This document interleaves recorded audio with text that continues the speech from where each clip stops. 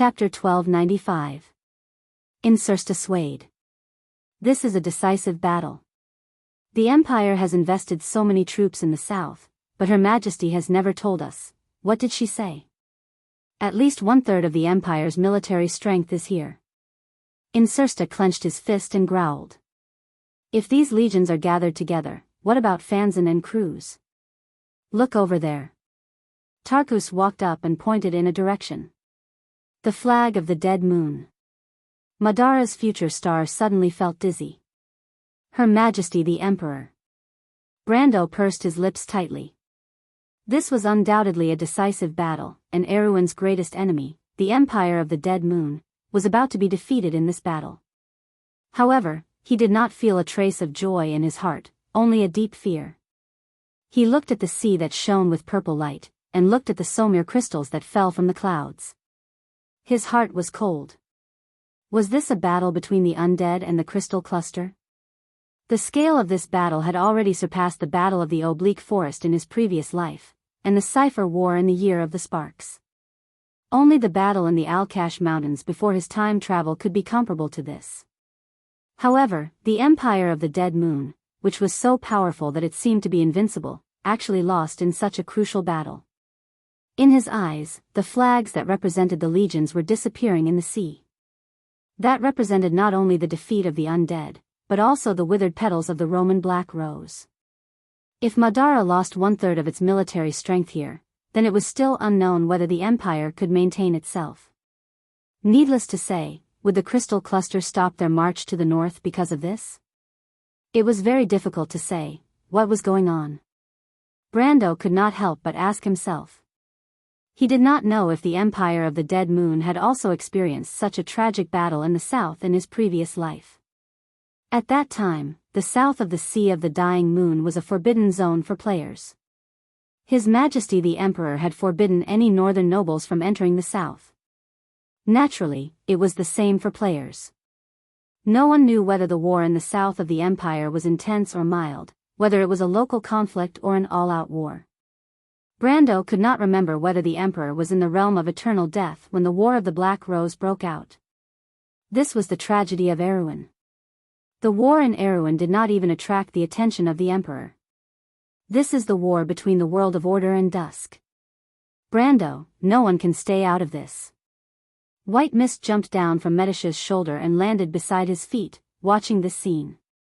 Brando turned around and found that everyone seemed to be under a spell as they stared blankly at this scene. Some of them came from the 9 Phoenixes, which had a powerful empire behind them.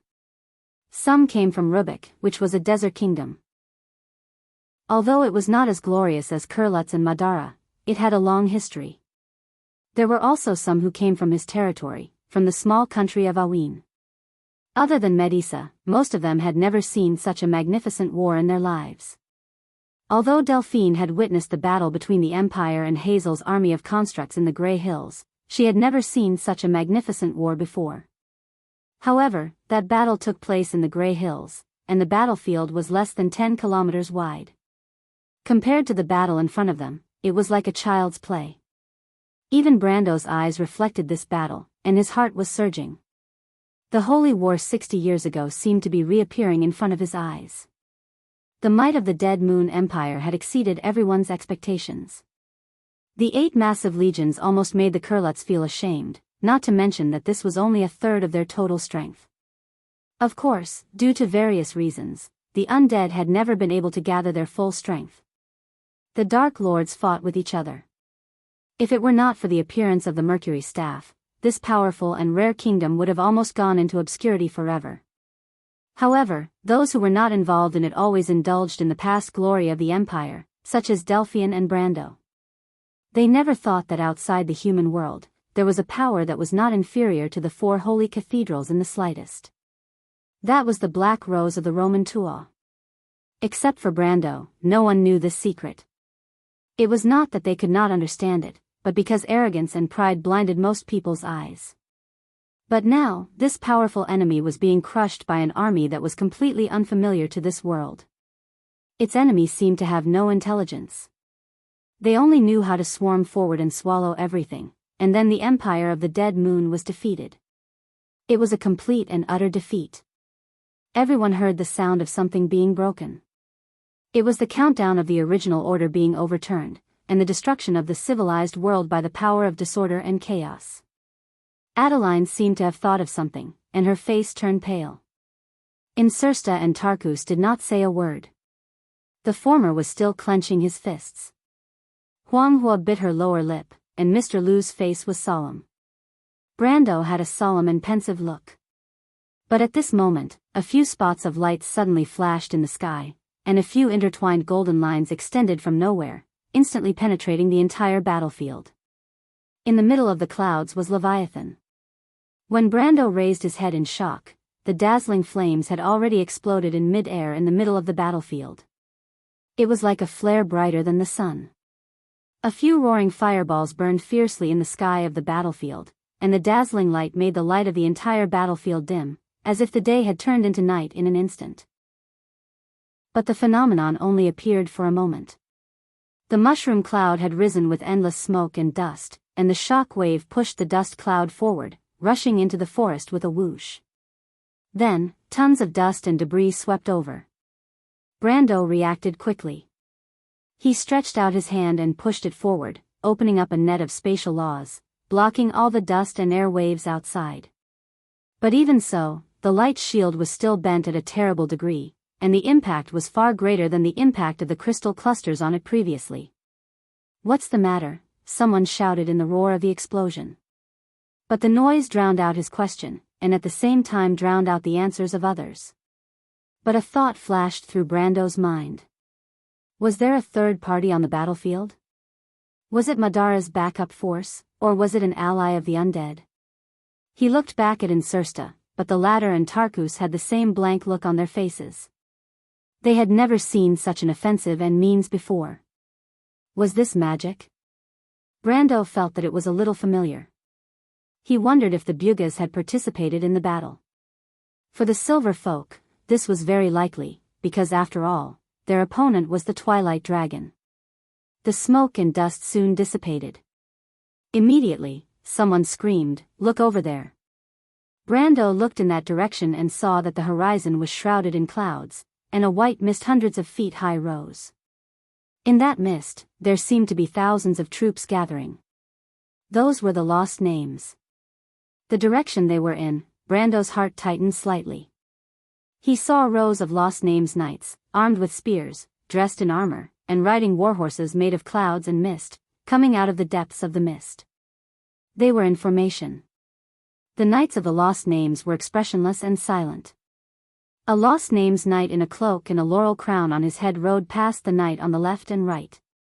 He held his long sword high, and the translucent tip of the sword seemed to reflect the light of the sun. "That's King Eric." Blank suddenly shouted in shock. Brando also saw it. It was the Lionheart sword. That scene seemed to overlap with what had happened 1,000 years ago. On the plain, the flags were shining, and the knights wore long helmets and held spears. They lined up against each other, facing the heavy cavalry of the crew's people. The man in front of them shouted to them, "Erewhon people, my knights, are you afraid?" There was only one answer. "They're here again, your majesty." A pale, slender hand slowly lowered a long staff flowing with silver light. She looked at the battlefield in silence. "Those are our heroes sleeping in the long river of history. The sages have long passed away, but they still protect us. Isaac, do you still think we are the only ones facing this war alone? But I don't understand, your majesty, who are they?" The Most High with the Mercury staff opened her mouth slightly and said the name in an almost inaudible voice, "The Earth Legion."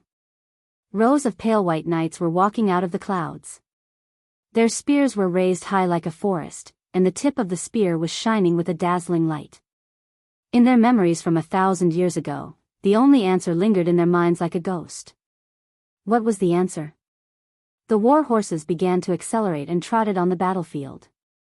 The knights held their heads high and put down the tip of their spears in rows. A white wave appeared on the battlefield. They surged, wrapped in the momentum of thousands of soldiers and horses.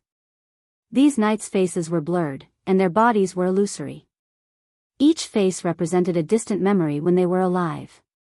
The past, present, and future were intertwined in their eyes.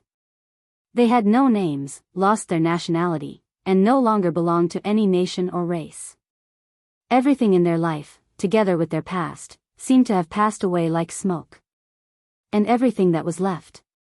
They only existed for this answer. The defeated left wing of the undead stopped instantly. A blade that emitted the light of Baileng appeared on the battlefield. It swept across the vast land and cut diagonally into the purple sea. It collided with a loud bang. At that moment, Brando turned around. "We will also join the war." "My lord, what did you say?" Medisha asked in surprise. "Madara can't lose this war," Brando said to Medisha. "Just like the decisive battle on the Great Plains that humans can't lose, Odin gave us a choice, and now we must give him an answer." This answer had been waiting for 1,000 years. It was a long time. But the four sages finally returned everything to the hands of the people who should decide it. At that moment, Brando suddenly understood the meaning of the Most High Holy. 9. The hum at the rusty spring was being reset. Chapter 1296. Brando turned around and looked at the others in the wind that was filled with the smell of gunpowder. Just like Madara, the nine-headed phoenix has fought against monsters for a long time, and we have lost countless of our loved ones. No matter what, teacher, I am willing to fight against them. She took a deep breath and tried her best to calm herself down. She opened her mouth and replied, just like Madara, the nine-headed phoenix has also fought against monsters for a long time. Fang Qi walked up. Count. You want the sacred jade sword back? Brendel saw through his thoughts with a single sentence. But our strength is insignificant. It's okay, I need a promise from you. Phantom Chariot is a man of his word. Even if it's about the mystery of the emerald? Fang Qi hesitated for a moment, gritted his teeth and nodded. A green jade sword suddenly appeared in Brando's hand. He turned the tip of the sword and handed it over. I hope you won't disappoint me, Mr. Fang Qi. Fang Qi's pale hand grasped the hilt of the green jade sword. Quill grabbed Adni's shoulder as she was about to rush up. Adni struggled and shouted anxiously, this is a chance for him to return the omniscient eye to us. Quill, what are you doing? The elven ranger looked at her and shook his head silently. This is not a chance, Adni. Does the omniscient eye really belong to us? But you and I are not its owner. We are just people who carry it. The omniscient eye stayed in the desert kingdom because it chose Lubeck. It is the same now, then what do we do? What about our mission? Have you forgotten the teachings of RA? Of course not. That's enough. Quill let go of her shoulder. Wisdom is the power of silence. We must always see the road ahead and know who our enemies and friends are. Follow him. He is right. Madara cannot lose this war. Humph. Adni snorted. She pulled out her sword, turned around, and pointed the bright sword to the sky. Knights of Ra's wings, no. I mean my colleagues of the Sunflower Mercenary Group, draw your swords and let's go. What is the Sunflower Mercenary Group? God knows. Don't doubt the vice captain's naming ability. Did you know that her first cat was called Greyley? Greyley's daughter was called Whitey, and Whitey's son was called Blackie. What about the dark-skinned son or daughter? No, there was one time when the deputy commander didn't hold it as tightly as he did when he was bringing it out. It ran away like it was flying and never came back. That's really sad. The knight could not help but laugh as he pulled out his long sword while talking and laughing. The wind carried the conversation of the Rubik's people to Brando's ears. He looked in that direction. It was the Knights of Ra's wings. No wonder the quality of these knights was so high. That was Rubik's Knights of the Holy Temple. They were the core force that guarded the Sun Temple. Their status was similar to Cruz's Flame Knight, but their numbers were less than half of Flame's. Mr. Blank, Brando said, I'll leave Miss Magadal to you. It might be difficult to take care of her on the battlefield. Blank nodded. Medisha, I'll leave the rest to you. The silver elf princess nodded silently. She raised her right hand, and a shining silver card spun in her palm, and finally turned into a long horn. The long sound of the horn echoed throughout the battlefield. Whose horn is that? She turned her head and looked at the officials. Maybe it's their horn. For the past few days, they haven't sounded their horn. Why would they suddenly sound it today? This. We don't quite understand, Your Majesty. Then go and find out. Yes, Your Majesty. She turned around, her black robe flowing across the marble platform like water. The scepter in her pale hand was flowing with a mercury-like luster. Her pale face did not seem to have the emotions of a living person. It was cold, indifferent, and unhurried. The undead regained their footing, and the white fog was eroding the entire battlefield. Thousands of knights lined up in a long line, like an invisible blade cutting into the army of the crystal cluster. When the knight collided with the crystal cluster, there was no sound. There was neither a shout nor the sound of metal colliding. It was like a silent image, a replay of the scene from 1,000 years ago. The illusory knight passed directly by the crystal cluster like a ghost. But the image returned to normal in the next moment. The surface of the crystal cluster that came into contact with the lost names quickly lost its color, became dim, and then shattered into colorless and transparent crystal fragments. This invisible blade swept across the left wing of the battlefield, and the crystal cluster army there immediately collapsed. A huge gap appeared on the battlefield, as if as long as the undead seized this opportunity, they could turn defeat into victory and win the battle in one fell swoop. But the 7 undead legions were powerless. The enemy, at least 20 times their number, was firmly nailing every bit of the undead's reserve forces in place. The crystal cluster's work was disorderly, but effective. Like their opponents, they were not afraid of death. The black eyes of the person holding the mercury staff were cold. She did not give any orders, as if this battle, which concerned the survival of the Roman Black Rose, had nothing to do with her. But everyone understood that at this point in the war, the rest was up to fate. If the dead moon still cared for everyone. Woo, woo, woo. The long sound of the horn sounded again. Andrea and her colleagues were coming out of a crystal forest, and the battle of the entire Fenhodo Strait was presented before these 122 war goddesses. In the southern part of the inner sea of the dead moon, there was no landmark named Fenhodos, and the reason why this place was called the Strait was because it was located between the calm sea and the lunar sea. The names of these two seas were said to come from an ancient inheritance, and the only land protruding from the sea between them could be called the Strait. Outside the elemental frontier, there was no real sea. Even if there was seawater, it had long been exhausted by the frenzied magic that escaped in the tens of thousands of years of war. This was a world without life. But there was hope in silence, and it was because of its existence that Wond was like a baby in swaddling clothes, nurturing life and the future in its sleep. The mothers gave the two to the two worlds. As the elder brother, it was his duty to protect this world. The people who were born here never regretted it, because they believed that one day, the support from their grown brother would completely rewrite this war. That was the only hope of this world. This world was called Magritos, which meant the frontier. This was the frontier of civilization. Andrea looked at everything on the battlefield, and for a moment, thousands of memories appeared in her mind. Most of these memories didn't come from her, but from the last moments of countless ancestors who had sacrificed themselves on the battlefield.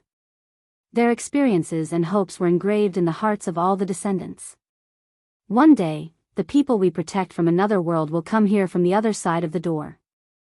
The power of the growing civilization will ultimately obtain victory in the eternal war. We can't hold on any longer. Day after day, year after year, where are they? Have we been abandoned, Lady Martha? I don't want to die. Andrea, I'm in pain. They're here, Andrea said softly, sisters. Although they were still weak, the seed of hope had been planted. One day, it would grow into a towering tree. In this way, this war had a meaning. Andrea turned around. Sisters, prepare for battle. The heroic spirits can't hold on for long. The key is to tell them, tell every wound that the Earth Legion is still fighting." She put on her helmet. Everyone did the same thing and put on their helmets. The helmet was very different from the wound. It didn't have a metallic luster on the surface. Instead, it looked more like a crystal mask. It was dark and reflected a dark green light. Rows of data flowed down from the black crystal mask like a waterfall and reflected in Andrea's eyes. Then, it merged into one and formed a spinning mark of Tiamat. Requesting high-level agreement authorization, connecting to the battlefield, requesting battlefield data link, loading Tiamat system. Authority, goddess of war. 120 people raised their heads slightly at the same time. A bright silver mark appeared on their foreheads. Flying mode. Andrea's voice reached the ears of all her companions through the telepathic communication system. Only the will couldn't be destroyed. On the battlefield at dusk, telepathic communication was the safest way to transmit information. Legend had it that this was a system developed by the divine people and planeswalkers. 122 wings of light stretched out from their backs at the same time. Requesting Nucleus 14 to drop weapons, ambush configuration, Andrea looked up. In the sky, 3 huge spots of light appeared above the clouds. They were 3 magic arrays formed by crisscrossing lines of law. They corresponded to the stars of the Dragon of War, Tiamat. The huge magic array rotated like a gear. Every time it rotated, it swept away the thick clouds. Beams of light fell from the sky and landed in various positions on the battlefield. Andrea raised her hand, and a beam of light immediately appeared in her hand. The beam of light condensed into a pitch-black blade in a few seconds. Then, the beam of light fell on her body. A streamlined armor immediately covered her body. "Get ready to go," she shouted in a low voice. "Wait, there's a higher authority on the battlefield." Suddenly, someone cried out in alarm. There was panic in the communication channel. For the first time in 1,600 years, the footprints of the divine people appeared outside the elemental frontier again. Andrea suppressed the shock in her heart. She whispered to her companions. "Don't panic. Lock onto his position and ask who he is. Is it Gaia's will? Or is it the truth?" "Andrea." The voice in the communication channel was almost crying. "His authority is too high. The system told us that we can't request it. Oh my God, look at that mark. That is. No. He's not the first generation. That's Martha above, the divine people." 7,000 years later. The divine people returned to Wonde. Chapter 1297. The lost names suddenly stopped on the battlefield. The pale knights were looking back, and tens of thousands of eyes were cast to the rear of the battlefield. Rows of illusory knights stood in place, as if silently waiting for something. "What's the matter?" The supreme of the undead was slightly startled. She saw pillars of light connecting heaven and earth, distributed throughout the battlefield. A new force had intervened in the battle. Who was it? Everyone mounted their horses. Brando raised his sword, and the golden light of Odorfice shone with a strange light in the sun. 1,000 years ago, mortals fought for their fate under this sword. 1,000 years later, it became a flag again, and this time, it would rewrite the fate of Wonde. Medisha, raise our banner and tell the world that this is the battle of Erewhon's people. Victory! The knights shouted in unison and burst down from the high ground at the edge of the forest. At this moment, Erewhon's people, Rubik's people, Nine Phoenix's people, Rosaline's people, even Fang Qi and his men. Everyone no longer had any other thoughts, only to fight and win. And if they failed, it would be nothing more than being buried on the battlefield. For these people, death was not worth mentioning. Every single one of them was proud. Fight for honor. Fight for victory. The little silver elf princess looked up and threw out a silver card. The card flipped in the air, turned into a beam of light, and shot straight up into the sky. Then the clouds parted left and right, and a ray of light fell from the sky, shining on everyone's head. May I be honored, and then I can honor you. Medisha held a spear and shouted, eternal song of reincarnation, gently waving on the battlefield. Knights, encouragement dash, light armor emerged from her body, and a stream of light went up against the spears held tightly by the knights, turning into a brilliant silver flag at the tip of the spear. On the flag, the silver crescent moon and lily were dazzling beyond compare. Above the sky, a golden eye slowly opened, and she looked at the ground with a thoughtful expression. Planeswalker, I didn't think there would be planeswalkers in this world.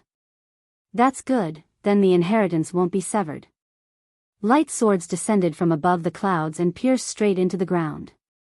Brando took the lead, and Light followed him. The mystical horse he was sitting on seemed to be stepping on clouds, galloping as if it was flying. The holy sword Odorfice in its hand was pointed forward, reflecting a burning golden line under the sunlight. The golden line was cutting into the gap between the crystal cluster and the lost names. The multicolored light descending from the clouds also advanced, plowing into the great army of crystal clusters. Cavalry? The undead lords who were commanding on the high ground saw this scene very clearly and were shocked. Who is that? Look at their banners, they're displaying their banners. That is, silver new moon and lily flag. What flag is that? Did one of the lords in the south join the war? They turned around and looked at the woman holding the Mercury staff behind them. But the monarch of the undead did not say a word. At this moment, this sudden cavalry became the last reserve force of the undead, and under the command of 2 people, it hit the most critical place on the battlefield. The cavalry was ready, and the glory was inspiring. Insursta felt as if he had returned to before the age of 18, when he was still a human and had not transformed into what he was now. There was still blood in his heart, and he was full of hope to give everything for the rising of the dead moon.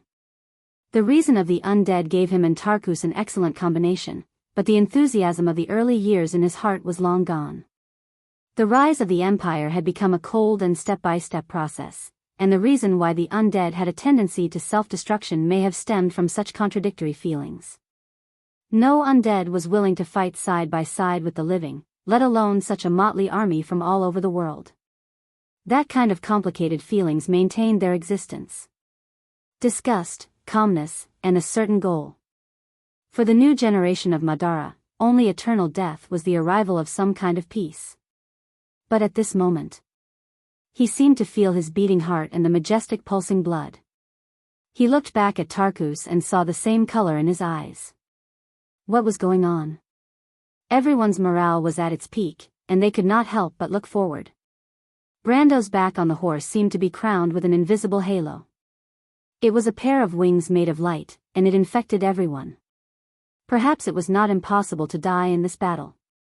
His second thought was that the Silver Elf Princess had a keen sense of the battlefield, and she was not inferior to him in the slightest. Both of them had found the weakest point on the battlefield at the first moment. But it was not enough. Brando raised his head and looked at the purple wall in front of him that was getting closer and closer. He withdrew his sword, and a golden halo bounced off from his body, suddenly enveloping everyone around him. The knight crashed into it in an instant. Insursta let out an ear-piercing shriek. Other than Magadal and Delphine, he could be said to be the weakest in the group. Even Phoenix Fire's combat skills were better than his by at least 3 points. He wasn't an undead lord who would charge into battle in the first place. But even so, he was not afraid because of this. The emotions of the dead were indifferent, and their understanding of existence and death was very different from that of the living. He screamed because of the hysteria in his heart. I have to kill at least one, he thought to himself. He was also very clear about the strength of these crystal clusters. On this battlefield, the crystal clusters that appeared were far stronger than the monsters around Rosaline. Their average strength was almost above the elemental awakening. But even so, he saw a crystal cluster raise its sickle-like claws towards him. The future star of Madara closed his eyes subconsciously, almost thinking about how he could minimize the damage. He did not expect to be able to avoid it. The opponent's movements were much faster than his. And at this moment, he felt the spear in his hand respond with a solid touch. I stabbed it. The spear seemed to have stabbed into tofu, and without any resistance, it lifted the crystal armor on the surface of the crystal cluster and stabbed directly into it. The monster let out a scream and swept its claws towards him. Insursta's eyes widened as he saw the claws hit his chest heavily, then twisted, deformed, and shattered into countless scattered crystal fragments, which scattered in all directions. This, conflict halo. Blank whispered, such a high-level conflict halo, master is a Templar Knight master. Insursta was stunned, and he rushed straight over, thinking in his heart, isn't he a grand sword master? Brando and his knight were like a hammer, smashing heavily into the purple sea, and all the crystal clusters that dared to block them were immediately turned into dust. The group of knights who were originally elemental knights, together with the cavalry equipment, the buffs of inspiration and the conflict halo, had now become an unstoppable blade, cutting a path through the swarm of crystal clusters. Medisha. Brando suddenly reined in the reins, turned around, and faced the army of crystal clusters that were rushing towards them. He stretched out the holy sword Odorfice and swept forward, and a golden sword light flew forward. The golden line extended to hundreds of feet in an instant on the battlefield, and wherever it passed, the crystal clusters were cut in half. After passing through as many as 7 or 8 layers, the crystal clusters in front were all shorter, like a sickle sweeping through wheat stubble. Medisha understood tacitly, and she understood that the Lord was buying time for her. She pointed her spear to the sky and shouted, "Heaven's armor!"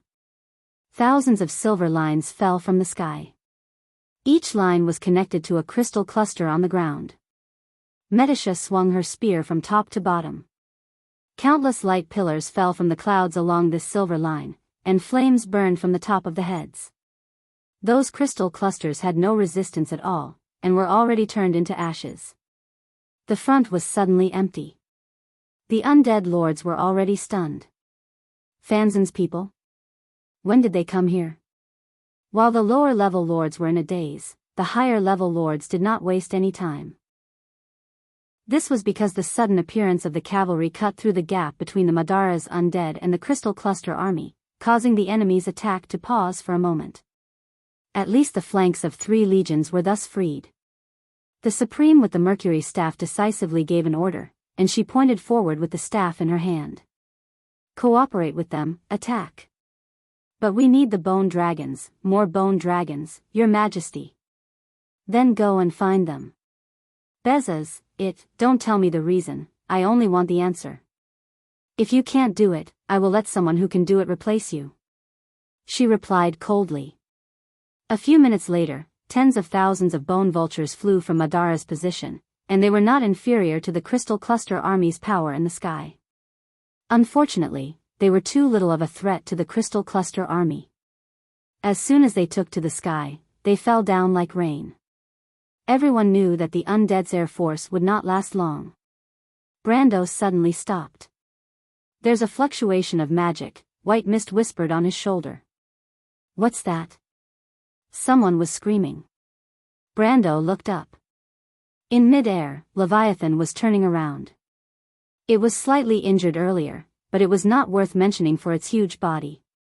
It let out a piercing scream above the clouds, and countless crystal clusters swooped down from mid-air as if they had received an order.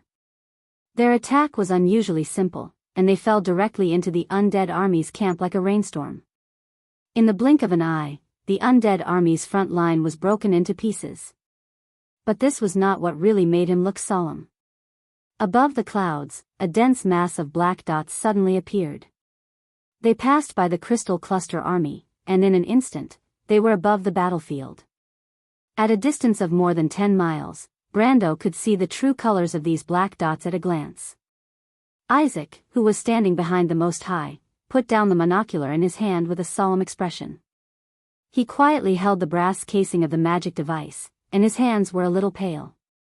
Unlike the other undead creatures present, he was a human, and a necromancer with a very high position in the kingdom of the dead moon. But unlike the liches who yearned for immortality, the human necromancers always had the various weaknesses of their kind. Weak, timid, greedy for life, greedy for power, as if they were not worth mentioning in this highly efficient kingdom. But in fact, it was these people who supported the reform of the undead transformation. He was on this battlefield to see with his own eyes the extent to which the new alchemy could improve the newly born undead creatures. The experiment went smoothly. But at this moment, Isaac did not feel the slightest bit of joy in his heart. "It's a horseshoe worm." His voice was a little distorted. Chapter 1298. Isaac's words did not seem to attract the slightest attention. A little flame flickered in her dark eyes. The sea of bones, black flags, and purple crystal clusters covered the sky like a tide. Lightning fell from the clouds, and one or two flames streaked across the sky. The distant scene of the battlefield was reflected in the depths of this pair of emotionless and cold eyes. She turned around. She stretched out a pale and slender finger, holding the mercury staff in her hand, and pointed in one direction. There was no order. However, behind her, the undead lords all pressed their bony palms to their chests, and the soul fire in their chests burned fiercely.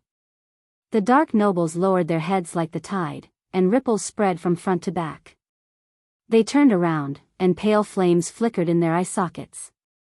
The Madara generals in the last row understood and turned around. They opened their hollow jaws and waved their white bony fists at the necromancers and undead wizard apprentices as they roared angrily. "Let those cowards from Balakarivo enter the field, and tell them, for the eternal rest of the dead, long live the Black Rose of Brahmanto. The Black Rose will never wither." The sound of the command came one after another on the battlefield. The low-level liches and undead wizard apprentices hurriedly ran back, and some even fell to the ground on the way. But under the supervision of the undead supervisors, these unlucky fellows immediately got up on their hands and feet and ran to the few huge crystal towers behind the high platform. Groups of liches and undead wizard apprentices placed their hands on the crystal towers, and green ripples immediately extended along the spindle-shaped main crystal of the crystal towers, which was 20 to 30 meters tall. When it reached the top of the tower supported by the white bone base, it immediately turned into beams of green light and shot out in all directions. The green line connected to the other direction of the distant battlefield, and when it hit the crystal tower in that direction, the nearby sea of bones immediately lit up with green spots of light. Almost all the liches looked down at the sparkling emeralds inlaid on the bone staff in their hands. When they looked up again, rows of skeleton soldiers began to slowly turn around, and on the entire battlefield, it was as if a huge wall had formed in an instant. The Bonefire Legion has entered the south of the Lorwade Hills. The Death Vulture Knight is ready to join the battle. Pale Knight, prepare to join the battle. Black Plague Legion, prepare for the next wave of attack. The undead were adjusting their attacks. Beams of green light crisscrossed in the air above the battlefield, instantly forming a dark green net above the undead army. But the good times did not last long. There was a commotion in the tide-like cluster of crystals. Suddenly, a large number of behemoths with mountain-sized clusters of crystals on their backs emerged. The moment they appeared, they immediately raised their heads and let out ear-piercing shrieks. The crystal beams on their backs vibrated at a high frequency, and the resonance of the sound waves spread out at a speed visible to the naked eye. At the front line of the undead army, the smaller crystal towers began to crack and crumble. Further away, the green beams of light began to become disorderly. In the sea of bones, the green spots of light began to disappear one by one. It was as if the entire battlefield had darkened in an instant. "Change the flag signal, change the flag signal, idiots." Her ice-cold eyes reflected this scene, but she didn't seem to be surprised at all. However, the undead lords behind her had already turned around and roared at their subordinates. Black sword-shaped flags were erected on the battlefield. Erwin's knight was still moving forward, as if to separate a path in the sea of crystal clusters. Insursta looked back at the direction of Madara's army. His dark eyes were full of dark clouds, and the black flags reflected a thick shadow in the depths of his pupils. "My lord, we have to find a way to get rid of those strange things." He couldn't help but shout anxiously. "What did you call me, Mr. Insursta?" Brando asked as he looked at the huge monsters that suddenly appeared in the crystal clusters. Occasionally, one or two crystal clusters would pounce on them, but he didn't even look at them and cut off their heads with his sword. "As long as you can help Madara win this war, I'll work for you," as long as you don't mind having a dark noble as your retainer. Insursta gritted his teeth and said loudly. Tarkus split the head of a crystal cluster with his sword. He looked back and wanted to say something, but after thinking for a while, he shook his head and didn't speak. Brando looked back at him and said with some surprise, I had an undead retainer in the crew's empire. You're not the first, Mr. Insursta. But can you represent the will of the Mercury staff? The Dark Nobles are free, not just our will. Brando urged his horse forward and shook his head. Your proposal is very tempting, Mr. Insursta. But I don't want to threaten anyone. If you're willing to come to the Abbeys to work for me, I'll welcome you. But for now, let's think about how to win first. He said loudly, help me count how many there are. Don't miss any. Insursta opened his mouth wide and stared blankly at Brando. The reason he said those words was that he was full of pride. Just like Brando firmly believed that the Black Lord would become the future of Madara, Insursta also knew his own value. He was a genius. He never denied this and was proud of it. Even if it was the rumored Tariq, he never felt that he was inferior to him. He was the pride of the Pale Rose, the first noble to complete the dark transformation before the age of 18 in 100 years in the central region of the Sea of the Dead Moon. Even his deputy, Tarkus, who was praised by everyone, could only stand behind him. He was very clear that the human in front of him was definitely aware of his value. He had long discovered that the other party's understanding of him was even more thorough than his own. Without a doubt, this Count was also an outstanding person, and only a stupid person would be jealous of a virtuous person. Those who were truly above others would only use them for themselves. Are you in a daze, Mr. Insursta? Brando tilted his head and said, this is a battle for your country. I thought you didn't want to give this glory to Medisha. I'm sorry. Insursta immediately raised his head. His somewhat panicked gaze swept across the battlefield. They are in the east and west. There are a total of 28. 29. Tarkus remained silent as he answered. He pointed out the new crystal monsters that appeared on the battlefield one by one, and then looked back at his partner. Insursta's face alternated between red and white. Brando did not look at the two of them. Medisha, help me count. He raised his hand and opened his 5 fingers slightly. Space, without warning, a huge crystal cluster that was screaming suddenly flew up from the sea of crystals. It was still waving its limbs in panic, obviously not understanding what had happened for a moment. Then the second one, the third one, the fourth one by one, the crystal clusters were called out, and then rose from the sea of crystal clusters. Far behind the undead army, the undead lords who were about to use flag signals to give orders suddenly froze. They turned around one after another and looked at this scene, dumbfounded. Only that pair of pitch-black eyes still did not have a trace of emotion. This is... Someone is helping us. Someone suddenly shouted in a low voice. 27, 28, 29. But when the last giant crystal cluster rose into the sky, there was a sudden commotion among the crystal clusters. This commotion spread out in all directions like water ripples. The woman on the high platform turned around and faced all her subjects with a cold expression. The undead lord seemed to have woken up from a dream. Quick, don't waste time, attack them. They gave orders at the top of their lungs. The undead's crystal tower became bright once again. Mr. Insursta, go and contact your majesty. You know what we need. Brando raised his right hand, and the 29 giant crystal clusters were fixed in the air by him like toys. He said to Insursta with a calm expression. Medisha also looked at the future Black Lord of Madara. Adni and her knight looked at Brando as if he was a god. Just by looking at the 29 monsters that could not move in his hand, they could understand what kind of great power it was. Quill's eyes were full of light. My lord, Insursta answered a little awkwardly. Now is not the time to discuss this, Mr. Insursta. Only how to win is what we need to consider. Brendel shook his head. Even he was a little surprised. He thought that he could at most lift 2/3 of them, and that would be good enough. But at this moment, he felt that a strange way of thinking dominated his current state. He seemed to be looking at himself from a higher dimension. The power of the laws in his body was restless. The traditional knowledge of time and space seemed to be leaving him.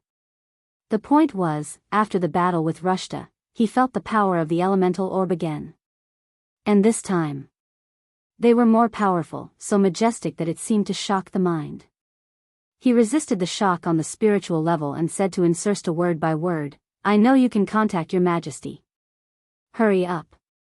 Insursta nodded silently, but then shook his head. "I'm sorry, my lord. You're right. But I don't think we need to contact His Majesty. The liches of Balakarivo are already entering the field," he said in a sincere tone and turned back.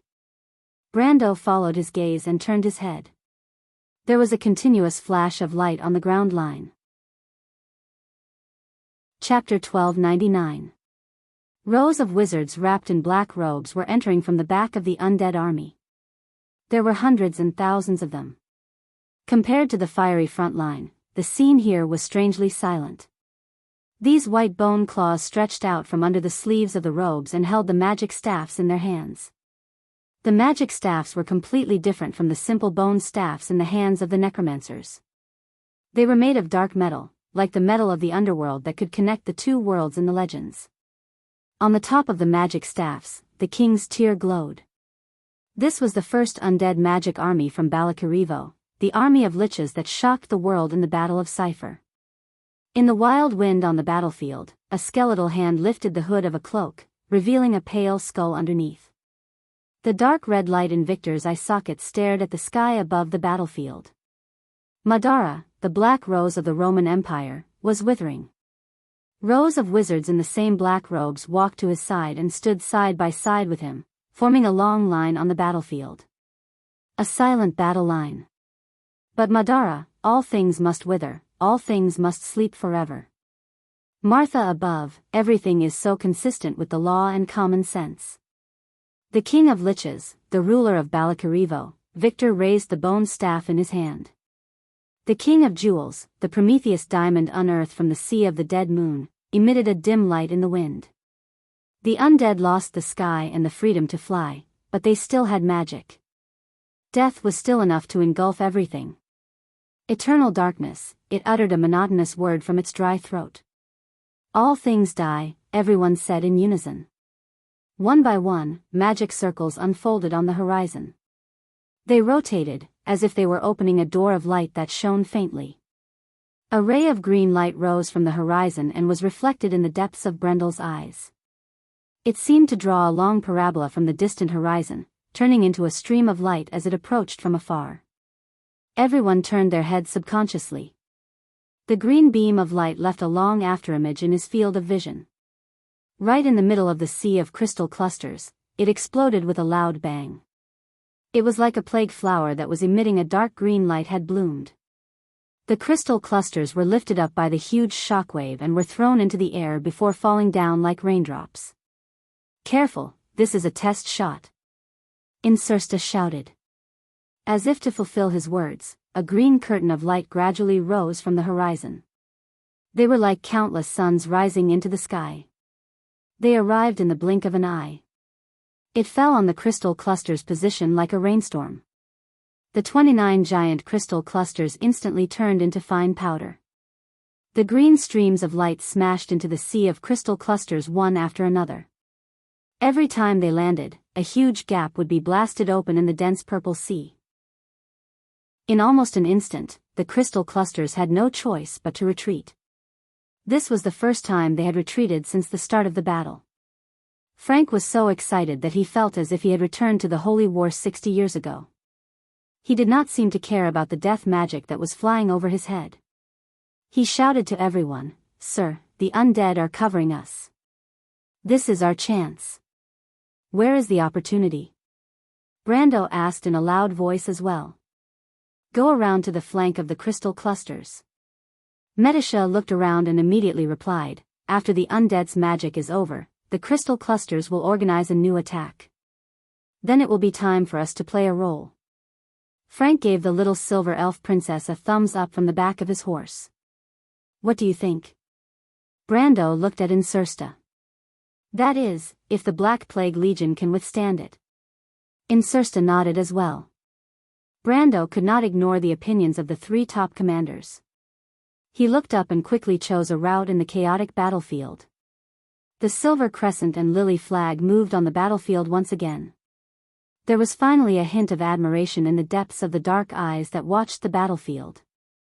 She nodded. Is the Black Plague Legion in place? They are in place, Your Majesty. But what about the Air Force? Isaac looked worriedly at the army of crystal clusters above his head. The beetles had almost flown to the sky above the battlefield, and the huge monster in the clouds was also slowly moving in this direction. She looked up at the sky with a gloomy expression, but then lowered her long eyelashes and said, "Don't worry about them." Rows of Crusader executioners with heavy shields walked out from the sea of skeleton soldiers. They came to the front line and lined up in rows. Soon, they formed a solid three-layered defense line on the battlefield. The necromancers looked out through the gaps between the shields of these huge undead heavy infantry. Beams of green light were falling from that direction, and the light of the explosions was endless. A huge gap appeared on the battlefield. On the left wing of the Black Plague Legion, thousands of pale knights emitting fluorescent light were moving in a roundabout way. They raised their hands. The necromancers in the back immediately turned around and threw out communication spells. These spells were gathered by the frontline commanders, and the low-level necromancers used their communication crystals to transmit the information to the nearest crystal tower, which then converged it to the command center of the entire battlefield. The Black Plague Legion was in place.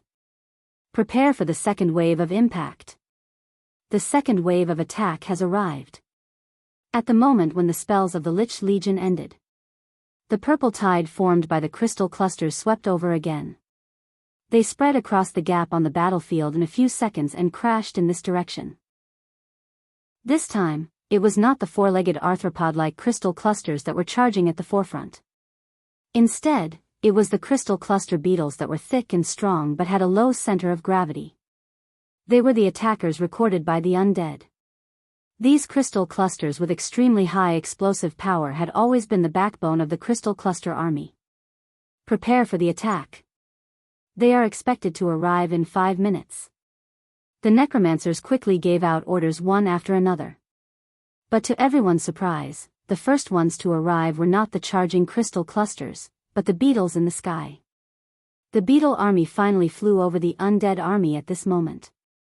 They let out a piercing shriek and immediately began to dive into Madara's position.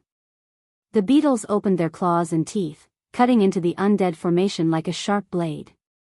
Almost in an instant, the front of the Black Plague Legion was shaken. Erwin's silver-white flag broke out of the encirclement at this moment. The flag circled around the right wing of the Crystal Cluster army and came back from the direction of the hills. Blank looked at the scene with a solemn expression. It's over. The monster's advantage in the air is too obvious. The undead can't hold on for much longer. There must be a chance, Insursta said loudly. Is there still a chance? Brando pulled the reins and turned around to ask. Medisa froze for a moment. What's wrong with you, Medisha? No, nothing. Medisha's expression was a little strange. My lord, what are you going to do? There is still a chance. Brando narrowed his eyes and replied, if I can stop the attack of the Crystal Cluster army in the front, Insursta, Medisha, can you find a chance? What did you say, Mr. Brando? Adney questioned loudly. We can't do that. It's not us, it's me. Brando turned around and asked solemnly, what will happen? Everyone was stunned. Blank gulped and replied, if the undead can draw out a fresh army, the undead can draw out a fresh army. Medisha suddenly reacted at this time. Her silver eyes flashed with an inexplicable light. My lord, if you can do it, we can win this war. Medisha. My lord, please leave the command of the battlefield to Mr. Insursta. I believe he can do it well, Medisha replied firmly. Brando glanced at the silver elf princess. Their eyes met as if their hearts were connected. Then I'll leave it to you. Lady Delphian. Delphian looked up at him. Protect yourself. The Prime Minister's daughter was slightly stunned. Her eyes flashed with an inexplicable light. Brando turned around and held Oderfeis in his hand. With his back facing them, he said, Mr. Insursta, don't let us down. He clamped the horse's belly and made the warhorse speed up. He leaned back slightly and rushed to the center of the battlefield. My lord. Insursta looked at the other person's back in disbelief. He muttered, You really made me look at you in a new light, Mr. Insursta, Medisha reminded him. Miss Medisa, Insursta knew that the Silver Elf Princess was Medissa's confidant, so he turned around and solemnly said to her, I hope we can work together happily from now on. We will fight side by side. No, the little princess shook her head and smiled. This war belongs to you, Mr. Insursta. It doesn't belong to me. The future Black Lord of Madara was stunned. The pale undead army, the dark land, and the purple crystal ocean. The three colors intertwined under the sky and slowly approached each other. Spears were being lowered in rows. The undead soldiers knew no fear. Only the flames of eternal death were dancing in the depths of their eyes. Lightning shuttled through the clouds. Meteorites were falling from the distant sky with long tails of flames. But in between the two distinct colors, a human knight appeared at this moment. A man, a horse, and a long sword shining with golden light, pierced between the undead army and the waves of crystal clusters. Who is that? The undead lords were in a panic. Their panicked voices rose and fell one after another. Her dark eyes reflected the figure of the man standing upright on the horse. The wind blew his long hair and fluttered in the air. She pursed her lips and held the mercury staff tightly in her pale hand. She didn't say a word. She recognized that person. Everything in the prophecy. Brando tightened the reins of the horse. He turned the horse's head and blocked between the undead army and the waves of crystal clusters. Behind the rows of undead heavy infantrymen who were retreating under the attack of the horseshoe beetles, countless liches and necromancers looked at this scene at a loss. Why was there a human here? What was he doing here? Was he crazy? But Brando's back was facing them. In his eyes, a purple line appeared on the horizon in front of him. It covered the entire battlefield and was rapidly becoming clearer. In the torrent, there were monsters baring their fangs and brandishing their claws. There were tens of thousands, hundreds of thousands. He also wanted to ask himself if he was crazy, but a clear voice in his heart told him that he could do it. Because in his body, the voice of the law was resonating. It was the power of time, space, and the whole world. They were intertwined with each other. That was the power of existence. The power of the elemental orb had completely resonated. Brando raised his hand. A continuous silver network suddenly appeared above the clouds. This network spread from front to back and covered the entire battlefield in a flash. Everyone looked up in shock. The bright network was reflected in their eyes. The power of the sage. There was a soft bang. The mercury staff fell on the high platform. P.S. It's the 23rd. Please vote next month, everyone. Chapter 1300. The cold wind was like a line, passing through the battlefield. The gravel was like smoke across the dark ground. The collar of the count's coat swayed in one direction. A hand pressed it down and straightened it. The purple jade marrow button reflected a thin line in the sky. Brando was like a straight spear on the horse's back, facing all of this. The big earthquake rumbled. The small stone pieces moved horizontally on the solid ground. The light in the sky gradually dimmed. The setting sun was burning, emitting the last trace of heat. A silver network stretched out from the clouds behind him, over his head, and stretched forward. Silver pulses of light cascaded forward, connected to each other, grid by grid, glittering. The wind blew his long hair. The dark brown hair swept across his cheeks, strand by strand. Brando's expression was calm, as if he was standing and listening to a distant song.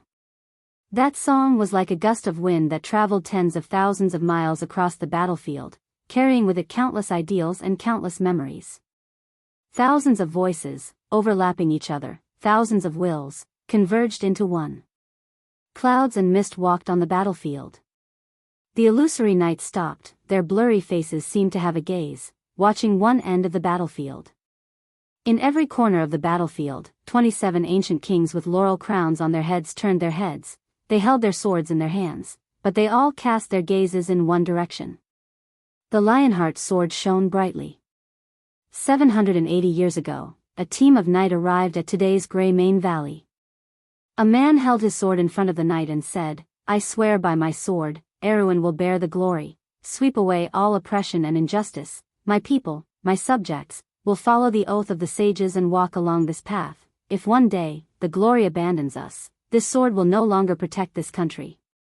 1,600 years ago, a flag was slowly raised on the battlefield of the Great Plains, reflecting the first rays of the dawn of that day. Then why are we fighting? Knight, people of Cruz, my brothers, for victory, for the future, for tomorrow, for our descendants, no longer living under the shadow of the Myurnas.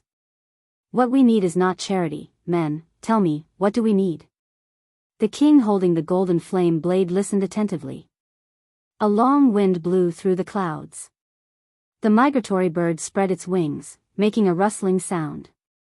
990 years ago, the Mist Elves established a country in the Supreme Court.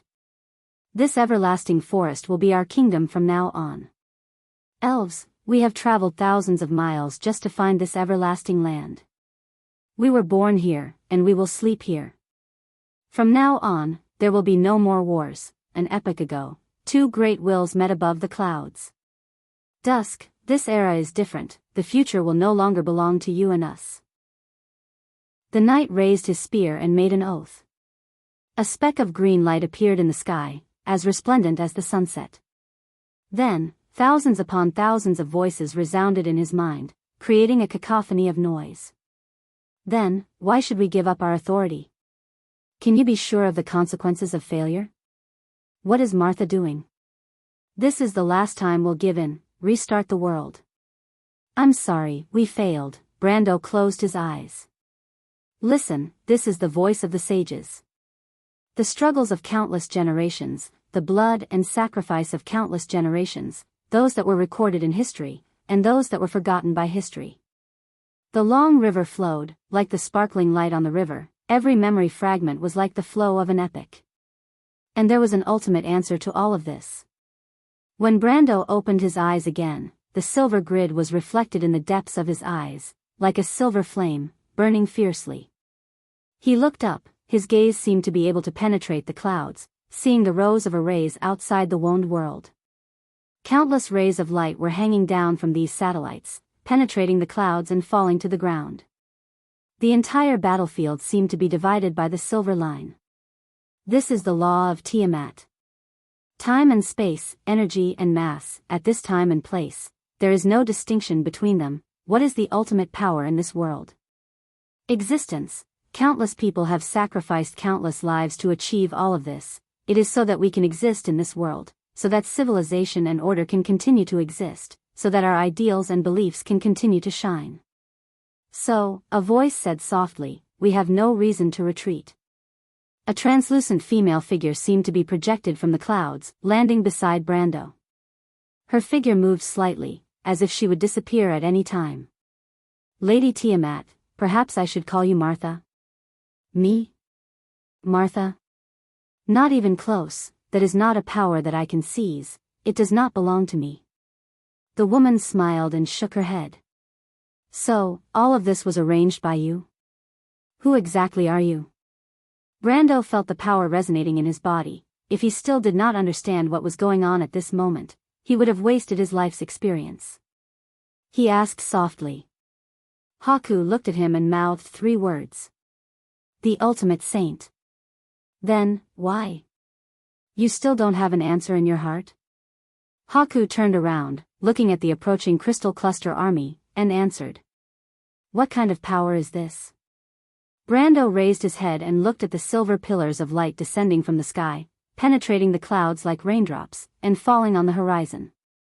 This is the power of the entire world. This world was formed by it, and was born for it. It is what the Twilight Dragon has been searching for, the truth of the world, but unfortunately, it only belongs to the true king. The true king? Who are you talking about? Haku looked at him and shook his head. Maybe it is you, but not really. But maybe one day, you will get that key. So, take the opportunity now, and feel it well. This may be the last thing I can do for you. Brando did not understand the meaning behind this sentence. He took a deep breath, the tremors of the earth becoming more and more obvious. The crystal cluster army was almost in front of him. He raised his head and stared at the battlefield in front of him. At that moment, it was as if thousands of wills were added to him, countless voices lingering and echoing in his mind, converging into a sentence. This is our power, our country, our civilization, our history. This is time and space, the sharp blade given to us by God. This is Amber, the sword that changes fate. One day, it will backtrack everything, change everything, take a step forward. Our successor, our king, we will personally crown you, put on the laurel crown, bathe in the mountains, take over this power, and end all of this, fate in chains. Brando raised his 5 fingers and gently pushed. Directly opposite the Black Plague army, the entire army facing the Crystal Cluster army.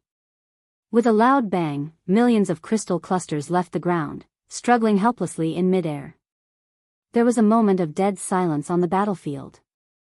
Outside Won's atmosphere, in the array that was arranged like a star ring, the surface of tens of millions of satellites burst out bright light belts, emitting intense light and operating wildly.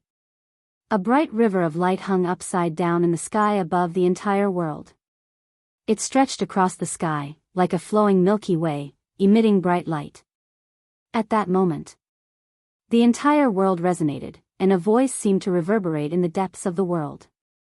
The scepter of truth was slowly descending from the sky above the world. It was held tightly in Brando's hand. Her Majesty the Queen of Madara even forgot to pick up her Mercury staff.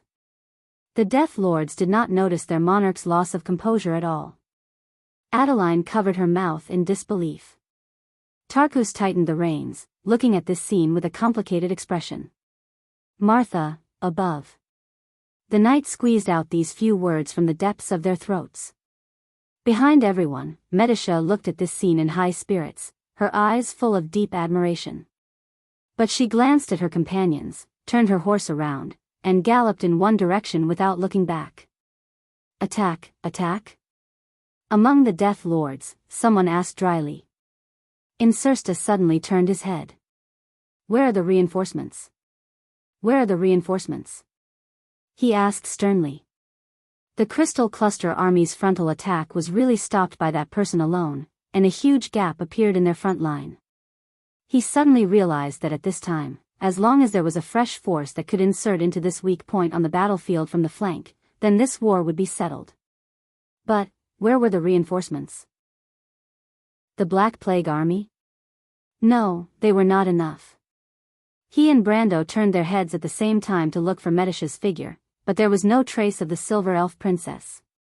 Insursta and the Marshal looked at each other. The wind on the battlefield suddenly became stronger. Brando turned his head, his messy hair almost covering his eyes and blurring his vision, but he did not speak in silence. He was just waiting for the arrival of the fresh force that Medisha had mentioned. He believed in this Silver Elf Princess as much as he believed in himself. He knew that Medisha would never lie to him. He was waiting quietly. But there was not much time left for him. Above his head, the galaxy was still shining brightly. Tiamaza's projection was beside him, his expression unchanged. The wind became wild. The wind that swept across the battlefield seemed to come out of nowhere. In the camp of the undead, the black flags were suddenly raised high one by one, flapping loudly. In the blink of an eye, it was a sea of flags. The airflow swept up the gravel, like a dust storm, sweeping across the entire battlefield. The Death Wizards and Liches raised their heads. The Death Lords and the Death Lords turned their heads back at the same time. In their throbbing soulfire eyes, the fluttering black rose flags were reflected, but there was a trace of doubt in the depths of their eyes. Where did this wind come from?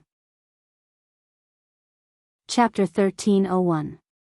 The wind came from the hills in the west. There was a legend that was often spread among the bards who traveled all over the place. The wind blew, and the giant beasts walked in the sky. And the wind was the sound of their wings flapping. "What is that?" a necromancer suddenly screamed. It was 4 long, intersecting silver lines. They were like 4 dazzling sharp swords that streaked across the sky of the entire battlefield in an instant. Wherever they passed, the crystal clusters and locusts in the sky fell like raindrops. Everyone subconsciously raised their heads and looked at the silver lines that extended forward. They drew an arc at the end of their vision and flew back. This time, they could see clearly that it was a vigorous giant dragon.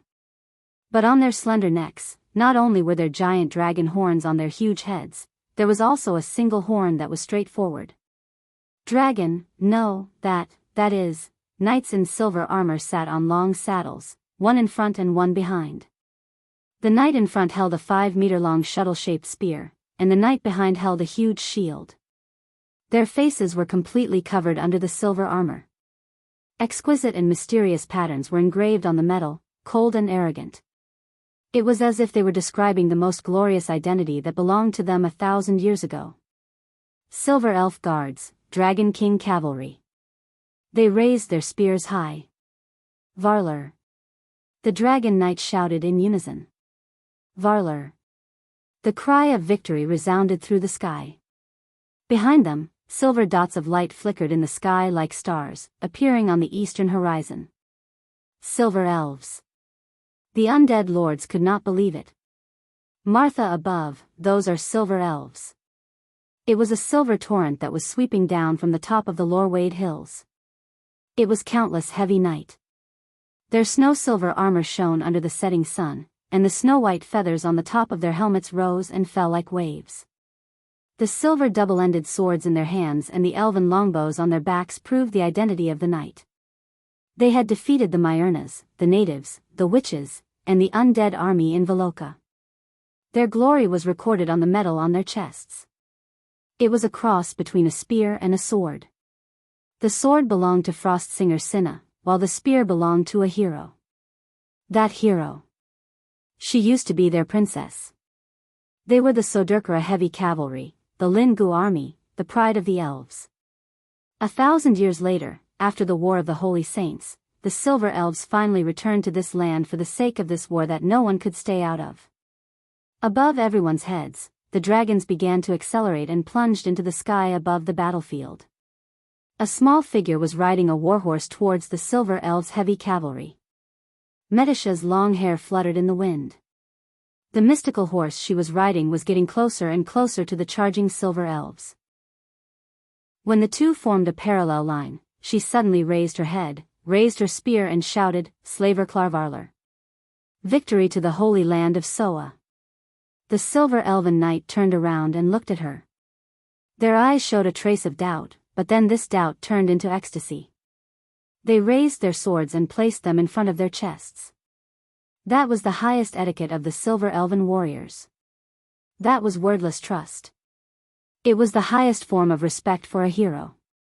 The little princess smiled, her heart full of pride. Illusions intertwined in front of her, as if she had returned to 1,000 years ago, in that dreamy war. That was the war of mortals against fate. They won everything. At this moment, the heroes and warriors had once again returned to fight for the sacred oath. She raised the spear in her hand and shouted with all her might, "Long live the Holy Silver Valley! Long live the Holy Silver Valley!" The Knight Army of the Holy Song Army responded in unison. Their voices resounded on the battlefield like thunder. Knights of Soderkara. Medisha's long hair fluttered in the wind. She waved her spear forward, "Follow me. Long live your highness." The entire heavy knight regiment immediately drew a beautiful arc on the battlefield. From top to bottom, from the regiment commander to the captain, there was not a single person who objected. It was as if this was how it should be, as if this was how it should be, as if this was how it should be, as if this was how it should be, as if this was how it should be. Because she was Medisha, the most legendary army commander in the history of the Lingu army. She was the hero of the elves, a heroic spirit sleeping in the ancient temple. Medisha merged into the vanguard of the heavy cavalry army. It was as if she was holding a bright blade in her hand. This blade had been in her hand 1,000 years ago, and it was the same at this moment. It mercilessly stabbed into the throat of the Crystal Army. At the most appropriate moment, Brando raised his head and looked at the army with relief. There seemed to be a flame burning in his heart. That was Medicia's promise to him. He knew that she would definitely keep it. He let go of his hand. Countless crystal clusters fell from the sky and landed heavily on the ground, causing the entire battlefield to shake. Insursta looked at the elven army that surged past him and could not help but sigh. Even in terms of military talent, he found that he was still slightly inferior to the princess beside that person. Launched the counterattack. He and a ruler of the undead far away on the other side of the battlefield gave this order at the same time. Insursta raised his long sword and led Adni and her knight down from the hills. Her Majesty the Queen lowered her head and picked up the Mercury staff. Her dark eyes finally showed a hint of relief at this moment. Silver elves, you did not fail to keep your promise. The crystal cluster's attack was collapsing. They began to retreat from the entire battlefield, leaving the battle line one by one. The various armies of the undead immediately raised black flags that represented pursuit, regrouped, and threw themselves into the pursuit again. Looking down from the sky above the entire battlefield, in an instant, the battlefield that spanned tens of kilometers began to show signs of being one-sided. The last to retreat was the Crystal Cluster's air force. Under the cover of Leviathan's huge body, they calmly retreated to the south of the battlefield. The Silver Elven Dragon King Knight immediately went up to entangle them, but a few White Dragon King Knights were like mosquitoes beside Leviathan. They could not pose any threat to it at all. Brando knew that if he let this thing leave so easily, this battle would be far from over. And on this battlefield, only he had the ability to make it stay. Almost immediately, he rose into the air and flew in that direction. But it was at this moment that a black shadow overtook him from behind. Brando was slightly stunned, thinking that it was fast. He looked up and found that it was a silver-haired girl who overtook him. She obviously did not look like an undead. She wore a very strange armor. The style of the armor was very different from the traditional style of wound. The surface was full of streamlined lines, and the material seemed to be metal, but the surface was full of crystal lattice networks. It seemed more similar to the remains of the gods he saw in the deadly frost forest. Andrea turned her head and looked at Brando with a shocked expression, but she did not intend to say much. She only remembered the young man's face deeply and then continued to fly forward. Freya? Brando was shocked when he saw the face of the other side. Although the silver-haired girl's mask covered the upper half of her face, the lower half of her face and the Valkyrie mark on her forehead were very similar to Freya's. Needless to say, the 3 pairs of light wings on her back were Freya's Valkyrie armament. But Andrea turned a deaf ear to his shouts. She began to accelerate in mid-air, and soon other Valkyries appeared in the sky. They flew to Leviathan above the clouds and then threw black balls forward.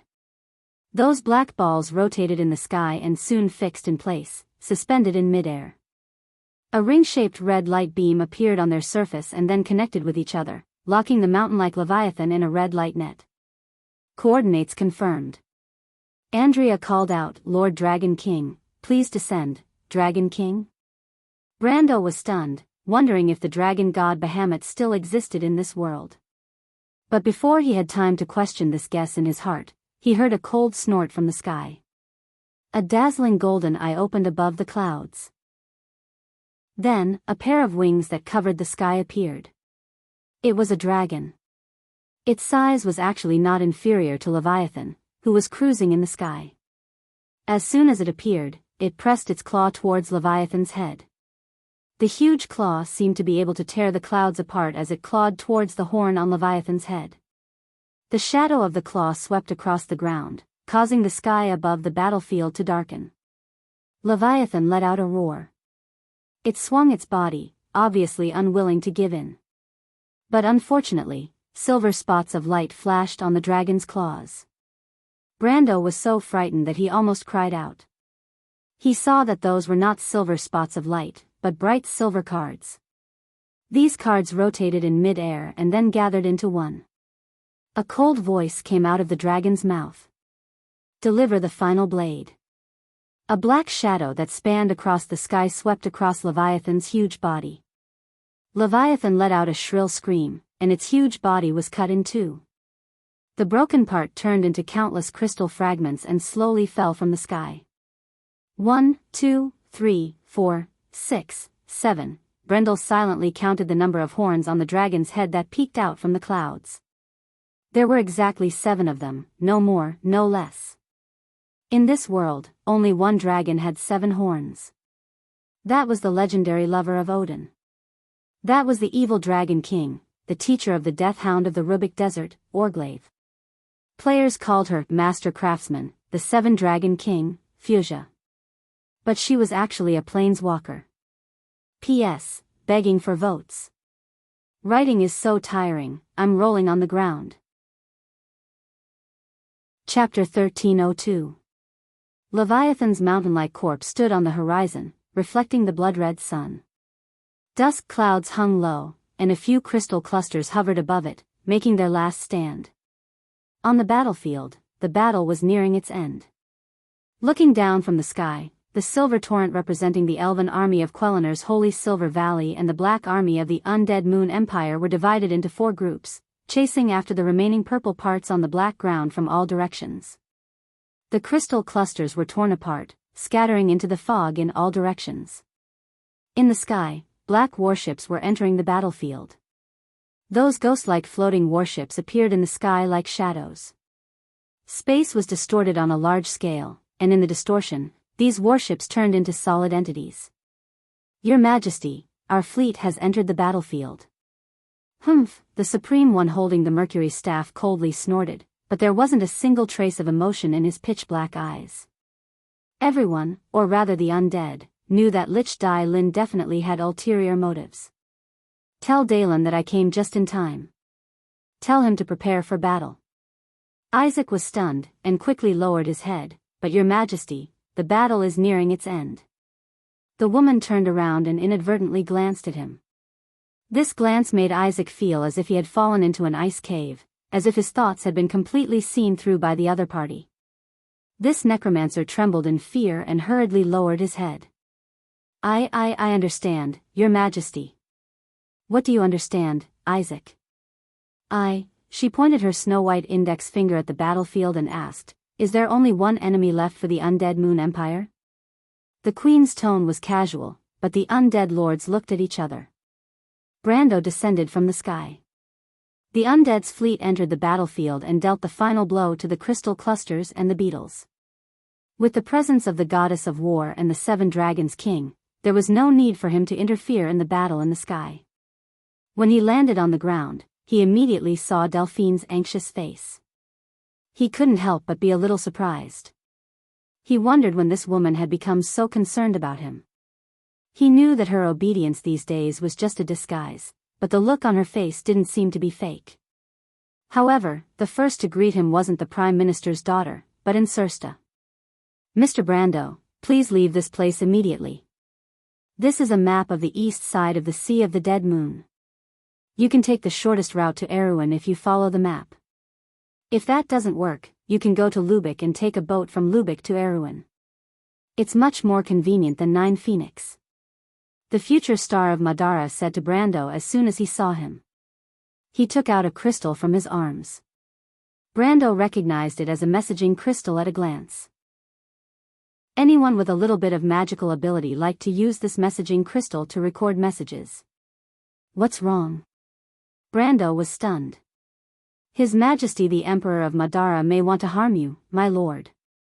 The Prime Minister's daughter frowned and said, after the undead's fleet entered the battlefield, the situation has become unfavorable for us. Even if the Silver Elves are on our side, we are still at a disadvantage. Besides, the Silver Elves may not be willing to stand up for us, even if Metasha is their princess. Brando's heart skipped a beat. He immediately realized that it was possible. He recalled the behavior of the supreme undead in the game. No matter how he looked at it, she was definitely not a merciful or indecisive person. If she recognized his identity, she might really attack him, even if it was just to make her attack on Erewhon more successful. How dare she? Adeline was in disbelief. The Dragon Queen is still in the sky. Will she sit by and watch the undead betray their allies? Delphian shook her head. She did not agree with the naive commander's opinion. The seven-pole Dragon Queen, Wuxia, was an ally of the undead in history. Don't forget the relationship between the undead and the Myrnas. Even if we take a step back, with her status, it is unlikely that she will interfere in the affairs of the mortal world. This is completely different from the war with the crystal. The Prime Minister's daughter's mind was clear, and she immediately understood the underlying relationship. Brendel also understood that even though he did not know what role the Nameless Ones and Wuxia played in this war, it was hard to say if they would intervene in the mortal world's war. He also wouldn't place his hopes on an illusory possibility.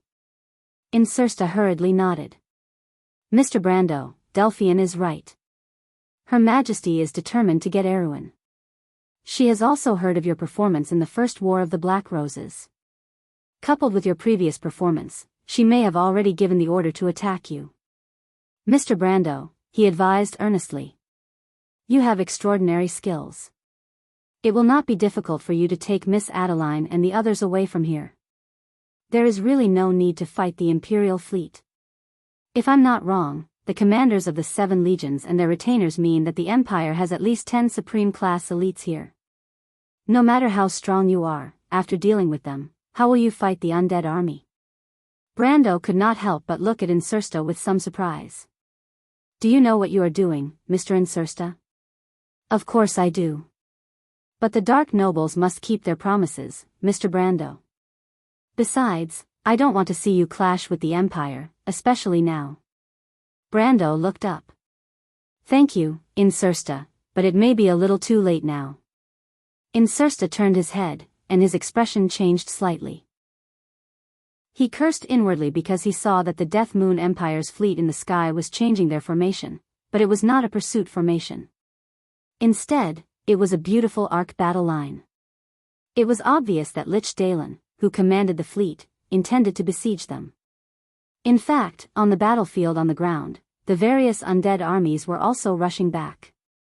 They quickly gathered from several directions and surrounded Brando and the others in the middle of the battlefield. Mr. Brando. Do you want me to talk to Her Majesty? Perhaps she will change her attitude on account of your help to the Empire. Insursta was afraid that Brando would suddenly attack. The scene of Brando blocking the Crystal Cluster Legion alone had left a deep impression in his heart. The Empire might be able to keep him, but they would definitely pay a terrible price. However, the threat of the Crystal Cluster was far from over. They had won one war, but what about the next? Insursta was puzzled. Why couldn't Her Majesty see through this? Come to think of it, the Empire seemed to have some kind of obsession with a small place like Erewhon. Although Erewhon's strategic position was important, it was not to the point where it was on the same level as the future life and death of the Roman Tuo's Black Rose. He subconsciously looked at his partner, the vampire Tarkus. He knew that he had always been weak in politics, otherwise he would not have been sent to a place like Rosaline. His deputy, who was born in an ancient and prominent blood clan family in the south, was far more talented in this area than he was. Tarkus remained silent, only silently shaking his head. Delphian, who had been frowning, happened to see this scene. The Prime Minister's daughter seemed to have grasped some clues from it. She narrowed her eyes slightly and a light flashed in her light purple eyes. Call me Lord, Insursta. Brando looked around and took in the mobilization of the spirits. Everyone around him looked solemn. Adney and her knight were ready for battle again. The elf ranger Nukwil also took out an arrow, but when he touched the quiver behind him, he could not help but frown. After the previous battle, there were not many arrows left. The Knights of Ra's Wings were the elites of the Kingdom of Rubik. Adney naturally did not want to lose them in a foreign land, let alone fight for a stranger. But now, she did not say a word, because in her heart, she had long believed that Brando was the messenger of the sun god Ra. If he was not the messenger of Ra, how could he have the power of a sage? Was the so-called sage not a demigod of mortals? Hearing Brando's words, Insursta was slightly stunned. He raised his head and looked at Brando in shock, not quite understanding what he meant. Brando replied, From now on, you are my retainer. This was a break. Incersta smiled bitterly. He did not expect that the fragile alliance between Erwin and Madara would only last for such a short time on the battlefield. Perhaps this alliance was one-sided in the first place. The Count had helped Madara out of the spirit of an ancient noble, but Her Majesty had never approved of this. The battle had just ended, and she was going to attack Erwin's people. As a member of the spirits, he could understand the thoughts of the Supreme One with the Mercury staff, but at this moment, he found it difficult to agree. "My lord," he sighed, "I can pledge my loyalty to you. Through the fog to the west, we can reach Somia. Let's break out in that direction. You don't want me to clash with the Empire?" Brando understood what he was implying. "My lord, you know very well that this war is not just a war between the spirits and the crystal cluster. If..." Brando looked at the army of the undead that was coming from all directions. At this moment, the sky was getting dark, and the sky in the east was faintly purple. Stars twinkled above the clouds, and under the night sky, the dark army was dancing with the light of countless soul flames. He replied, "I understand what you said, but you don't quite understand Your Majesty's painstaking efforts." Incersta was slightly stunned. He raised his head and looked at him, not quite understanding the meaning of this sentence for a moment. Above the clouds, the undead fleets were still moving about. Fuchsia was observing everything that was happening on the ground through her golden eyes. Bramanto's Black Rose's actions did not escape her eyes. She snorted coldly and said in a disdainful tone, "That's right. Humph, little girl." Chapter 1303. In the fog, the changes on the battlefield were so fast that it was hard to understand. The undead legion that was chasing after the crystal cluster had surrounded their original allies. Coincidentally, the Black Plague Legion that had escaped because of Brando was now facing off against Medicia's Lin guards. Of course, they were no match for the Silver Elves. However, there were 3 other legions on the left and right of the Black Plague Legion that were closely monitoring the Silver Elves' every move. The Undead Legion's floating fleet lined up in mid-air, but they did not dare to act rashly. Right in front of them was the Silver Elves' Dragon King cavalry. There were only a few hundred of them, but their illustrious reputation in history was enough to make any floating fleet tremble in fear. Lich Dai Lin clearly didn't plan on losing more than half of his forces here. Brando's team was behind the Elven Knight. There were now 2 Silver Elves in the team. One of them was naturally Medicia, while the other was the commander of the Silver Elf Solacad Knight Squad. Speaking of which, Brando had met Solacad once on the battlefield in Ampere Seal. Counting the time at Chablis, this was the 3rd time he had met Solacad. Coincidentally, the situation was similar every time. In Ampere Seal, he used the Elven token to ask the Silver Elves for help. In Chablis, the Silver Elves also happened to help him. Although it was because of Medicia, it was almost the same this time.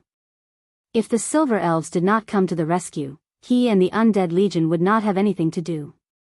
There would only be an uncountable number of crystal clusters left on the battlefield. "My lord, we meet again." Most of the elves were handsome, and the Silver Elves were even more so. Back in Chablis, the commander of the Phoenix Guards, Nalathar, was a super handsome man. Now, the commander of the Knight Squad was not to be outdone. Brando did not have the strength to be jealous of this natural genetic advantage. He could only smile bitterly. "Lord Commander, your presence here makes me feel very pressured." "A lot of pressure?" Although the Silver Elf Knight did not quite understand the meaning of this sentence in human language, it did not prevent him from understanding Brando's joke and smiling warmly. "I'm very sorry." Of course, this was a joke. Neither of them took it seriously. Brando raised his head and looked at the sky. "What do you plan to do next?" "That's up to Sir Lord. You guys should leave. It seems that if I don't satisfy her, that Emperor won't let this matter rest." The Silver Elf Knight looked at him and asked, "Have you decided?" Brando nodded. The latter bowed slightly and looked at Medicia. "Your Highness? I want to stay by the Lord's side. But everyone misses you, Your Highness. I'm already very satisfied to be able to fight side by side with everyone after 1,000 years. I don't dare to ask for more. You should go back. The current Medisha is no longer the princess from 1,000 years ago. I'm only the Lord's retainer. I have the duty to stay here and fight side by side with him. Medisha smiled and replied. The Silver Elf Knight sighed and nodded. Then, Lord Commander, I hope that we can fight side by side on the real battlefield. Definitely. By the way, send my regards to Nalathar. The last time I went back to Chablis, they were no longer there. Brando replied. All the Silver Elves have returned to Holy Silver Valley. We have to make long-term preparations for the upcoming war. The Silver Elf replied, but I will send your regards to him. May the light of the stars and moon always shine on your head. May the light of the stars and moon always be with you. The Silver Elves are retreating. The undead lords saw the movement of Lin Ge's guards from afar. The Dragon Knight in the sky also turned around. Although they were not afraid of fighting the Silver Elves were still a force to be reckoned with after the War of the Holy Saints. If there was a choice, there were not many who would be willing to face them. The undead lords heaved a sigh of relief. It seemed that the Silver Elves were not willing to fight against Madara for a few mere humans. After all, they should know that only the Empire of the Dead Moon could fight against Twilight with them. Erewhon's position in this war was destined not to be in the position of a small kingdom.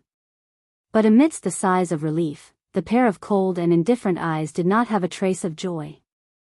She turned around and coldly looked at her retainers. Isaac, come with me.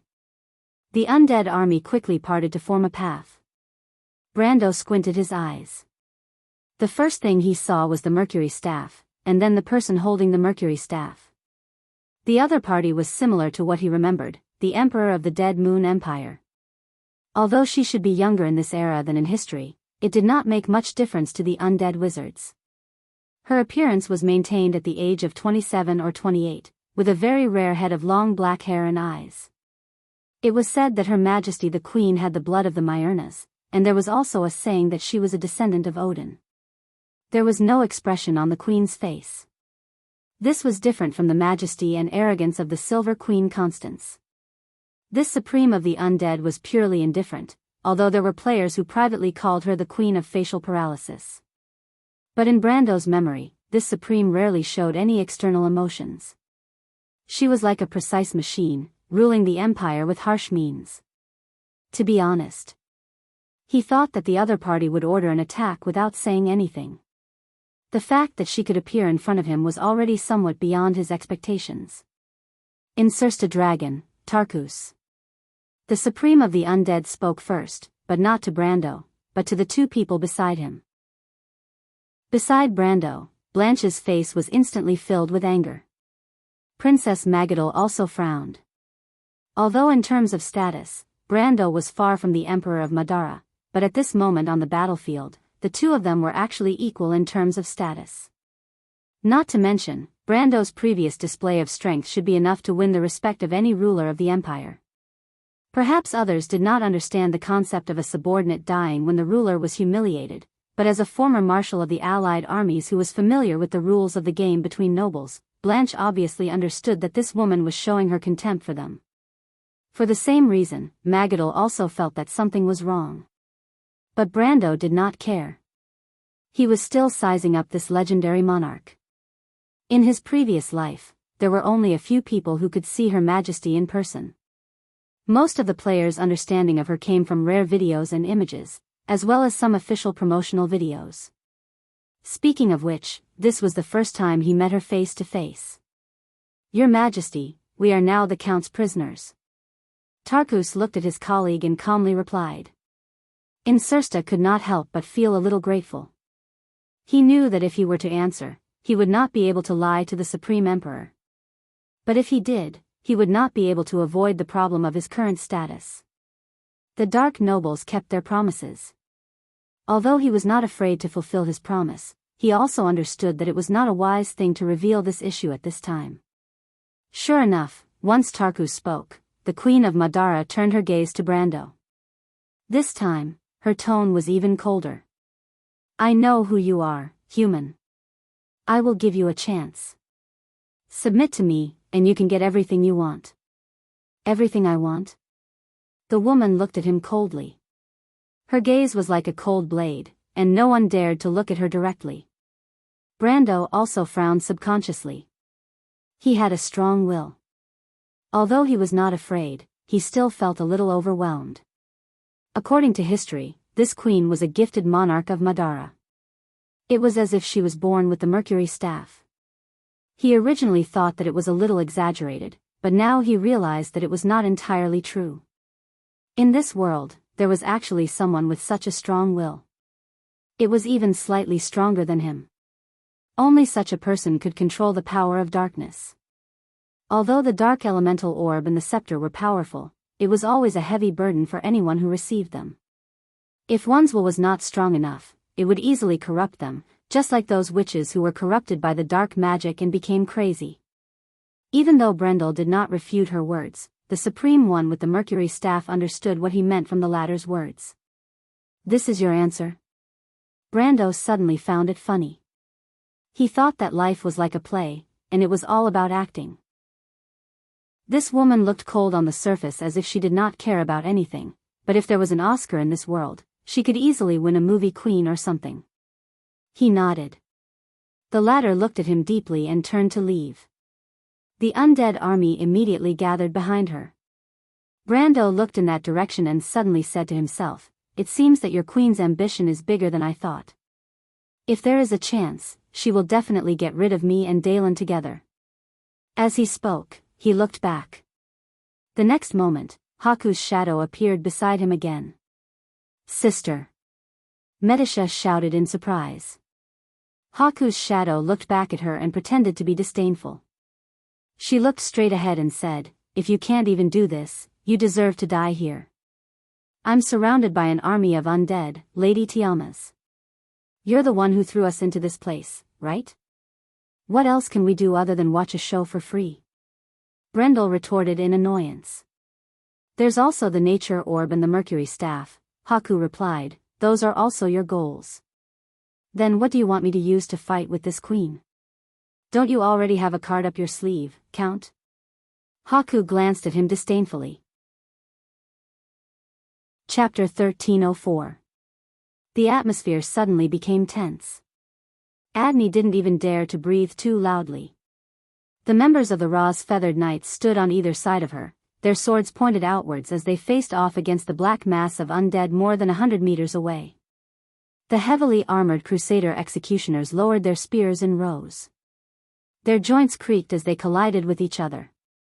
The blades reflected the last ray of sunlight below the horizon, and the blades glowed with an obsidian-like luster. Huang Hua sat on her horse, her hand moving to the hilt of her sword. Mr. Willow stood by her side, protecting her. Not far away, Blank and Medisha were ready to break out of the encirclement. The Phantom Chariot's genius swordsman, Fang Qi, seemed to be hesitating. The two elders beside him had grim expressions. Insursta was the only one who kept looking up at the sky. He frowned as if he had thought of something. Not a single crystal cluster could be seen on the battlefield. The horseshoe beetles in the sky had long since disappeared. However, the Strait of Finhodos was deathly silent. The war goddesses hovered a few thousand meters above the ground. Andrea and her companions looked at the scene in bewilderment. They could not understand the art of politics in the mortal world. Let her be. Mortals need these methods to deal with relationships between different classes. I know what you're thinking, but girls, it's not the time for you to interfere. Be a little more reserved. You're all ladies, Fuchsia said in a cold voice. They exchanged glances. The mortals had truly turned politics into an art. It was elegant, nimble, and ruthless. Although it left many wise men exhausted, it was still a huge step forward in the history of civilization. At the very least, it was a step away from bloody barbarism. The losers did not have to worry about being beheaded or sacrificed alive, and their families would not be enslaved. On the surface, it was warm and affectionate, forming a kind of game rule that everyone had agreed upon. In the hands of a true genius, it was exquisite like a work of art. His Majesty the Undead Emperor was clearly one of the best. Brando knew this very well. In history, this emperor started from a humble background. She used a mercury staff to ascend to the throne of the empire. Before she became famous, no one knew her origins or where she came from. But with the support of the vampire nobles, even though their support was not firm in the beginning and was filled with two-faced opportunism, she managed to unify the eastern part of the Sea of the Dead Moon in a short 7 years. She tied the 14 dark nobles together and established the Land of Eternal Death and Madara's court. After gaining her own foundation, the queen became unstoppable. She quickly gained the support and recognition of the Dying Moon Temple and was crowned as the Queen of the Silent Death Valley. Then, she used the name of the temple to start the First War of the Black Rose. This war was no doubt a stroke of genius. It not only diverted the hatred between the undead lords of Madara from the 7 years of civil war, but also gave the undead emperor a perfect opportunity to eliminate her opponents. In fact, the so-called First War of the Black Roses was actually a war to eliminate her opponents. Cabias, and later the Blood Staff, and other traditional undead lords were all killed in this war. What was even more commendable was that the long years of civil war allowed Madara to have an elite army at the beginning of the war. It allowed the undead emperor to achieve her goals and still win. This was very important. Because of this, the war could be transformed into dividends, allowing her followers to benefit from it. This further strengthened the emperor's position in this war. Madara was a special empire without citizens. A few undead lords ruled over the lives of tens of millions of low-level undead. The low-level undead had no intelligence and no political demands. Because of this special reason, it had always been difficult to form a true centralized empire.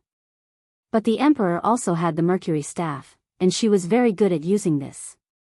She asked the undead to pledge loyalty to the Mercury Staff and not to herself. She used religion as a bond to maintain the pride of the undead lords. She used the legend of the Mercury Staff and the rising of the dying moon to complete the awakening of the Roman Black Rose.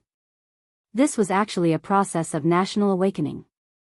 And through this process, the emperor, who hid behind the scenes, could easily push the Dying Moon Temple to the front and judge whether the undead lords obeyed her or not.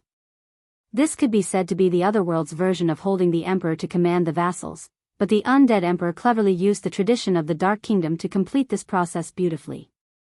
Until around the year of the sparks in history, Madara had in fact completed the substantial unification of the undead lords. The tradition of the undead lords in the past was completely abolished, and the vigorous development of a new alchemy system also allowed the country to have a completely different way of organization from the past. From then on, it was the arrival of the Black Tide that frightened the whole continent. Her Majesty was undoubtedly an outstanding ruler. Even though she acted arbitrarily and was cold and heartless, she was the most precious treasure that the heavens had given to the Dead Moon Empire. The rumors of Madara's gifted monarch were definitely not just a puppet with a Mercury Staff. Instead, it was the chosen monarch that Martha promised to the undead of Madara. In her era, she was far superior to her peers. The rejuvenated monarchs of Cruz and Fanzan were far inferior to her, not to mention Saint Tassol, who was bound by outdated dogma and could not move forward, and Erewhon, who was not worth mentioning in the eyes of the giant Madara. Facing such an existence face to face, it was impossible for Brando not to have a little fear in his heart. Compared to her, the Silver Queen of Cruz was not much different from the Silver Princess of 60 years ago. At most, she had the power of an empire. And this supreme person with a Mercury Staff, even if she was an ordinary person, was definitely the most dangerous kind of existence. But it was precisely because of this fear, as well as the familiarity of her origin and personality, that Brando found a trace of strangeness in the Queen's attitude. At this time, Delphian let go of the reins and came to Brando's side. She whispered a few words in his ear. Before Medisha could frown even more and stare at her with silver eyes, she straightened her body and walked away. Brando glanced at her. The words of the Kurlutzian Prime Minister's daughter coincided with the thoughts in his heart. He looked up at the sky, recalling some information about Lich Daelin in his mind. Daelin was one of the oldest undead lords in the Kingdom of the Dead Moon. In fact, he had seen the Mercury Staff of the previous generation, and had also seen Loki. He was also one of the 3 most powerful liches in Madara. It was for this reason that this fellow had always been disrespectful to Her Majesty the Queen. At the same time, he was also the commander of the Jackdaw fleet. This fleet was formed by a group of necromancers. It was born in the era before the Mercury staff descended for the second time. Nominally, it belonged to the Dead Moon Temple, but in reality, it was under the command of an organization called the Undead Array. According to legend, the Undead Array was founded by Loki. Because Loki was the most outstanding necromancer in the kingdom of the Dead Moon for thousands of years, this organization gathered most of the most powerful necromancers and liches in Madara. Its headquarters was in the west of the Sea of the Dead Moon. The necromancers who lived here had built countless towers on that land. Dark Moon sorcerers, in fact, referred to this group of people. Because of the power of the Undead Array, the Emperor didn't touch them until the end of the First Era, during the Year of the Dragon's Shadow. He only let the Lich of Balakarivo, who rose later, keep them in check. It wasn't until the end of the Long Night that Dailin and another Lich King died in the war against the Golden Sea. The Jackdaw fleet was destroyed, and the Undead Array was destroyed. Today, it seemed like this process was going to be brought forward. Brando had a hunch when he saw the time when the fleet arrived. Dailin obviously didn't care about the Emperor at all. If the Silver Elves hadn't kept their promise, Dailin's fleet wouldn't have come to clean up the mess, but to collect the Emperor's corpse. The Lich's intentions were clear. He was obviously fearless. In fact, the Emperor did have the ability to do so. If it wasn't for the accident in the final war, the Undead Array would have existed for a long, long time. At least until the middle of the Second Era, Madara wouldn't be able to truly unify. Although Brando suspected that the accident in the final war might not have been an accident. He only needed to look at the Emperor's current intentions to understand. The other party obviously wanted to borrow his hand to get rid of the unlucky Lich King. Brando remained silent. Of course, he didn't want to be used as a tool by the Emperor, but he obviously didn't have a choice. At least, if he wanted to break out, he had to ask the Undead Army's permission. However, he knew that even if he followed the Emperor's wishes, she might not let him go. It was more likely that she would use him to avenge Duke Dailin. After all, there was no alliance between them. It could only be said that the Emperor was scheming against him. However, he wasn't too worried. The Emperor with the Mercury staff had given him a big surprise, and he also left a surprise for her. After all, he knew her too well. As Erwin's main enemy, he had long been on guard against the Emperor's ruthlessness. What he was more confused about now was why the Emperor was so confident that he would follow her wishes. If he started with the Undead Army on the ground, the final result might not be something the Undead of Madara could bear. Chapter 1305. Thinking of this, Brando could not help but glance at Bai's shadow. He thought to himself, and what exactly is this woman thinking? She seemed to be eager for him to fight with the Emperor of Madara. Although it was said that she wanted him to get the nature orb and the Mercury staff, Brando, who had been fooled many times, did not believe in this nonsense. What about the motive? He remembered the scene when he left the elemental barrier, where he saw Bai's soul fusing into the strange arrangement of the automatons floating in the sky dozens of kilometers away from Wonde. Bai's current state obviously had something to do with the situation at that time. Previously, when he obtained power from the elemental orb, he clearly felt that the authority came from the law of Tiamat and Martha.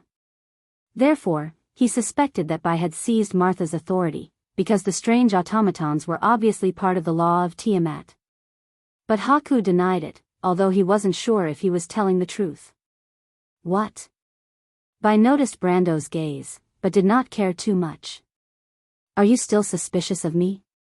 It's hard not to be suspicious, Brando said while paying attention to the movement of the undead. What made him feel a little strange was that although the undead army had surrounded them, they were not willing to make a move for a long time. This was somewhat different from the character of the Emperor that he was familiar with. In his impression, Bai should be a very decisive person. I can tell you the truth, Bai replied. But you have to answer a question of mine. It's not easy to confirm that the truth provided by the lady is the truth. Brando could not help but mock Bai when he recalled how Bai repeatedly lied to him in the elemental barrier. That's fine. I can first provide you with what I know. If you think that what I said is true, you have to answer my question. Conversely, you can ignore me, right? You're doing this again. Brando could not help but be angry when he recalled the experience in the elemental barrier.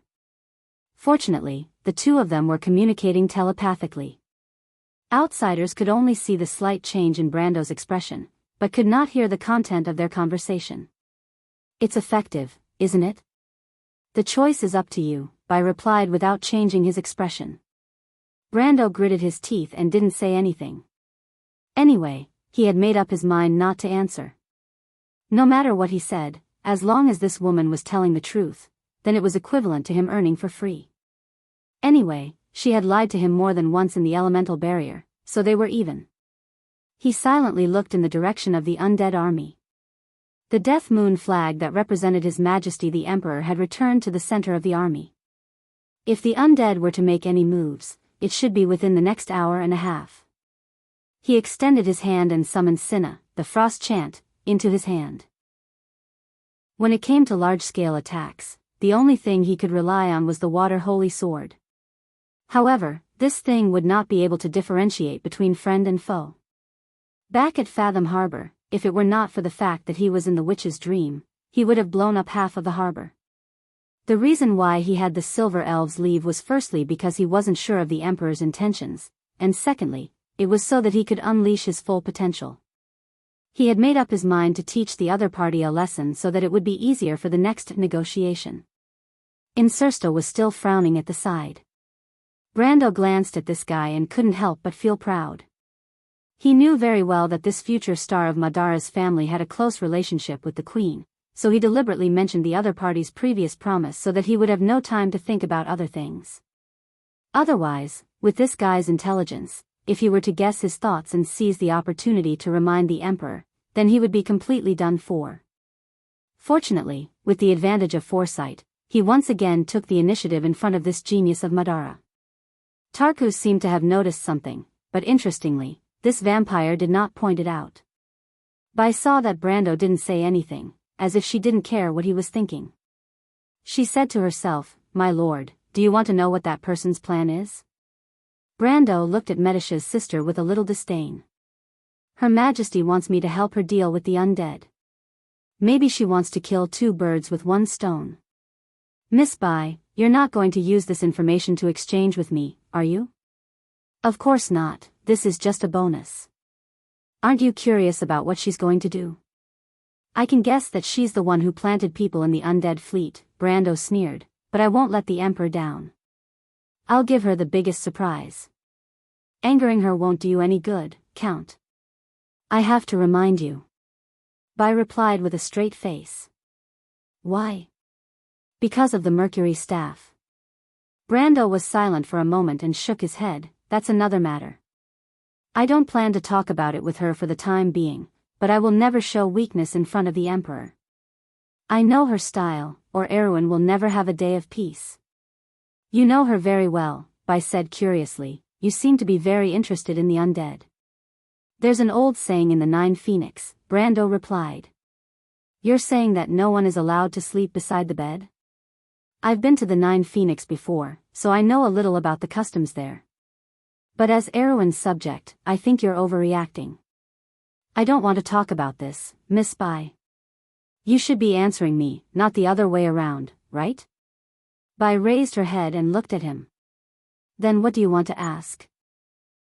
Brando was about to answer, but at that moment, flags were raised in the undead army, and the crystal towers for communication lit up again.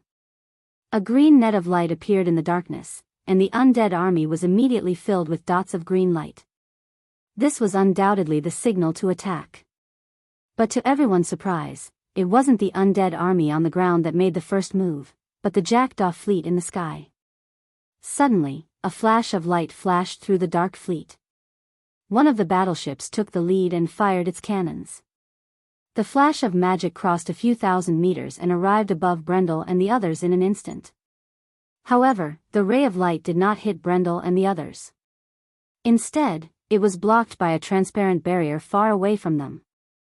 The barrier deformed slightly under the impact of the ray of light, but it returned to its original state in an instant.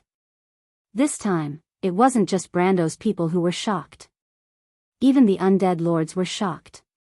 In their minds, Dai Lin, the Lich King, wasn't as loyal to the ruler with the Mercury staff as they thought. The undead lords weren't fools. They immediately looked at their cold and silent queen, and more or less had some guesses in their hearts. But to the person involved in this incident, the Lich King, Dai Lin, wasn't as angry as they thought. Although he was more or less unhappy that his subordinates acted without permission, the undead fleet wasn't his private property. As mentioned earlier, this fleet was formed by a group of necromancers and liches. Although Dai Lin was its commander in name, most of the time, the fleet did what they wanted. Rather than saying that this was a well-organized fleet, it was better to say that it was a large pirate fleet. So when the corvette opened fire, Dai Lin, who was observing the situation on the battlefield through the crystal ball, was a little unhappy. But he quickly suppressed his dissatisfaction and ordered the fleet to open fire. He could delay the time for the fleet to enter the battlefield, but he couldn't openly disobey the Mercury staff's orders. Although he was arrogant, he understood that the woman now had half of the forces in the Sea of the Dead Moon. She was afraid of the undead, but that didn't mean that she could ignore her dignity and be challenged. Dai Lin was demonstrating to the central government of the empire because of the blood staff, but he also understood that this demonstration couldn't be overdone. As for attacking a small group of humans, Dai Lin would never dream of how dangerous it would be. What kind of joke was that? That group of humans that he had surrounded had no more than 100 or so people at most. Even if every one of them was a peak law expert, they would not pose any threat to his fleet. No matter what, this was still a main force of the fleet. As for the possibility that the 100 or so people were all supreme beings, Dai Lin didn't even consider it. After all, he was a lich, not a brainless zombie. It had to be said that the Lich King had at least guessed the beginning, but it was a pity that he didn't guess the end. If the Lich King of Losart knew that he had entered the battlefield too late and missed out on something important, perhaps he would be more careful with his orders now. When the undead fleet was enveloped in a dazzling magic light, the woman with the Mercury staff raised her head. Her pitch-black eyes happened to reflect this dazzling scene. She couldn't help but shake her head. Brando was no longer shaking his head.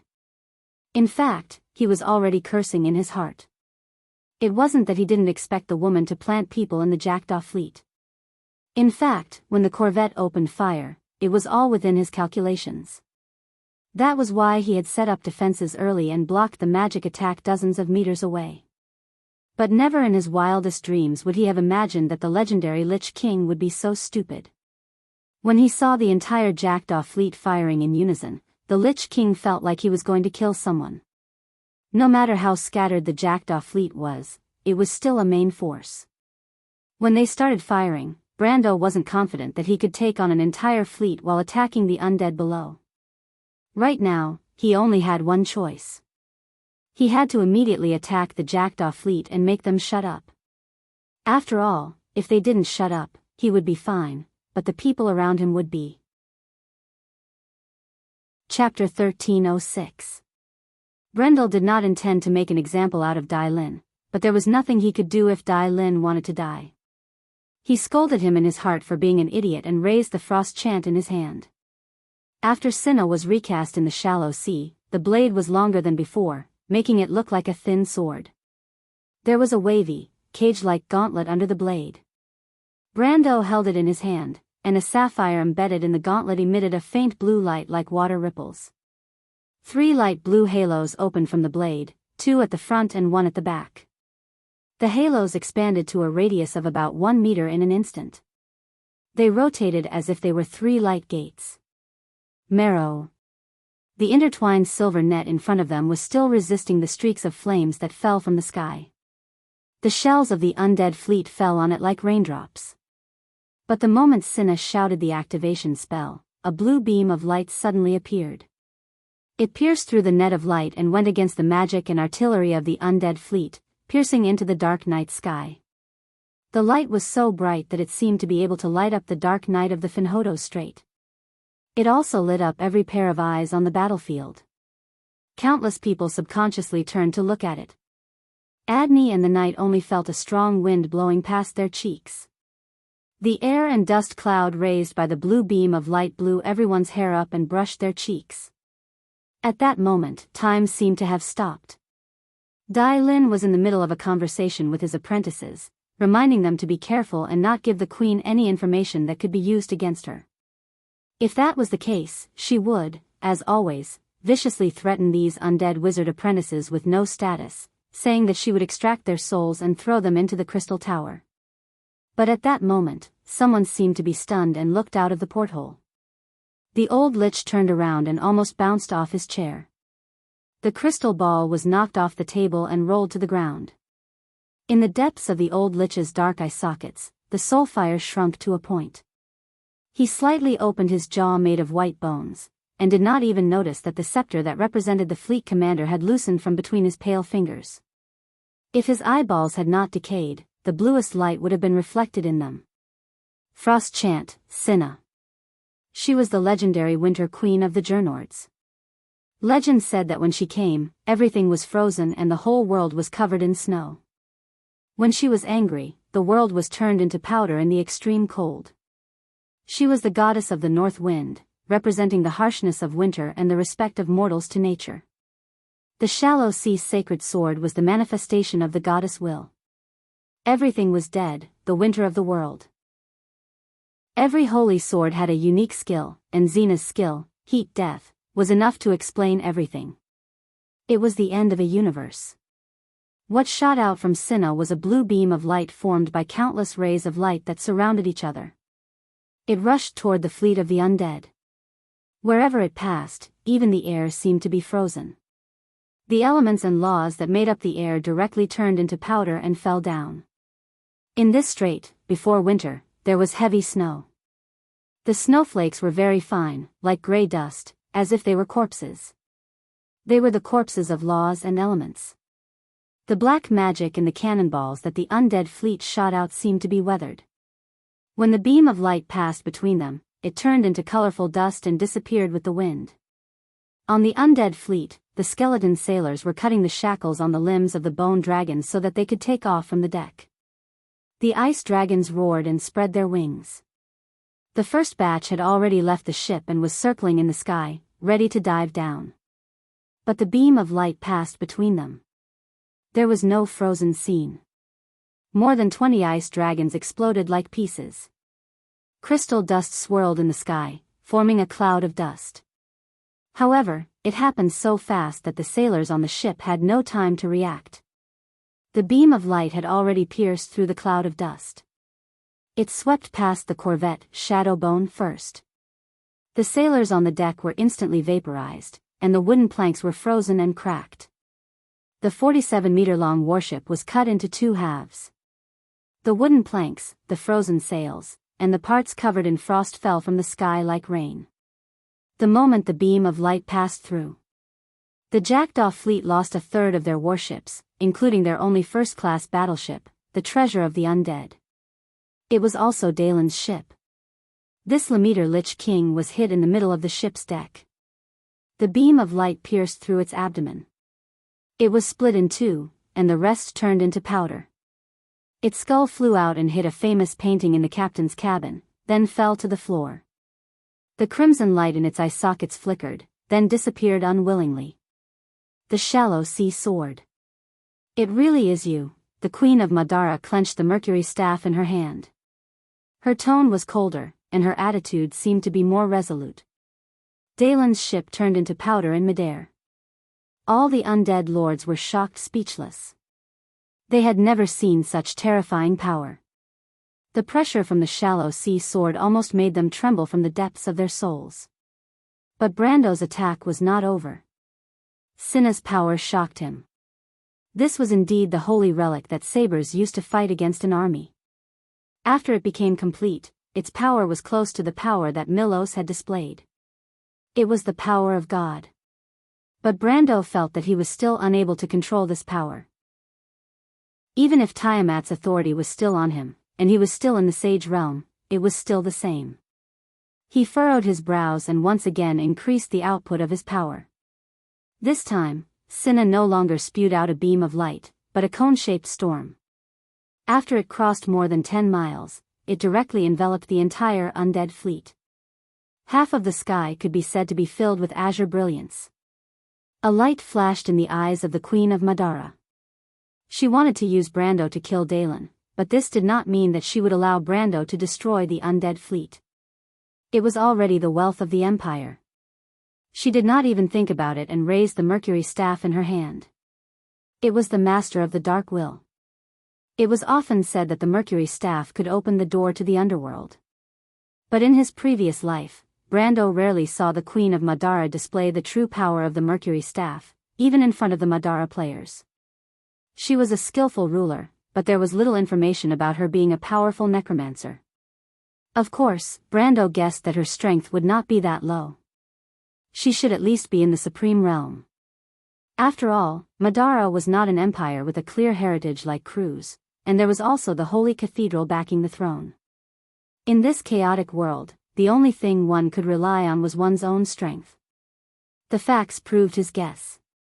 When the woman raised the Mercury staff in her hand, he felt that he had lost contact with the prime material plane. To be more precise, he felt that he had arrived in a completely dark world. He was only stunned for a moment before he realized where he was. This was the Sea of Magic. Although there was nothing around him, he could feel the surging magic power. It was just that this power was filled with negative emotions such as malice, coldness, and frenzy.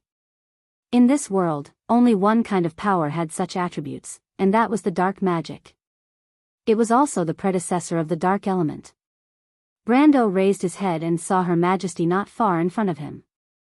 She was holding the Mercury staff, and the aura of power overflowing from her body was at the peak of the Supreme Realm. But this made him feel a little strange. Her Majesty the Queen should have understood that at this moment, his power was already at the level of a sage, not to mention that he also had a great killing machine like Sinna. She had decisively attacked him, and her backup plan was to pull him into this world created by the Mercury staff to fight him one-on-one? This was not very wise, was it? And it was not in line with her personality. But Brando immediately understood that he was wrong. He saw that the Supreme One of Madara only looked at him coldly, and her wavy black hair moved without wind. He was shocked to find that she was absorbing the majestic magic in the surrounding sea of magic. Absorbing the dark magic? Brando almost thought that he had sensed wrongly.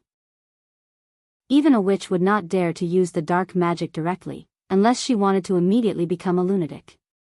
But it turned out that Her Majesty did not become a lunatic, and there was a faint trace of gold in her black eyes. Her strength rose all the way from the peak of the Supreme Realm, and in the blink of an eye, she had crossed the threshold of the sage. But this was not the end. Brando clearly felt that her blood and aura were purifying, all the way from iron, silver, and all the way to gold before it stopped. A god. Brando was completely stunned. For the first time in this world, he felt that everything he was familiar with had fallen into an unreasonable state, as if his original worldview had collapsed. He had never heard of anyone who could directly absorb the dark magic for their own use. Of course, excluding the bastards under Dusk, if all mortals had such power, then they would not have to fight against Dusk. Dusk itself was already a part of the whole world. What was this woman? Or was this the power of the Mercury staff? But Brando immediately shook his head and subconsciously rejected this guess. The Mercury staff itself was only a part of the incomplete Holy Sword Judgment. Even the Black Pearl and Holy Sword Judgment did not have such power, let alone the Mercury staff. Chapter 1307. Brando believed that the Mercury staff only opened the door to this world. This kind of power was similar to the extreme planes, but the power of the Supreme Realm was a simulation of the law, while the power of the Mercury staff directly projected the sea of magic into the prime material plane. Compared to the level of the law, the latter was obviously higher. As for the absorption of the dark magic, it was obviously the power of this woman herself. But why did she have such power? Brando frowned, and suddenly felt a little tricky. What was the concept of a golden body?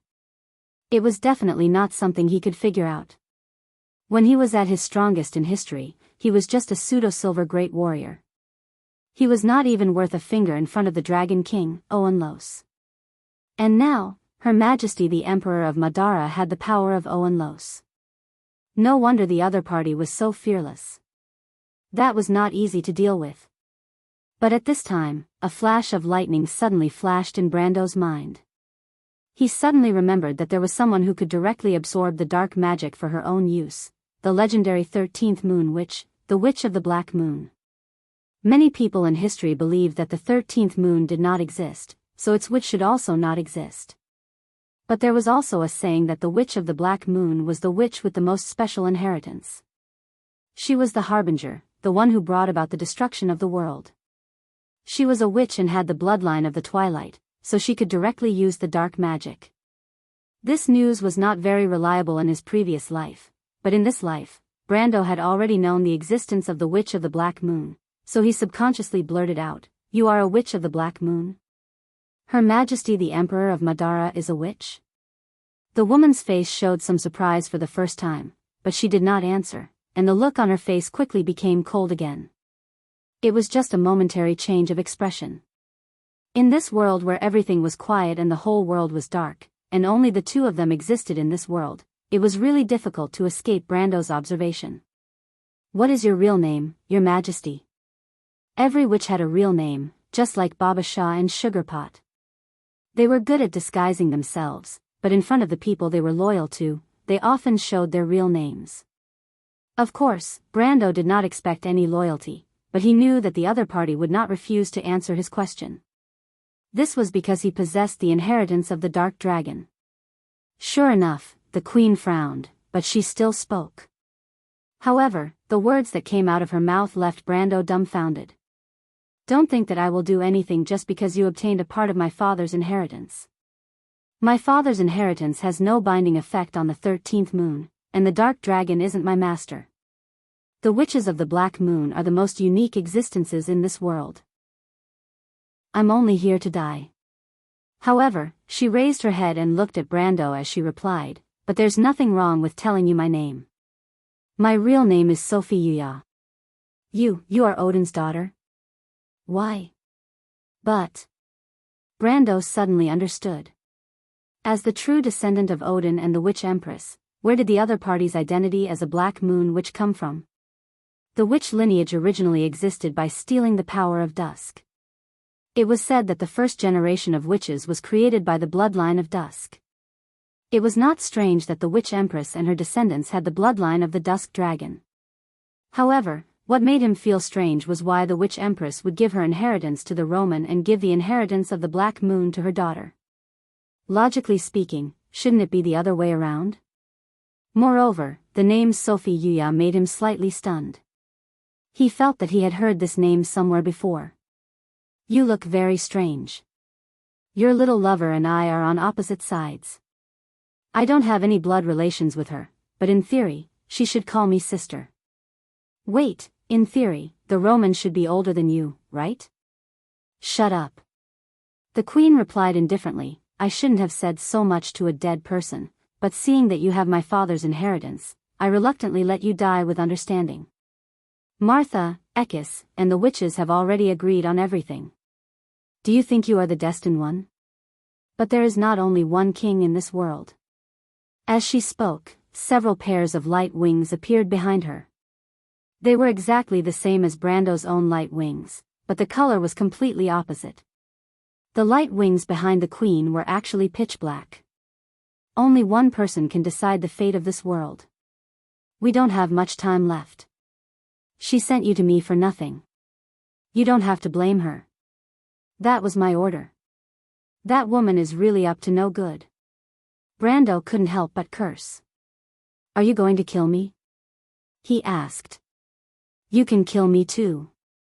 The queen replied, "If you can do it, I know you have the Halran Gaia, the blade of golden flames, the shallow sea sword, and even the approval of judgment. If you think you can do it, you can try." Brando couldn't help but curse in his heart. It would be strange if he could do it. Not to mention that he now had the power of several holy swords, even if it was doubled, so what? He now had the power of the sage domain, and this queen was obviously in existence with a golden body. How could he fight? He saw the woman raise the mercury staff in her hand and immediately shouted, "Wait! Are you trying to stall for time?" "No, I have a question. You said that only one person can decide the fate of the world?" As Brando asked this question, his mind was spinning rapidly. He was not a fool. He knew that this queen's power obviously couldn't last forever. Otherwise, why would she need to use tricks in history? She could suppress all the voices of opposition in the Dead Moon Empire with her power alone. In the face of absolute power, tricks were just a joke. But she didn't. In fact, not only did this queen not do that in history, she even rarely displayed such power in front of people. At least, she didn't show it in front of living people, nor did she show it in front of players. Otherwise, there would be news about it. This meant that there was a limit to her power. But he still hadn't found out where this limit was, so he still needed time. That was why he asked this question without thinking. The queen glanced at him and replied without changing her expression, "The person who obtains the key can decide the fate of this world." "Are you a mortal, your majesty?" Brando saw her expression and his heart sank. He knew that this queen was also a genius, so it was unlikely that she didn't see his plan to stall for time. But she was so calm that it could only mean that her power didn't seem to have a time limit in this world. Then he could only start from another angle. That would be even more troublesome. "Mortal?" "Martha gave power to the mortals," Brando replied casually. "But in the end, it's still up to existences like us to decide the fate of the world. What's the difference between this and when the Truth Parliament still existed?" He paused and continued, "According to the Bugas, the power level of order that we represent is far higher than the world itself. As long as this order of the past exists, the war with the Twilight will never stop. What can we do? Just like the past? But the power of mortals is declining, and one day, we will even lose our inheritance. Is this the so-called Age of Mortals?" The queen sneered. "Do you really believe in the Age of Mortals?" "What do you mean?" Brando frowned, even his thoughts were interrupted. "That's just a complete lie. Do you really believe that the gods have left this world?" She looked at Brando with her black eyes, full of contempt. "No, they just lost their power, or died. Martha can't do anything about it. Otherwise, why do you think she made such an agreement with Ekis?" "What agreement?" Brendel's heart was filled with shock. "You don't know?" The queen frowned, as if hesitating to speak, but she finally replied, "Martha promised Ekis that as long as she betrayed the Twilight, she would be given enough authority to become the ruler of Tyamta. In other words, she would replace Martha as the new king of the gods in this world." "That's impossible." "Nothing is impossible. Lady Martha has also lost her power. She has to replace Ekis. Ekis is sleeping in this world to avoid the eyes and ears of the Twilight Dragon and accept the transformation of the law of Tiamat. She wants to become the ruler of this world, so naturally, she can give up everything. Bai also seized this opportunity to seize the authority of the law of Tiamat. Speaking of which, I have to thank you for bringing her to that place. Although I don't understand what she's planning to do, the price I gave her is very simple, and that is to bring you here." Brando suppressed the shock in his heart and asked with difficulty, "So, the so-called Age of Mortals is actually a lie to cover up the replacement of the old and new worlds?" "You can understand it that way. What about you? What is your purpose, your majesty?" "Me?" The queen replied, "Of course, to become the ruler of the world. I have the talent laurel that Ekis, the new Martha, has given me. I have the blessings of the 7 holy swords. I will become the true ruler of the next era. Wherever I look, it will be the territory of my kingdom." Brando silently closed his eyes. He gently shook his head. On the battlefield of Fenhodos, Bai's shadow was looking up. Her eyes reflected the shining river of stars in the night sky. "Sister, what did you do to Sir Monarch?" Medisa asked coldly from not too far away from her. The eldest princess of the Silver Elves turned around and glanced at her younger sister.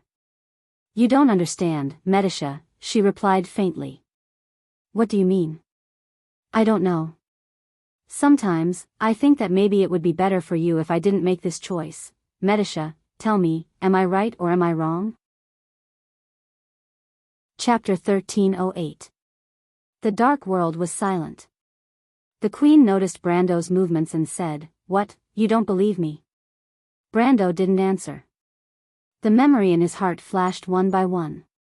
It was the most flawless light in the darkness, as pure as fire, as if it could contain everything.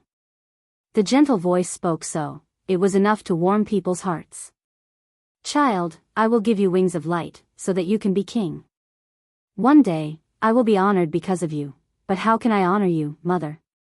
Brando raised his head and opened his eyes. The rainbow ring in his pupils was completely covered by a layer of light golden light, shining in the darkness. In the depths of his eyes, there seemed to be a bright flame burning. Why did the wand exist? Who gave the world the first ray of light? She was the mother of all living things, giving the world everything it should have: life, wisdom, civilization, and kindness. She had shown her children a path of incomparable brilliance. For thousands of years, countless people had been blessed and cared for by her. Even though they had failed time and time again, what shone like the spear of the azure night was their ideals and hope. Ideals and hope, they were only honored because of their tenacity and unyielding. We give her the honor. Because one day, children will leave their mother's arms. They will grow up and be independent. They will take the crown from their mother's hands and become the masters of the world. That day. Only then could it be called honor. This was the dream of mortals. But it was also the dream of Martha. Brando shook his head. How could he be shaken? The spears of the Kurlats still shone brightly, and the people of Awin gradually regained their faith. The undead fought side by side with their ancestors on this land, and after 1,000 years, the war song of the Silver Elves once again reverberated across this land. No one gave up their faith. The fire of civilization was not extinguished because of this. Your Majesty, why do you have to lie?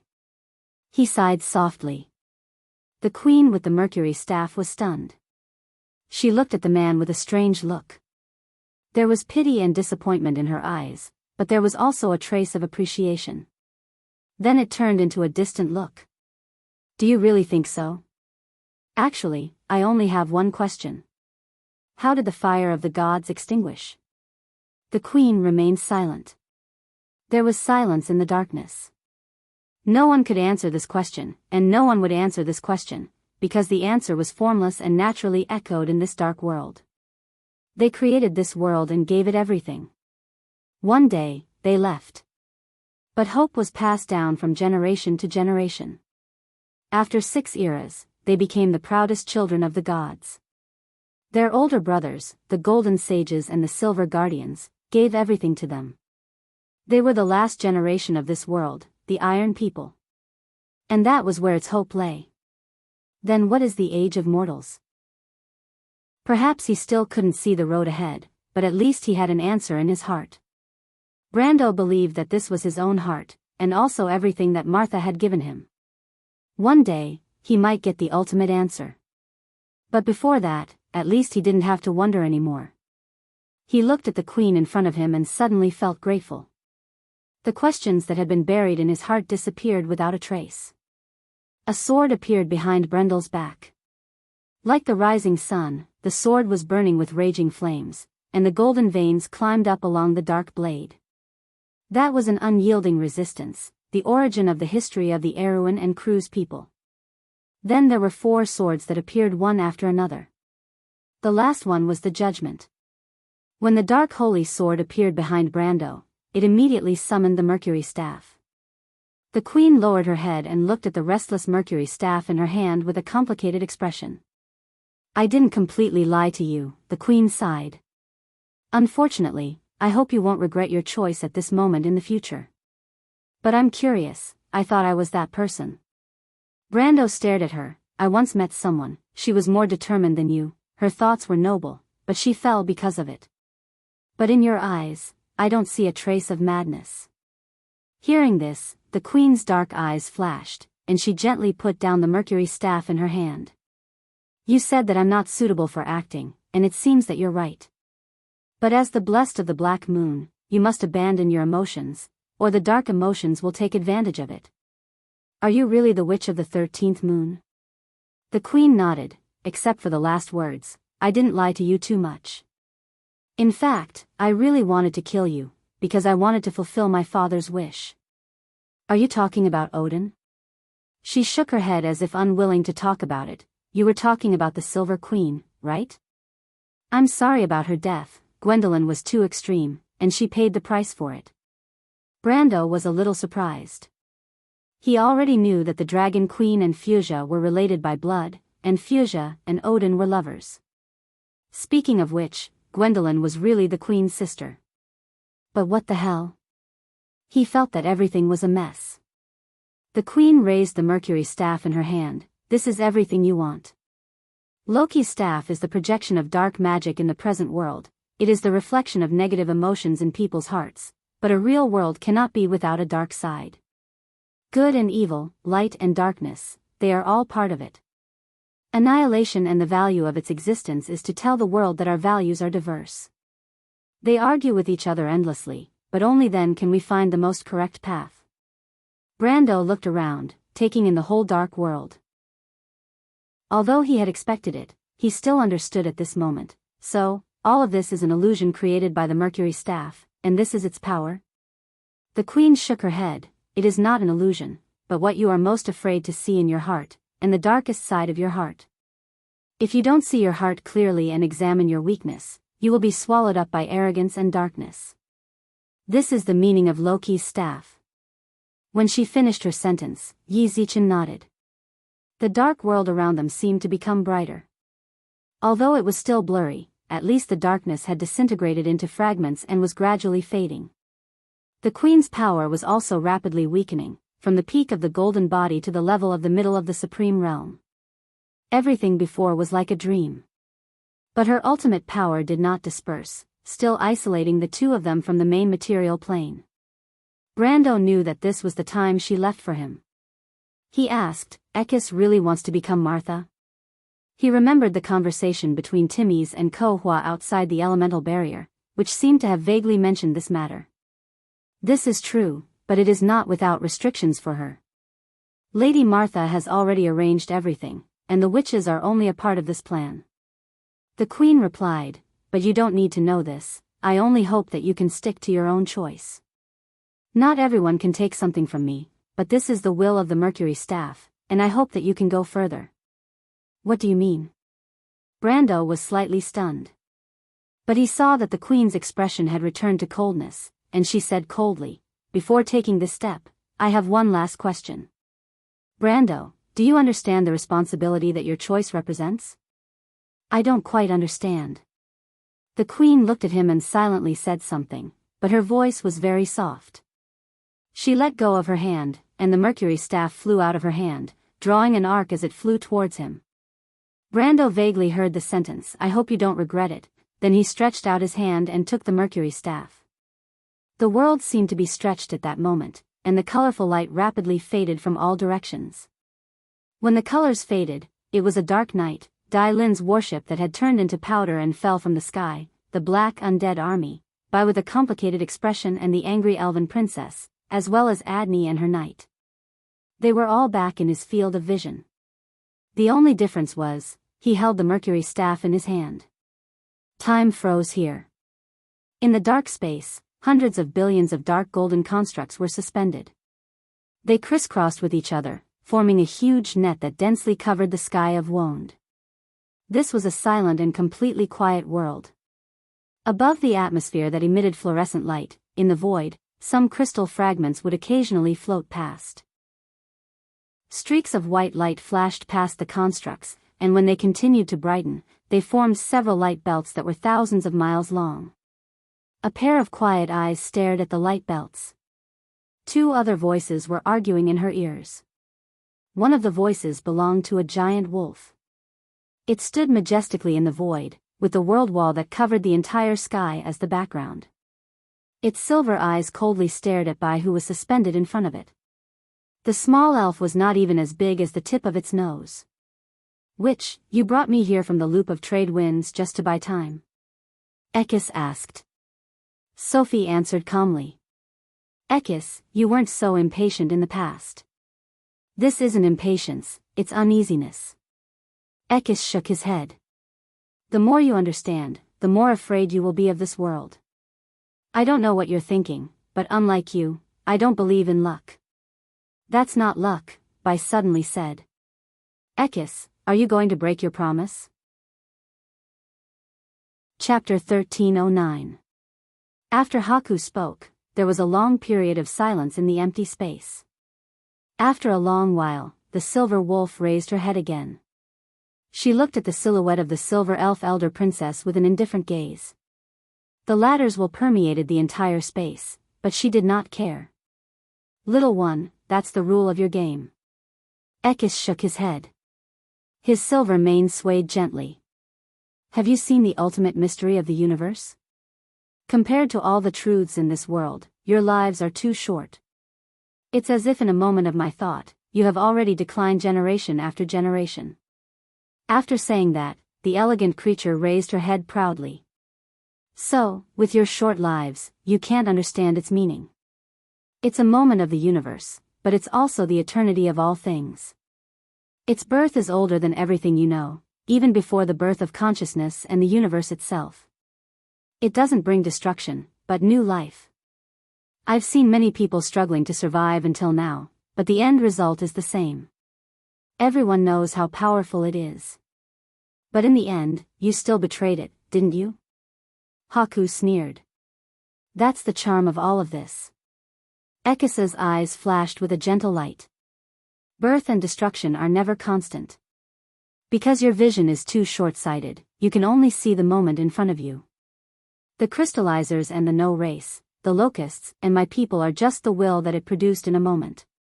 Just like the dreams of mortals, we're just a part of this world, and it's full of variables.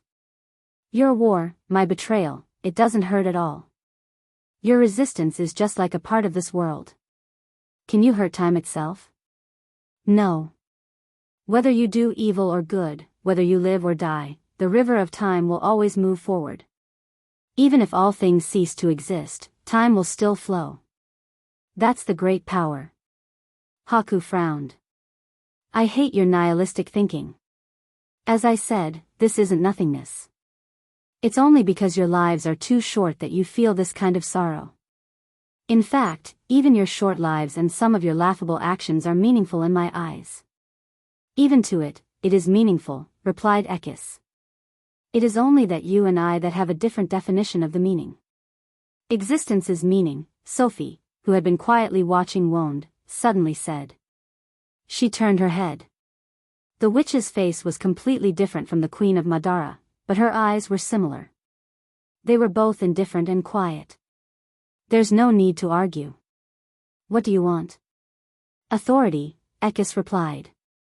"I will immediately reactivate this world. This is your only chance. In the next era, with the help of the new gods, you will obtain even more opportunities. But this time, it's too late. When it descends, you will no longer have the slightest chance of victory. That's impossible." Bai rejected flatly. "That's possible," replied Sophie quietly. "I agree to your request. Your Majesty." Haku turned his head and looked at her. 3 existences floated in the void. 2 people and a wolf. The gods and the gods, in the past and the future, have always controlled the fate of this world. "There is no difference," replied Sophie.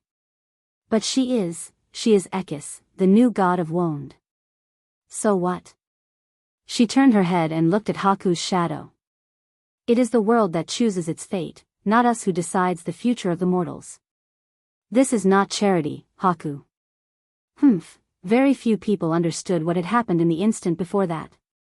But at least they could be sure that the Queen of the Undead opened the extreme plane and pulled Brando in.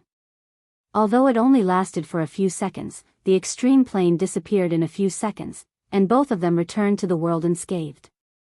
Brando raised his hand high, still maintaining the posture of taking the mercury staff from the air. The restless Insursta was the first to see this scene. His eyes narrowed slightly, and he almost cried out involuntarily. But although he did not shout out in the end, his actions inevitably attracted the attention of others. Adney and a few of the 9 phoenixes were fine, but Medisha, Blank, and Delphian were stunned at the first moment. They looked at the mercury staff in Brando's hand with a look of extreme disbelief. In fact, Brando himself was a little dumbfounded. He did not expect that the queen would disperse the extreme plane in such a situation. What was she trying to do? The commotion at the front quickly spread to the liches and liches behind the undead army. When the apprentice necromancers saw the mercury staff in Brando's hand, they all looked back with an expression of disbelief. The undead lords also turned their heads one by one. Their gazes were all gathered in the direction of Her Majesty the Queen. Almost no one dared to believe that the mercury staff would be lost because of this. They thought that it was nothing more than a trick played by humans, but this trick was too absurd, so absurd that it could be seen through with a poke. But the question was, how could there be such a stupid person who would think of playing such a trick in front of so many people? In their minds, these humans were clearly not such stupid people. The undead lords were actually a little uncertain.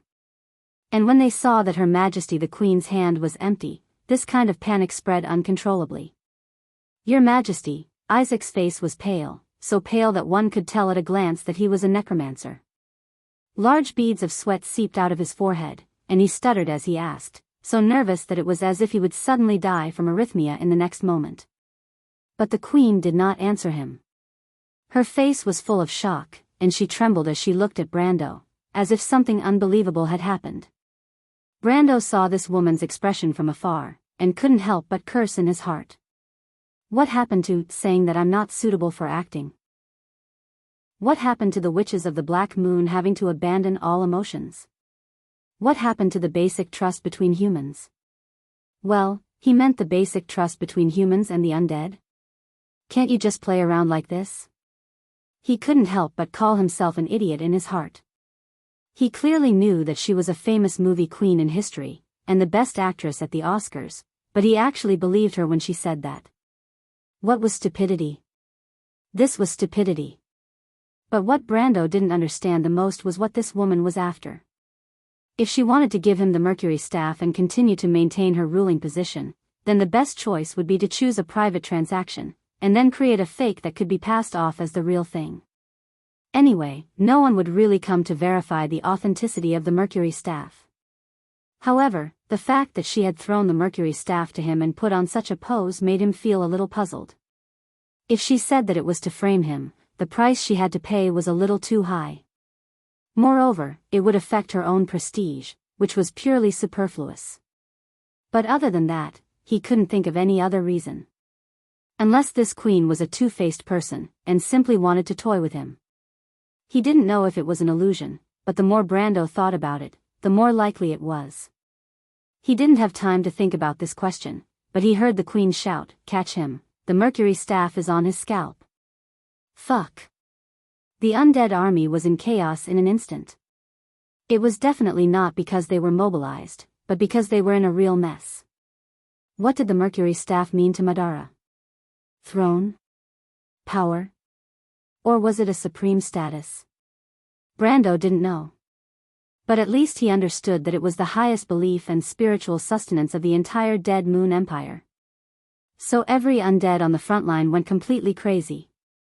As long as they had the slightest bit of intelligence, they wouldn't let the mercury staff fall into the hands of a human. Without waiting for the undead lords behind to give orders, the undead wizard apprentices, liches, and liches on the front line had already screamed out orders.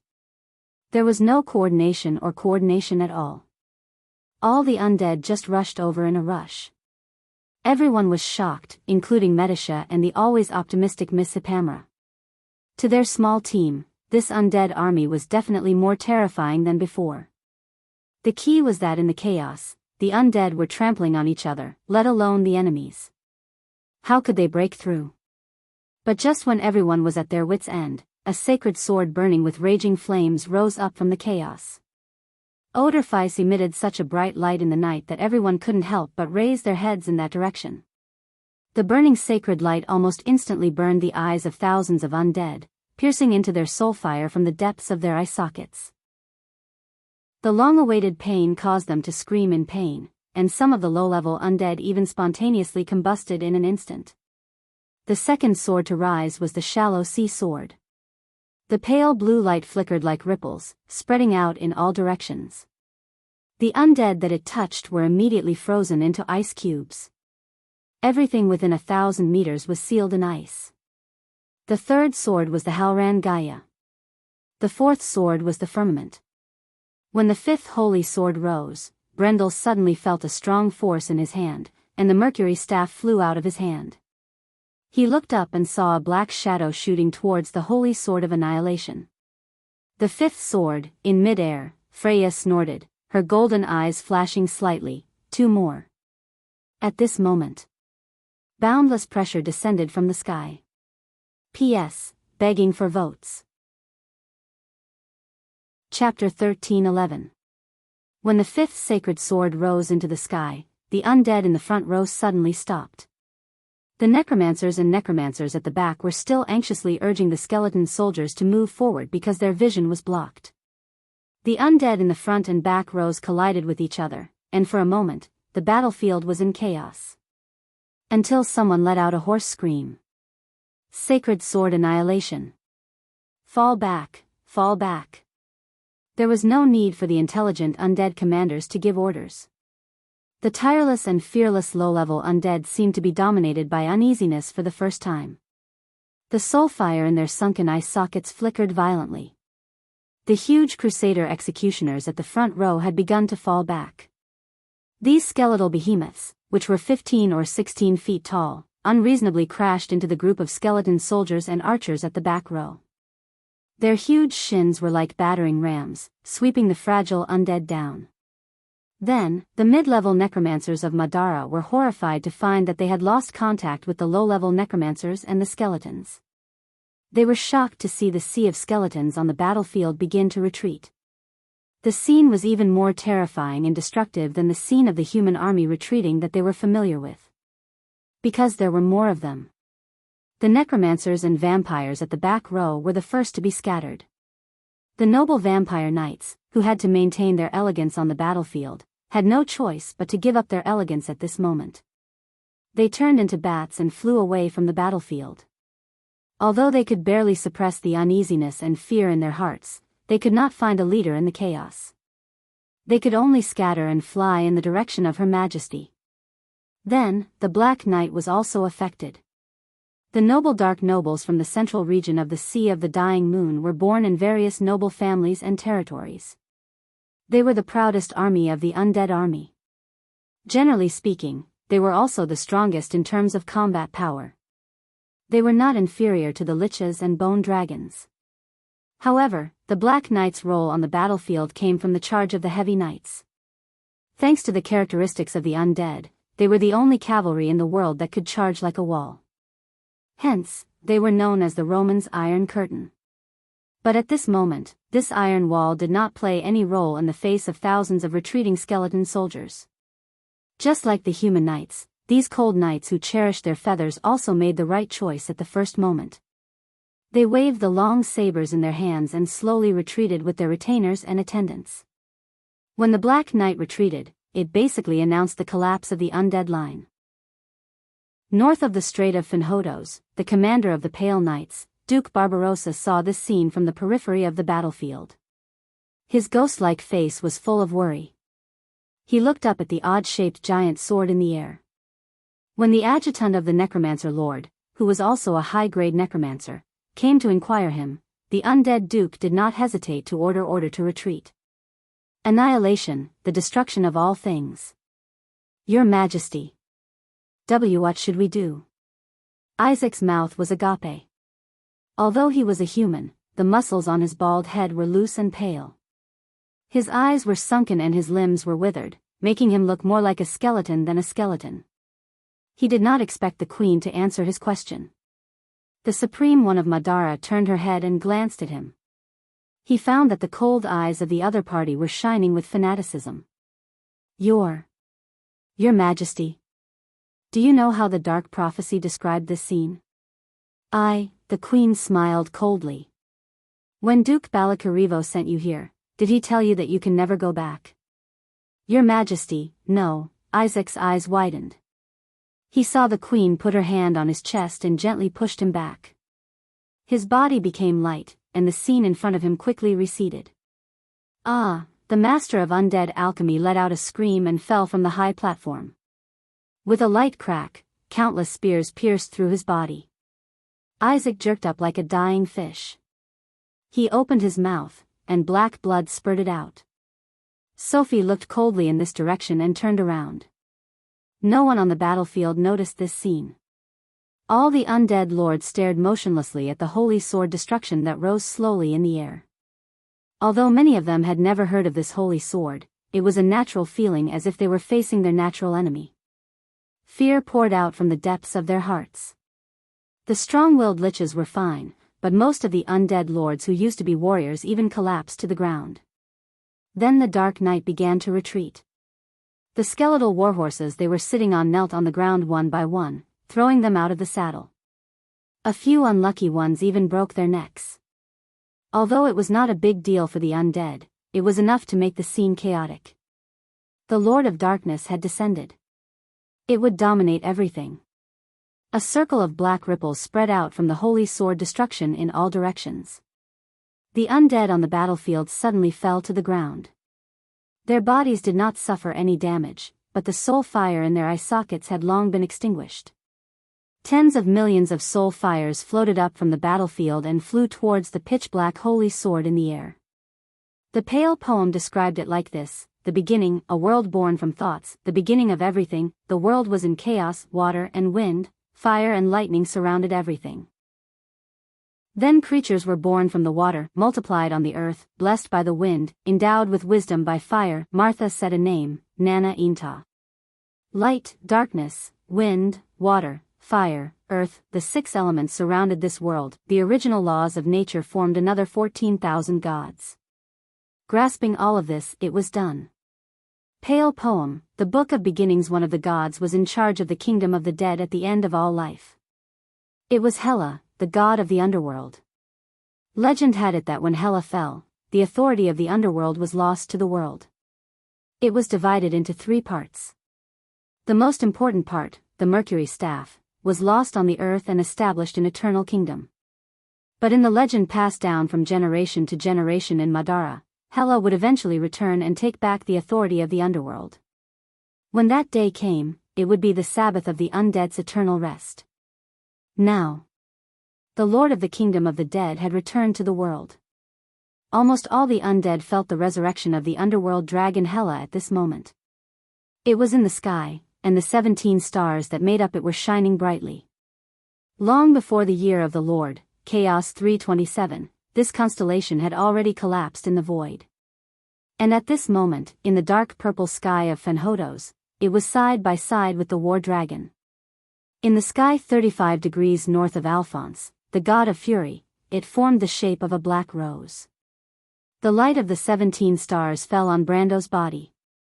17 satellites. Hela is only a god with secondary authority. Why does it have its authority? Fuchsia looked up and muttered to herself. In the void outside the elemental boundary, 2 people and a wolf reached a final agreement. Hela is the daughter of Loki and Enboda. Her existence that day was part of the plan to tell the dead. The first generation of arbitrators planned these 17 satellites and designated its secondary authority because rebooting the world was never the first choice of the ancestors. Martha wants us to remember that it is always the last and most helpless way. Sophie looked at the fluorescent atmosphere and said quietly. Now the authority of the Ring of Nibelungen walks on the earth. He is the last king of this era, and you and he will be the 2 existences with the highest authority in this era, just like the first generation of ancestors and Martha. And now, you must decide the fate of this world together. Of course I understand. As if something had happened before, Ekis looked a little weak. His huge body became illusory and translucent like Haku's previous state. He will also understand this. The era of mortals can't be established in one era. At least we have learned enough lessons and experience this time. One day, maybe it will really succeed. She shook her head. Although I don't think so. You have to be firm in your beliefs, Ekis, Haku replied with a frown. It's Lady Martha, Sophie said quietly. I don't need you to tell me that. The moment I assimilated with it, I became one with the order of this world, Ekis replied proudly. This assimilation itself wasn't her replacing me, nor was it me replacing her. I know she left some tricks behind, but I won't bother about it. But you, little elf, what did you leave behind in Nucleus 14? Why can't I enter? Nucleus 14 is Helene's domain. It is the most mysterious domain in this world. Even Martha is not the ruler of all things. You are the one who created them, but you are not a dictator. Haku replied flatly. Sophie turned around and looked at her. I won't bother with you. At least you keep your word. I didn't expect you to admit it. Well, since we have reached an agreement, it's your turn to fulfill your promise. Haku said. Ekis narrowed her eyes and looked at the faintly glowing continent of Wonde. You still won't give up. What does this have to do with you? Is this how you treat the mother of all things, little elf? I will only admit it when you fulfill your promise. Ekis chuckled. She suddenly stood up, and her enormous body slowly stretched out in the void. She turned her head and silently glanced behind the realm crystal wall. Then, she raised her head. Chapter 13:12. At that moment, the giant wolf's silver fur fluttered without any wind. Woo woo, woo woo woo, she closed her throat and let out a distant howl. At that moment, it echoed in the sky of Wonde. On the battlefield of Erewhon, both sides of Winomar stopped at the same time. The undead raised their heads and looked at the sunset sky. The necromancers ran to the center from all directions of the battlefield. The Red Knight Ladios looked at his army wizard in confusion, the lich from the south of the Sea of the Dead Moon who was in a daze. It's coming, what's coming? That legend, I don't understand, Your Excellency.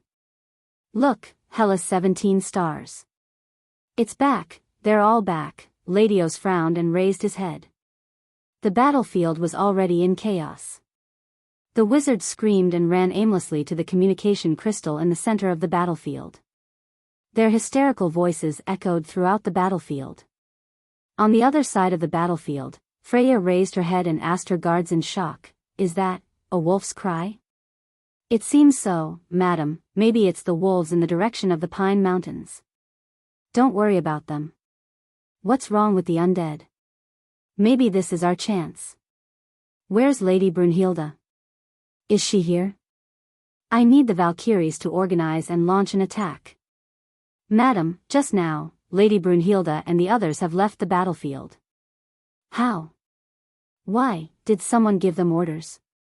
I don't know, madam. They went east.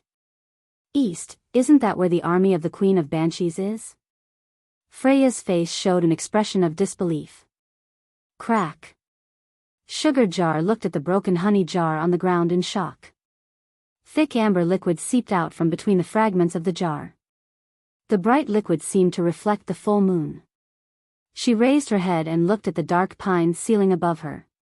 Baba Shah trembled as she looked at this scene and muttered to herself behind her, Don't worry. It's coming, it's coming. Do you hear that, my master? If it was any other day, Sugar Pot might have reprimanded her servant, but at this moment, this little girl's face revealed a rare look of anxiety. The omen of calamity.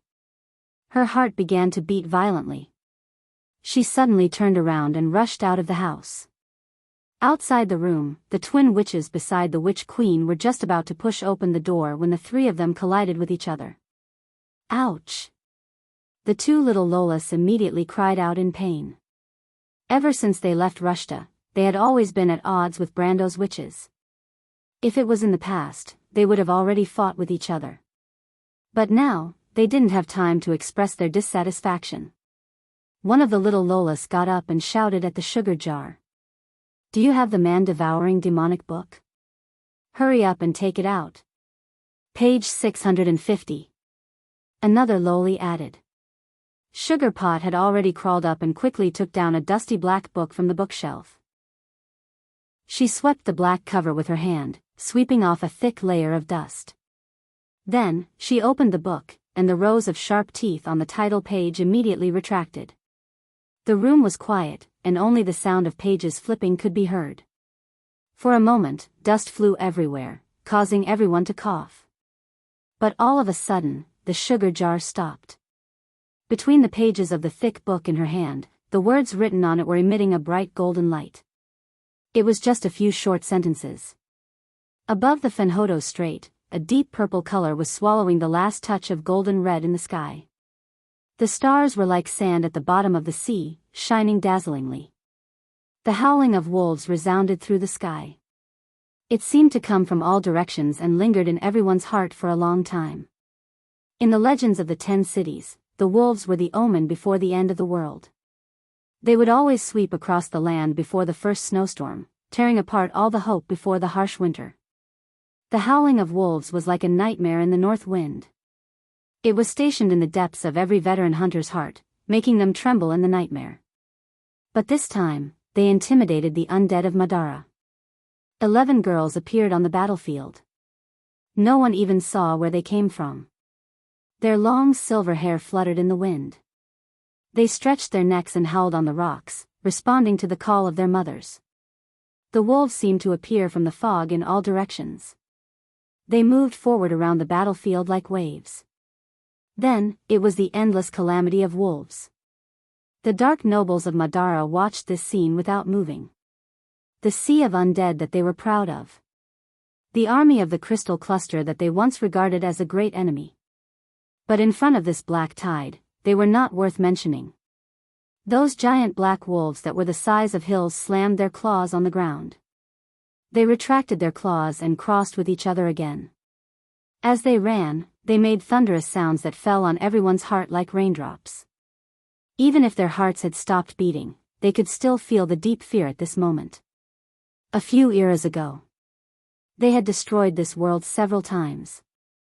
The records of the calamity of wolves were recorded in the thick ancient books of Wone that were sealed under the dust of history. Between the lines, they were full of the aura of destruction and despair. And today, they came again. But this time, it was not the declaration of the end of the world. Dim Corfa stood on top of a high mound, her hands clenched tightly into fists. The beautiful white wolf beside her said softly, "Don't worry, I'm sorry. Sister, this is what Lord Milos told us, fate, but I hate all of this. I hate this world. I hate that man. Where's mother?"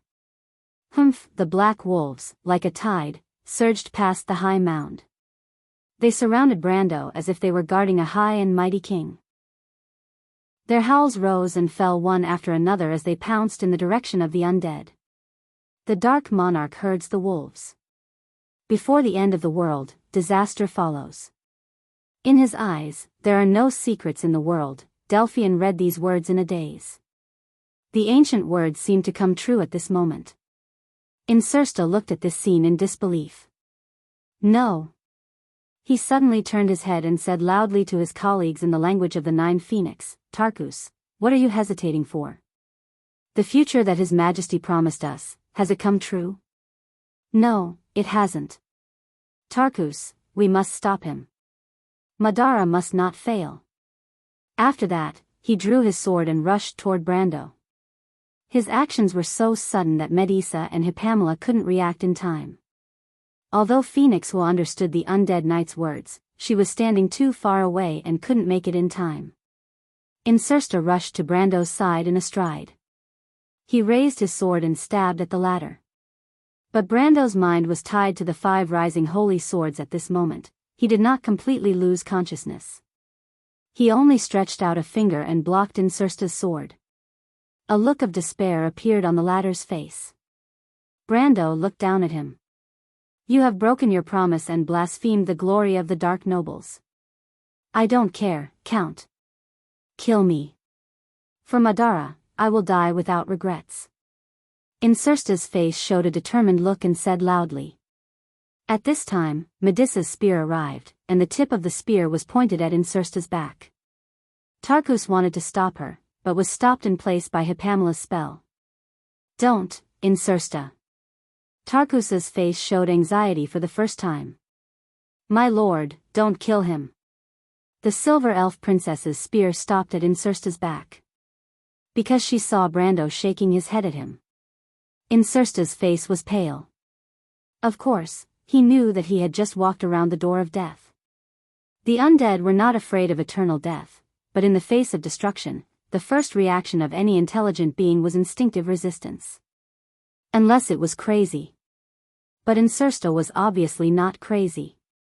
Why don't you kill me? He said in a hoarse voice. Count, let me be buried with the black rose of Roman Tua. You have a lot of talents under you. You don't need me. If I don't kill you, Madara will not be destroyed. You can still be loyal to your queen.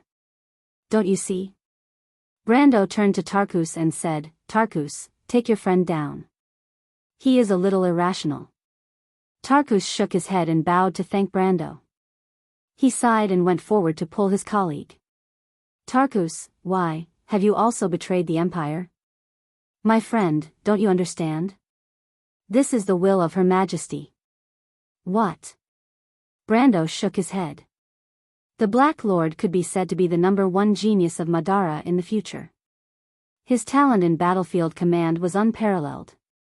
He may be a little immature now, but in the future, he may surpass Medisha. He was not comparable to people like Erwin and the three heroes. But after all, no one was perfect. This somewhat unruly Madara general lacked a keen political sense and vision. Except for Tarkus, his relationship with almost everyone in Madara was not so harmonious. Perhaps it was because of this that the Supreme of Madara let him partner with Tarkus. As it turned out, these two were also the most perfect partners. And thinking of the Queen of Madara, Brando couldn't help but raise his head and look in that direction. In the center of the retreating undead army on the battlefield, Her Majesty and her guards still insisted on not retreating. Her guards were like reefs, standing in the middle of the battlefield. Thousands of meters away, Brando seemed to be able to see the dark eyes of the other party, silently looking in this direction. So what was the other party thinking? Her Majesty the Queen of Madara. He looked back. Bai's figure had long disappeared. Chapter 13:13. What is this place? The flames crackled as sparks danced in the air. The distorted heat wave blurred the scene in front of them. It was like a street. The street was not spacious, but it was paved with stone slabs. There were 2 trenches for carriages. On both sides of the street were 2 or 3-story tall brick buildings, but most of them were only left with their frames. From time to time, the sound of buildings collapsing could be heard. There were also sounds of fighting, screams of despair, begging, and cursing. The flames that reached the sky reflected a fiery red color on the horizon. Smoke and dust rose into the sky, forming thick black clouds. Is this Westminster? Brags. Why is this happening? His mind was muddled as if there were countless voices lingering in his head. They seemed to be talking loudly, arguing with each other, whispering and chattering. Sometimes it was a man, sometimes it was a woman, sometimes it was an old man, sometimes it was a child. Shut up. Shut up. Terst shook his head and shouted loudly. Sure enough, all the sounds stopped. He saw another scene. It was a dark and empty world, and there seemed to be solid ground beneath his feet. A group of people wearing white robes and emitting fluorescent light were walking forward. Those people had no faces or hair, and he seemed to be involuntarily following them. Terst, Terst. A ghostly voice called his name through the void of space. The voice reminded him of his own childhood in the countryside of Weinomar, when he had hidden in the stables, separated by a thin wooden wall, and the wet nurse had called his name. Then the door was violently flung open, and he saw the face that haunted his dreams, and that he least wished to recall, his nominal father, the Duke of Grenoires, who glared at him as coldly and angrily as he remembered it. That face quickly changed into his elder brother's look of contempt. I will kill you, Terst. No. Terst screamed in horror, but the voice quickly changed in his mind. It was the voice of his first woman, his maid. That poor woman had died in an epidemic, and he didn't have much memory of it. Terst, Terst. No, shut up, you damned ghosts, stay away from me. He moaned with a pale face. He retreated, and the scene in front of him blurred. The pale figures disappeared, and he saw a boundless plain. The ground was black, the sky was blood red, and the sound of killing filled his mind like a tide. Ah! Terst screamed as he covered his ears. His eyes were wide open in agony as he stared at the scene in front of him. It was a tragic battle. Countless creatures and monsters that he couldn't name were fighting each other on the battlefield. The side of the battle seemed to be humans, but he had never seen such powerful humans. They could summon all kinds of weapons, and in an instant, they poured out doomsday-like power on the battlefield. They rained fire on the battlefield, and the monsters died in their hands. They then created a few bright suns between heaven and earth. The suns seemed to absorb all the light around them, turning the world into darkness. When they were born, all the monsters around them vaporized in an instant, turning into smoke and dust. They also dropped meteorites from above the clouds. The meteorites passed through the thick black clouds, leaving behind a few golden red lines that were perpendicular to the ground. Then, they caused a series of explosions and roars on the battlefield. But there were still too many monsters. As if there was no end to them. Burning crystal shards pierced through the sky and fell into the human camp, creating huge craters. Then, giant crystal monsters crawled out of the craters, easily killing the powerful humans. Then came the insects. Insects that blotted out the sky and covered the earth. Countless insects died before they could even get close to the humans, turning into dust. But they were also pervasive. More and more insects landed on the human camp, and the powerful humans began to retreat after a short period of resistance. Terst saw a giant wolf as large as a hill slaughtering its way into the human camp. The humans' retreat quickly turned into collapse. A sense of despair enveloped his soul. It was as if he had some sort of blood connection with these powerful humans. When he saw them fall, he suddenly understood that this was the final battle of this world. They had lost. No, no. Terst muttered as he knelt on the ground, covering his face with his hands. He saw a group of silver-white monsters appearing on the horizon. There weren't many of them, but the humans couldn't do anything to them. They were like silver lines that pierced through the battlefield, causing the humans to fall one by one. A silver-white monster landed not far from him, then turned around and looked at him. Terst's eyes widened, his entire body trembling as he trembled. Don't kill me. A bright and snow-white blade was reflected in his eyes, plunging straight into his throat. No. Terst screamed in despair as he felt his throat turn cold. Everything in front of him quickly distorted and melted into the darkness. Plop. Plop. The sound of snow being squeezed together could be heard. A pair of moccasins that were tightly tied with leather ropes was trudging through the snow near Xena Forest. The owner of the boots suddenly stopped. The owner of the boots was dressed in a hunter's attire commonly seen in the Eagle Castle area. He had a thick jacket, tight leather pants, and deerskin gloves missing 2 fingers. He carried a bow and a quiver of arrows on his back and a bunch of other things on his belt. There were even 2 animal traps hanging from his belt. He was about 67 years old, in the prime of his life at Won's age. His skin was dark, and it was obvious that he was an experienced hunter who had spent a lot of time in the wilderness. The man had 2 hunting dogs on his leash. The dogs were sniffing around the ground, but the first snow of late autumn in the north interfered with their judgment, causing them to hesitate. After a while, one of the dogs raised its head and barked towards a direction in the forest. A lot of snowflakes fell from the trees. A group of riders came out from the forest behind the hunters. The leader of the group, an elderly knight, pulled on the reins and asked, "Did you find anything, Pierce?" "There's something in the forest, my lord." "Could it be a herd of deer?" "No, my lord, there's no trace of a herd of deer nearby. Maybe it's a rabbit or some other small animal, a young knight said. No, the dogs are very uneasy. Only bears in the forest can make them so uneasy. But the bears are hibernating now, so you can't see them, Pierce said with certainty. Maybe there's one or two that aren't so afraid of the cold. The snow isn't thick yet, so they have to hurry out and store food. Duke Hoffman waved his hand. Believe in Pierce. He's the best hunter around here. Draw your swords. Boys, let's go in and take a look. No, my lord, let me go in and take a look. I'm familiar with the forest. If there's anything strange, I can at least send a message. Pierce replied in a deep voice. Duke Hoffman looked at the old hunter and nodded.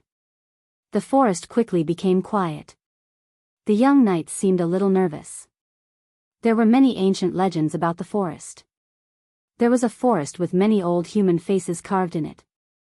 It was said that the person who carved them was once the owner of the forest.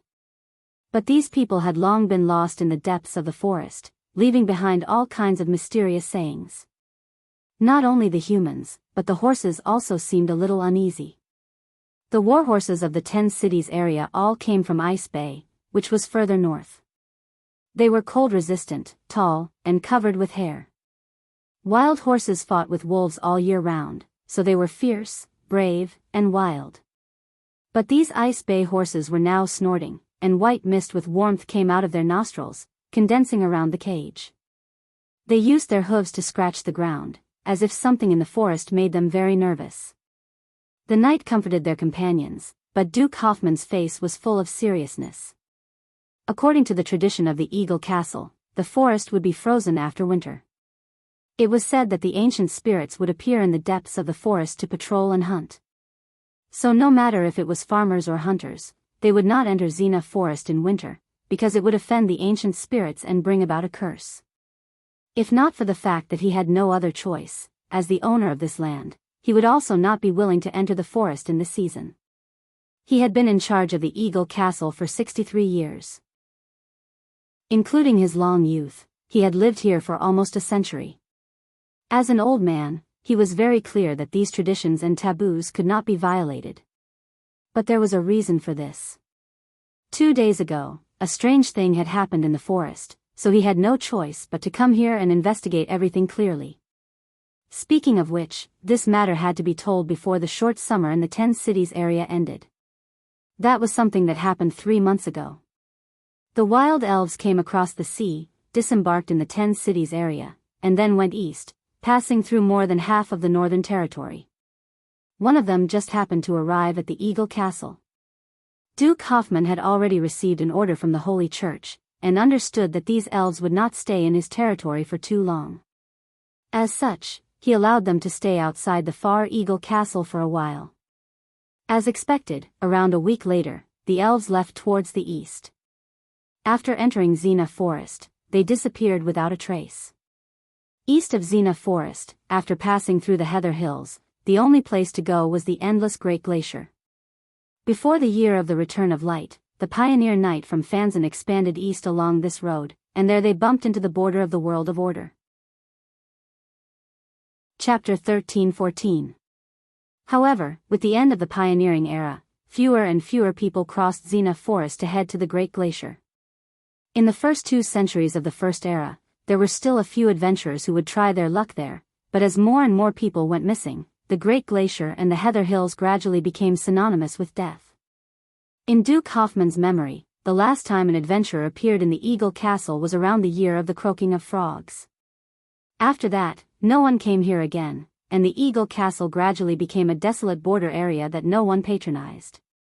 Thus, he couldn't help but be curious about what the elves were doing in the east. Was it related to the legendary treasure buried in the Great Glacier? With such curiosity, he ordered people to keep watch at the entrance of the forest day and night, wanting to see when the elves would return. But no one would have thought that the elves would be gone for 3 months. After that, there was no news of them at all. After a short summer, the 10 cities region entered the bleak autumn season. Before the snowfall, both beasts and humans had to stock up on food. The residents of the Far Eagle Castle also had to prepare for the annual festival. All kinds of mundane affairs began to become busy. Naturally, he had forgotten about this matter. After all, regardless of whether the elves were completely annihilated in the Great Glacier or whether they brought back any treasures, it had nothing to do with the residents of Eagle Castle. Although Duke Schaufman was the owner of this place, there was nothing he could do about the wild elves, especially when the Templar Church did not show any obvious attitude. Just like that, on the night before the winter ritual, the hunter he sent to Xena Forest suddenly appeared outside the gates of Eagle Fortress as though he had gone mad and declared loudly, "That's right, the hunter who I sent to Xena Forest. He saw an army of spirits." Naturally, no one believed this nonsense at first, but the hunter was determined not to take a step closer to the forest. He swore solemnly, and looked like he was on the verge of a mental breakdown. He shouted at everyone, saying something about ghosts, pale armies, and the like. Eagle Castle wasn't big, and there weren't many residents. Naturally, such an incident quickly spread to the Duke's ears. His attitude was different from normal people. When he heard about this unlucky young man's encounter, he immediately thought of the ancient legend of his family. The ancestral spirits in the forest. According to the legend, the ancestors of Eagle Castle had received a gift from the ancestral spirits in the forest. That was how they were able to establish a foothold on this land and establish this territory. From then on, they became nobles of the 10 cities. However, there weren't many written records of that legend in the family.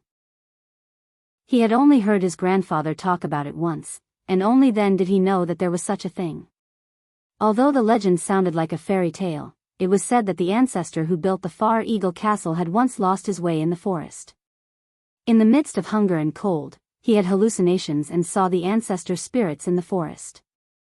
The ancestor spirits led him to a forest full of carvings. There, they entertained him and gave him a fire seed and a piece of stone. Later, the ancestral spirits of Eagle Castle, Eagle, of Eagle, Eagle Castle, Eagle, Eagle, and Eagle Castle, Eagle Castle. That fire seed was still preserved within the Far Eagle Castle's sacred hall, illuminating this desolate land for thousands of years. As for that piece of stone, it was said that during a winter hunt, due to the accidental death of the Far Eagle Castle's patriarch, it was forever left in the depths of the forest. It was also from that era that the Xena Forest in winter became a forbidden area for Eagle Castle. The descendants of Eagle Castle had always believed that the piece of stone was their lucky charm, because ever since the piece of stone was lost, the family began to decline. Night explorers and adventurers no longer appeared on this land, and the once prosperous Eagle Castle fell into a difficult situation. Duke Schaufman was a devout believer of the Holy Church, and he had always maintained a respectful attitude towards the ancestral spirits in the forest and these mysterious legends. However, in his heart, he also believed that the missing piece of stone had a special connection with the rise and fall of Eagle Castle. However, he had a different opinion from his grandfather and parents. He believed that the piece of stone was a sacred item bestowed to the family by Sage Fanzan, and that the family had suffered such a punishment because they had carelessly lost it. Just like the ancestors of the family, he had always wanted to find the piece of stone. And the scene that the young hunter had described that night was no doubt an opportunity, igniting the old duke's long-cherished wish. In the young hunter's description, the army he saw advancing in the fog was very similar to the legend that had been passed down in the family for generations. The ancestral spirits in the forest had appeared once again. In that case, was that stone fragment going to return to the Far Eagle Castle again? Duke Schaufman couldn't help but have such thoughts. Although almost everyone advised against entering Xena Forest in winter, he definitely couldn't wait until spring when the ice and snow melted. He thought that perhaps this was a test given to him by Sage Fanzan. If he didn't have the courage to accept this test, then the Eagle Castle would forever miss the opportunity to obtain the piece of stone. With such a firm thought, he led the knight and a few experienced hunters into the forest. However, after entering this mysterious forest, Duke Schaufman couldn't help but feel uneasy. After all, there were just too many legends about it. Even the Xena Forest didn't only have good legends about it. Many people had gone missing in the forest in search of it, never to return. People often said that those people were sealed in the Xena tree, becoming a human face on it. Although Duke Schaufman had always been dismissive of the rumors of these rural farmers, when he truly entered this eerily quiet forest, those strange legends couldn't help but appear in everyone's hearts. After Pierce entered the forest, not a single sound came from the forest for a long time. The sounds of the two hunting dogs were also swallowed up by the sea of trees. The silence made everyone's hair stand on end, as if something was constantly watching them from behind. Duke Schaufman took off his mink gloves. He couldn't stand the silence and was about to order the knight to do something, but it was at this time that he suddenly heard a whistle. This sudden sound scared him so much that he almost fell off his horse, but it was at this time that he heard his knight let out a cheer. He quickly raised his head and saw Pierce walking out of the forest. "What took you so long?" Duke Schaufman asked in dissatisfaction. "I ran into some trouble," Pierce replied. "There was a person in the forest. His condition wasn't very good, so I spent some time to help him. Otherwise, I don't know if he would have survived." "A person?" "Yes, he doesn't seem to be a local. Before he fainted, he kept saying that he wanted to see you, my lord." "He wanted to see me? Does he know me?" Duke Schaufman was slightly surprised. "No, he said that he wanted to see the highest officer here, but we don't have any officers here." "I think he was talking about you," Pierce replied. As he spoke, he took out something from his pocket. "He also gave me this. I don't know what it is." Duke Schaufman's eyes narrowed slightly. He saw that the old hunter was holding a piece of brown stone in his hand. The smoke over the Finhodo Strait finally dissipated after the last ray of sunlight disappeared into the horizon. Enveloped by the will of the holy sword of annihilation, the undead who had lost their will to fight did not resist for too long. The low-level undead were the first to betray the will of the Roman Black Rose and abandon their original master. When the Black Knight, who resisted the most, was completely devoured by the wolves, there was no longer any suspense on the battlefield. About half an hour later, Brando once again met the Supreme of Madara. She was obviously not in a good situation.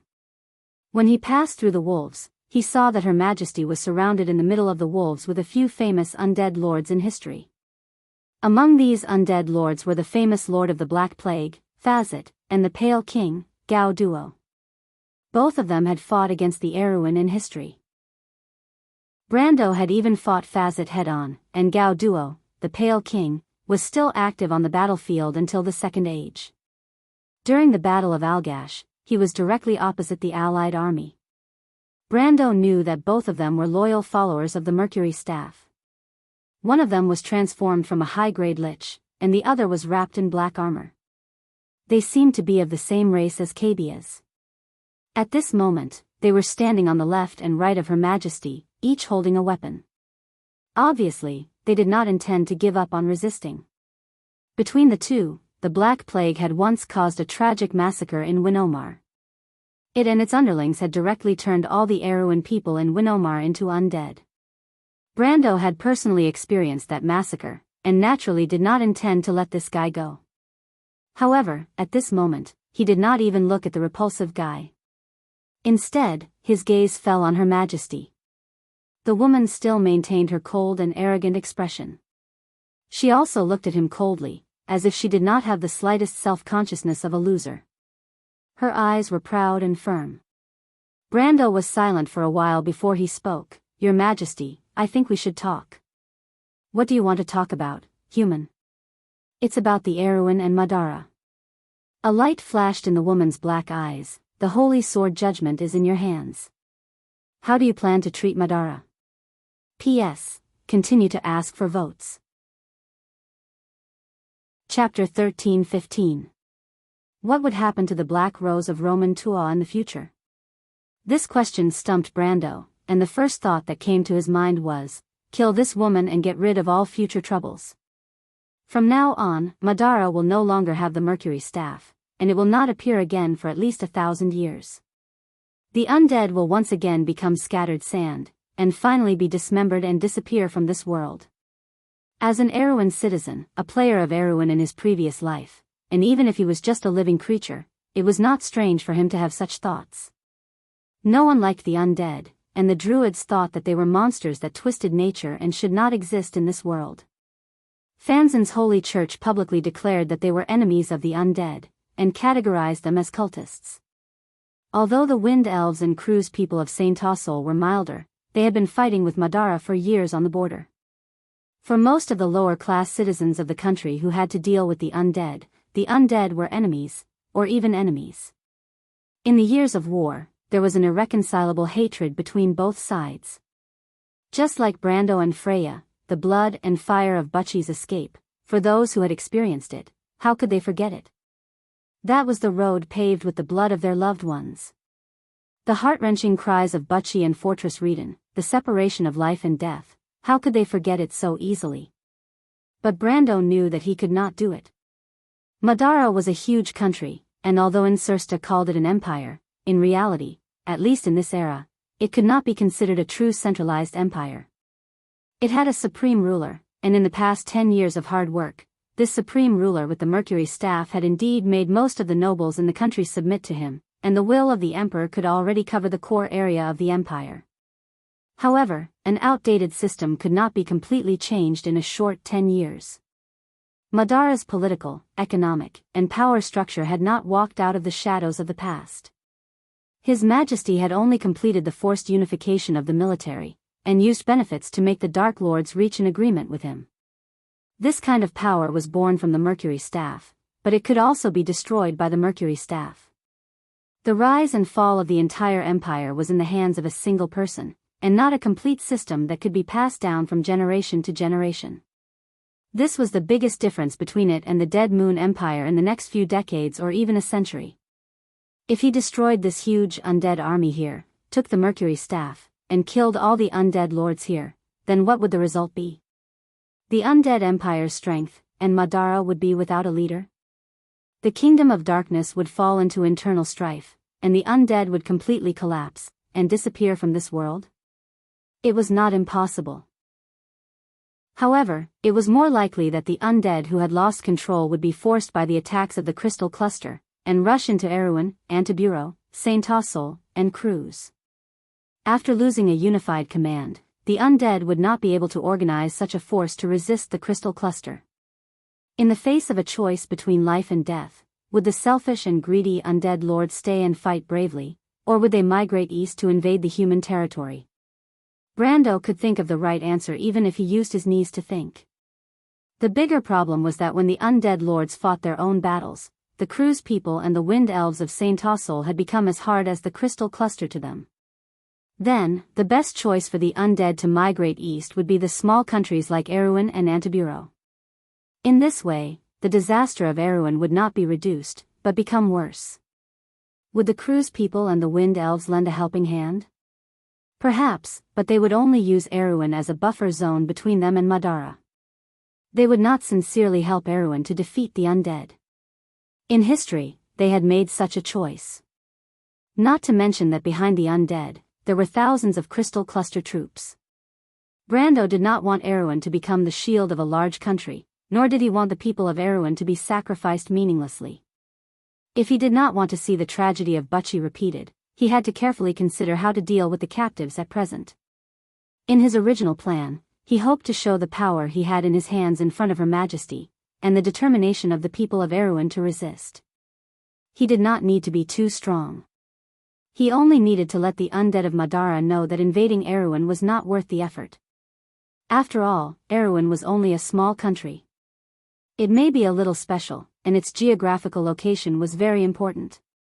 But if the undead had to suffer losses equivalent to when they invaded Cruz or even Saint Tossol to conquer Ampere Seal, then he believed that the wise Her Majesty would definitely reconsider her decision. As long as Her Majesty could give up on invading Erewhon in the Second War of the Black Rose, and fight for 2 to 30 years of development for Tonajul, the time between the Second War of the Black Rose and the War of Cipher, then when the undead expanded for the second time, Erewhon would have enough strategic depth and military strength to fight Madara. At least, it would not be difficult to resist Madara's army. Although the master of the Mercury staff had been known for his insight in history, Brando believed that with the advantage of the lack of information he had, the chances of successfully persuading Her Majesty were quite high. After all, no one would have thought that a small country like Erewhon would have such terrifying potential. It was too small, to the point that even if everyone in the kingdom was united as one, it was meaningless in front of a giant like Madara. After that, as long as he still existed, Brando believed that Erewhon's development with the support of the Black Forest would be faster and faster. When the next generation of fire was born, Brando still did not know that it had already been born in his territory. The Black Forest would be a smooth road for Erewhon. As long as they had that fertile land, the strength and population of the kingdom would expand along with the expansion of the territory. Before it stagnated, there was almost no limit.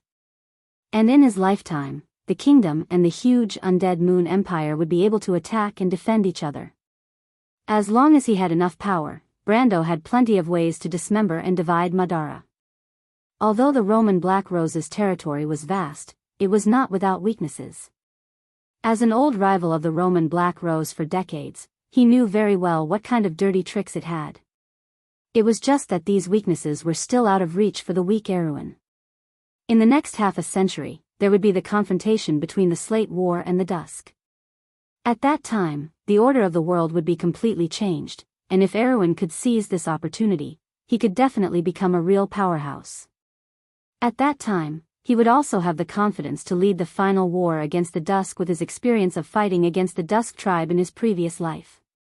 Brando had a clear desire in his heart, as if this was the goal he had to achieve in this world in this life.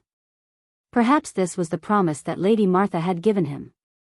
But he never thought that although he did show such strength, it seemed to be a little too much. With the help of Ekis' daughters who appeared out of nowhere at the end, he actually defeated the undead army head-on. Now, things had gotten a little out of hand. At present, he had the Supreme of Madara in his hands, and even the Mercury Staff in his hands. In addition, he had nearly 1/3 of Madara's military power. But he was somewhat stunned to find that his situation had become worse. What could he do? Completely destroying this undead army seemed to be somewhat impossible, unless he was willing to push Erewhon into the fire pit. Then, should he just let these undead go? Not to mention whether Brando was willing to do so, he knew that it was meaningless. He had played too big this time. He had captured Her Majesty the Queen of Madara, and also defeated the undead's Black Knight Legion. He had killed countless dark nobles, and the undead had suffered heavy losses. Although it was the other side who made the first move, in any case, there was already an irreconcilable enmity between the two sides. If he let these undead go, they would not thank him in the slightest. After all, they were not human nobles. The key was that they had to maintain the dignity and supreme position of the Mercury Staff, so it was impossible for them to admit defeat. Unless he killed them. This way, he would fall into an endless cycle. So when Her Majesty the Queen coldly threw out this question, Brando suddenly fell silent. He had never been a quick-witted person, nor did he have any outstanding political talent. The original crappy plan was in fact the result of him thinking for a long time, and it was a little funny because the plan was originally based on a fantasy. After the fall of the Kingdom of Erewhon, some players often wondered on the forums how they could save Erewhon out of depression. Although Brando looked down on these people who said that they were invincible, he remembered their discussions in his heart. After all, it was also his biggest regret in his heart. Of course, he had never been a blindly optimistic person. It was not that Brando did not think about what would happen if the plan failed. He had discussed this topic with Amandina, Her Majesty the Princess, and even Allium Japonicum several times. Amandina and the others had also helped him to perfect this plan more than once. This plan, from the beginning, was a vague idea in his heart. It gradually became a detailed plan with dozens of records and countless people in Valhalla preparing and working hard for it. Naturally, it could not be done by him alone. In fact, Brando did not have the ability to do so. Chapter 13-16. But among these countless records, none of them mentioned what he should do after he accidentally defeated Madara by himself. Everyone, including Amandina and the princess, approved of his idea and thought that it was very feasible, especially after they saw Valhalla's potential. But even the boldest and most radical people, even Allium Japonicum and Maynard, who had a clear vision of the future, had never considered such a problem. And now, this problem was clearly placed in front of Brando. Brando looked at the dark eyes of the Queen of Madara and knew that she must have expected this. From the moment she handed him the mercury staff, she must have calculated this situation. And he also knew that she must have a solution. But he didn't want to ask about it. Because Brando knew very well that there must be a trap. This supreme person who held the mercury staff in history had set this trap from the beginning, and even used herself as bait. How could this trap be so simple? But what made him distressed was that he quickly realized the difference in intelligence between him and the other party, because even if he racked his brains, he still couldn't figure out what the other party's purpose was. This was a little too sad. He subconsciously turned his head and looked at Medisha, who was not far away. When Amandina and her Royal Highness were not by his side, this silver elf princess might be the only think tank he could rely on. Unfortunately, Medisha was not omnipotent. She had even less information than Brando. Facing Brando's questioning gaze, she only gently shook her head, indicating that he should not act rashly. But the problem was that Brando didn't dare to act rashly at the moment. He turned his head again and looked at the queen, who was surrounded by the undead. The latter's face was expressionless, but Brando felt that this woman was extremely detestable. And the other person who made him feel extremely detestable was the silver elf princess's sister, Lady Tiamas. He believed that everything in front of him must have been planned by these two women. But this stalemate was not a solution. Brando frowned and was about to speak, but he was blocked by a figure in front of him. He looked up and was stunned to find that it was Delphian. The Prime Minister's daughter whispered, "Let me talk to her, my lord, I will give you a satisfactory result." What? Delphian turned her head, her light purple eyes reflecting his face. She didn't speak, but her eyes were full of determination and persistence. "You want me to appoint you as an envoy?" "My lord, this identity is not enough. I have to represent Erwin to be qualified to negotiate with her." Brando was stunned for a moment. In fact, he certainly didn't have the qualifications to appoint Delphian to represent Erwin to negotiate with Madara, but at this time, he wasn't so inflexible. In fact, he was surprised that the Prime Minister's daughter was willing to stand up for him. Yes, besides Amandina, only this smart young lady could handle the situation at hand. Of course, that was if she didn't have any bad intentions. Whether he could trust this young lady or not, that was the problem. After all, she had a long history of misdeeds. Even though she was now his woman and his mage servant, compared to this woman's stubbornness, these reasons were still not enough. Brando only hesitated for a moment, then nodded.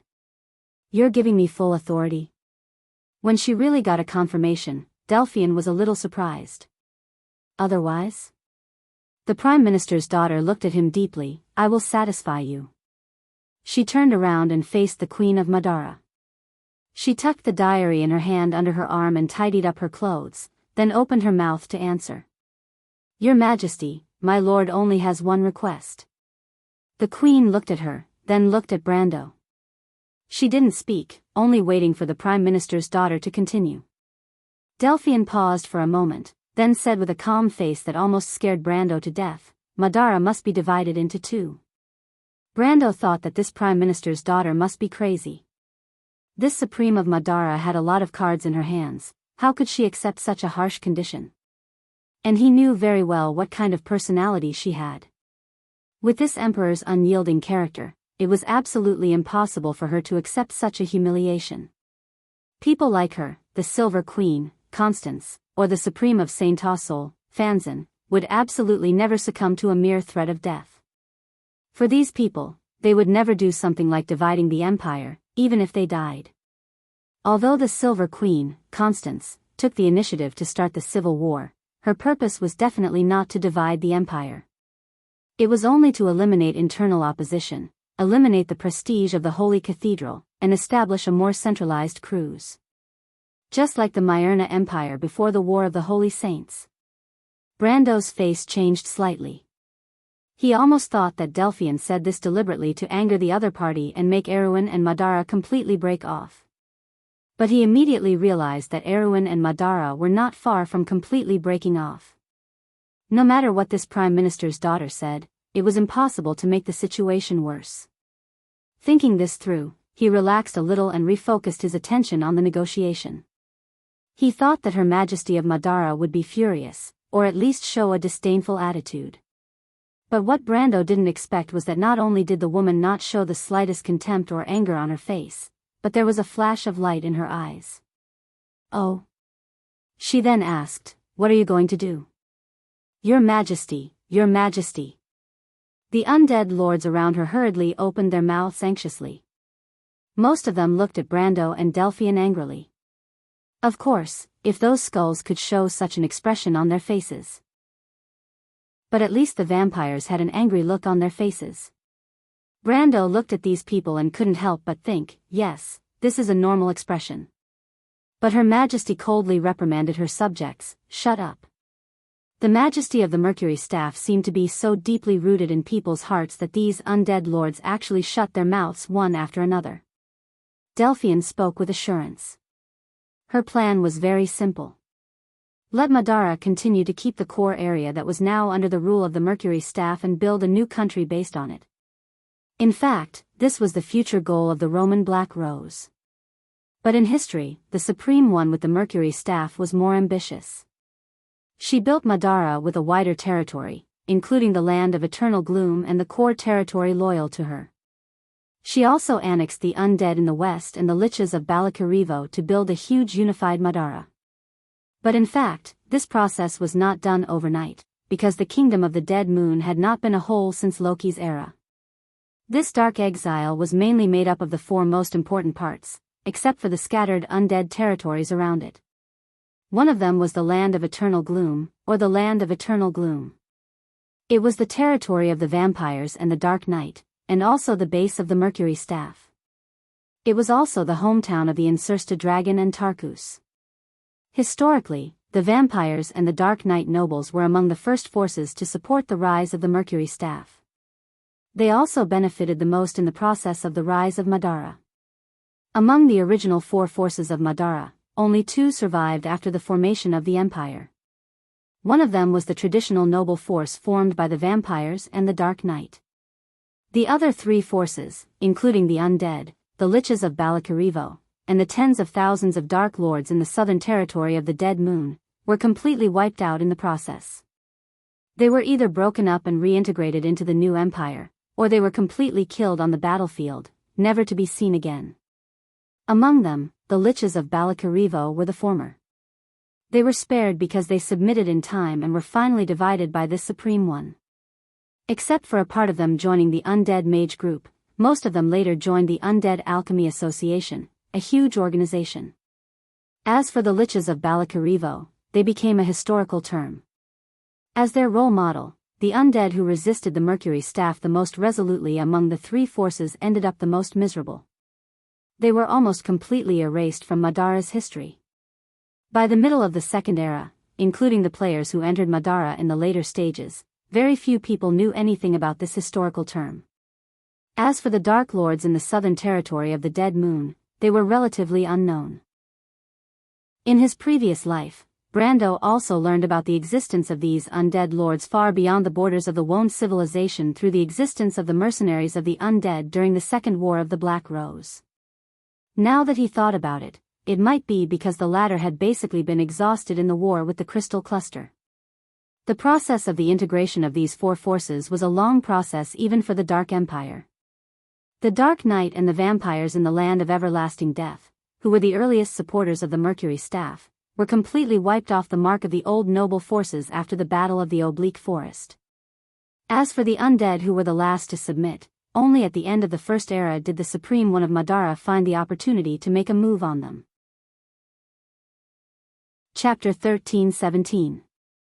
However, this process took almost a century. If it weren't for the asymmetry of time in the game, Brando and the other players wouldn't have been able to witness the entire process of the Undead Empire's integration. In fact, even after the integration, there were all kinds of problems. Whether it was the First or the Second Era, to the Mercury staff, the ones who were truly loyal to her were the Dark Nobles in the Land of Eternity and a small number of liches in Balakarivo, as well as the forces of the Queen of Banshees. Therefore, Delphian's words weren't completely unreasonable. Brando listened to her list of these problems one by one and used it as a basis to support her argument. She proposed to divide Madara into two and rule over the land. He was surprised to find that this prime minister's daughter seemed to have a deep understanding of Madara. However, he knew that a few weeks ago, this prime minister's daughter definitely didn't know so much about this Roman black rose. When he was in Russia, he talked to her about the relationship between Erwin and Madara. At that time, she didn't know much about it. She only mentioned that as his advisor, she would look up more information in the future if she had the chance. He didn't expect her to really go. Brando knew that this Delphian didn't have any good intentions towards him at that time. The only reason she could do this was because she was trying too hard to play her role well. Thinking that he was targeted by such a woman and was still alive today, he really had to thank Lady Martha for her protection. However, even if Delphian had reason and evidence, Brando didn't think that the Queen of Madara would agree with her words. Indeed, the Mercury staff didn't control too many territories outside of the Land of Eternity. However, in name, whether it was the undead or the liches in Balakarivo, they had all expressed their loyalty to her. Although he didn't know the attitude of the Dark Lords in the southern Sea of the Dead Moon, they were willing to send mercenaries to fight for the Queen in the Second War of the Black Rose. Under such circumstances, anyone with a discerning eye could see that the unification of Madara was only a matter of time. As long as the Mercury staff wasn't lost, as long as the Queen still maintained her authority, she would reach the pinnacle of power sooner or later. How could such a proud existence agree to such a proposal? Indeed, the Mercury staff wasn't in her hands, but so what? Brando didn't dare to casually deprive the Queen of her authority. Otherwise, he would be waiting for the undead to be driven into Erewhon by the crystal cluster. What gave him a headache was that the Queen was clearly aware of this. Otherwise, she wouldn't be so fearless. However, what surprised Brando was that after hearing Delphian's words, the seemingly cold woman pondered for a moment and asked, "Why should I agree to such a proposal? Why should I agree to such a proposal? What can we gain from it?" Even though she did not directly agree, Brendel's mouth was already agape. He originally thought that the Queen would definitely sternly reject him. Based on his understanding of the other party's personality, this was the Madara's majesty that he was familiar with. However, he suddenly realized that he didn't know much about the Queen. On the other hand, the Prime Minister's daughter was very calm. She replied, "The Mercury staff. You will return the Mercury staff to us?" The Queen narrowed her eyes slightly. A light flashed in her dark eyes. "Little girl, Hela has already returned to this world. The Mercury staff is now a part of her destruction. Are you sure what you are saying?" Behind her, the undead lords were also in an uproar. Those who could appear on this battlefield, apart from Dai Lin who had been killed by her scheme and Isaac who had died at the hands of her own people, were mostly her trusted aides.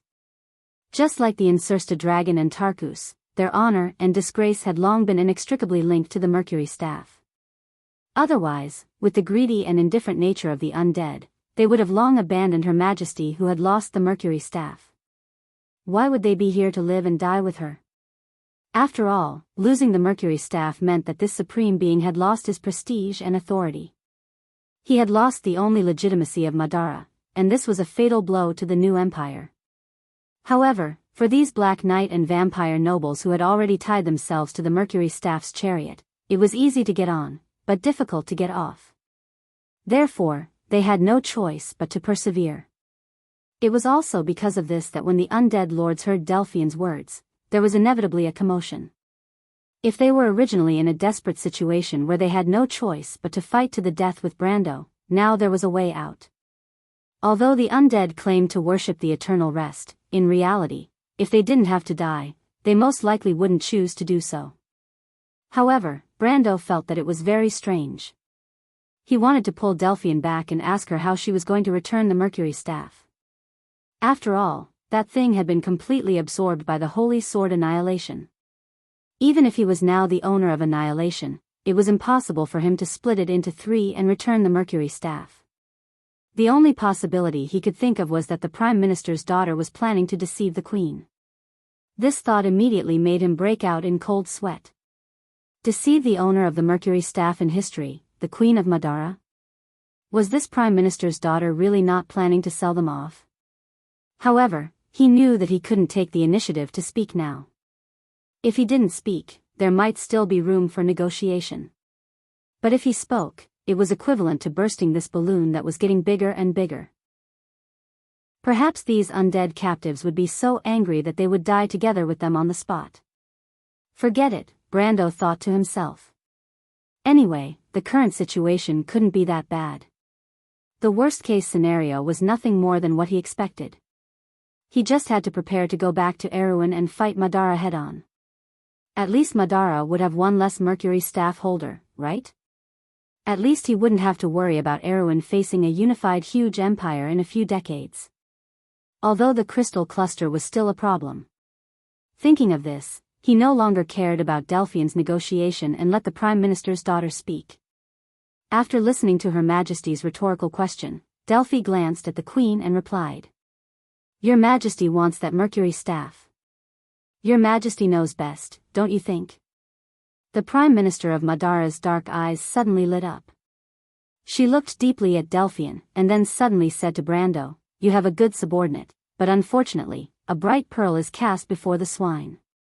If she was by my side, I could go further than you, Count Brando. After saying that, she waved her hand, I need to think about it. Please go back, Count Brando. Brando couldn't help but look at Delphian, thinking what it meant to cast a bright pearl before the swine. If he could, he would be happy to give this lady away. Unfortunately, not to mention whether she would agree or not, the Planeswalker system wouldn't allow it. However, the Queen's reaction was far beyond his expectations. If he still couldn't see that she was interested in this proposal, then he would be a complete idiot. Fortunately, although Brando never claimed to be intelligent, at least he wasn't stupid. Delphian turned around, walked to his side, pulled on his sleeve, and motioned for him to step aside to talk. Brando also wanted to figure out what was going on with this inexplicable negotiation. In his impression, the Queen definitely didn't have such a personality. If he didn't remember wrongly, then the other party must have swapped her. But he felt that both of these were unlikely. Delphian pulled him all the way to Medicia's side.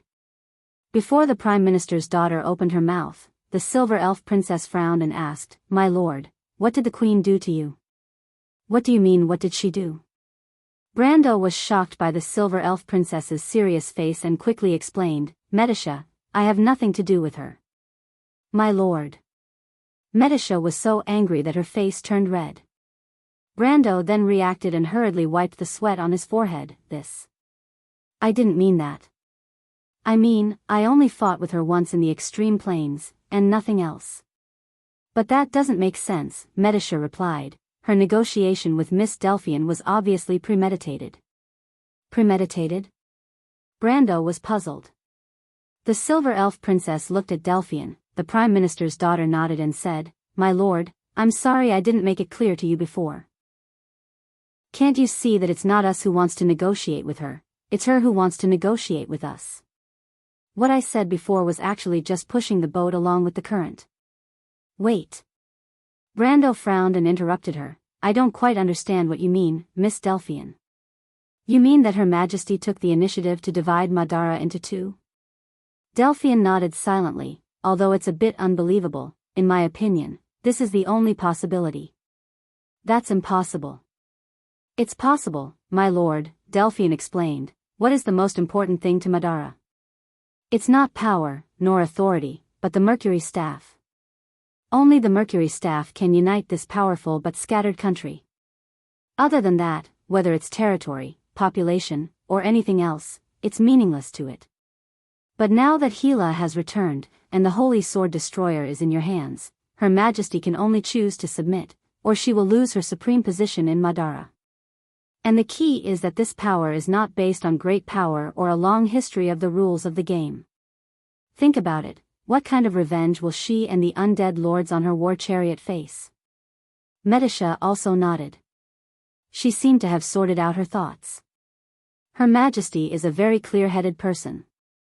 She has already thought of a way out. She was just waiting for us to speak. Fortunately, Delphian saw this early on. Otherwise, if we spoke rashly, she might have taken the initiative. That's not right, Brando muttered. What's not right? Medicia was stunned and asked, puzzled. Teacher, do you want to ask how we should return the Mercury staff to Her Majesty? At this time, Huang Hua, who was at the side, finally spoke. That's very simple. The Prime Minister's daughter smiled. I've already said it very clearly before. Her Majesty wants Madara's Mercury staff. She knows this very well in her heart.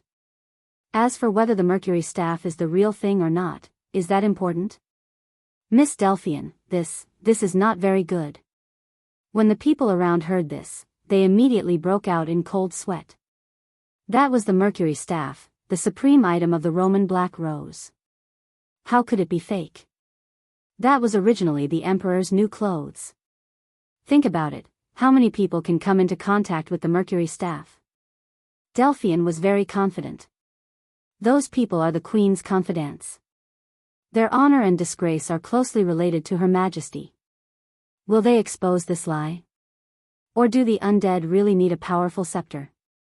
What they need is just the symbolic meaning of it, Sui Xiong said. That's enough. No. Brando shook his head. There's a problem here. What problem? Brando raised his head and said word by word to Medisha and Delphian, you're all right. But there's a problem. She was the one who gave me the Mercury staff. What? Chapter 13:19. Although he did not know what the Queen of Madara was up to, Medisha and Delphian had no idea. Brando naturally would not torture his brain and could only put this question aside for now. Of course, he suspected that Tarkus might know something, but he did not seem to be willing to speak. Moreover, he and Insursta had already received his permission to return to the undead camp. The vampire even gracefully bid farewell to him before he left.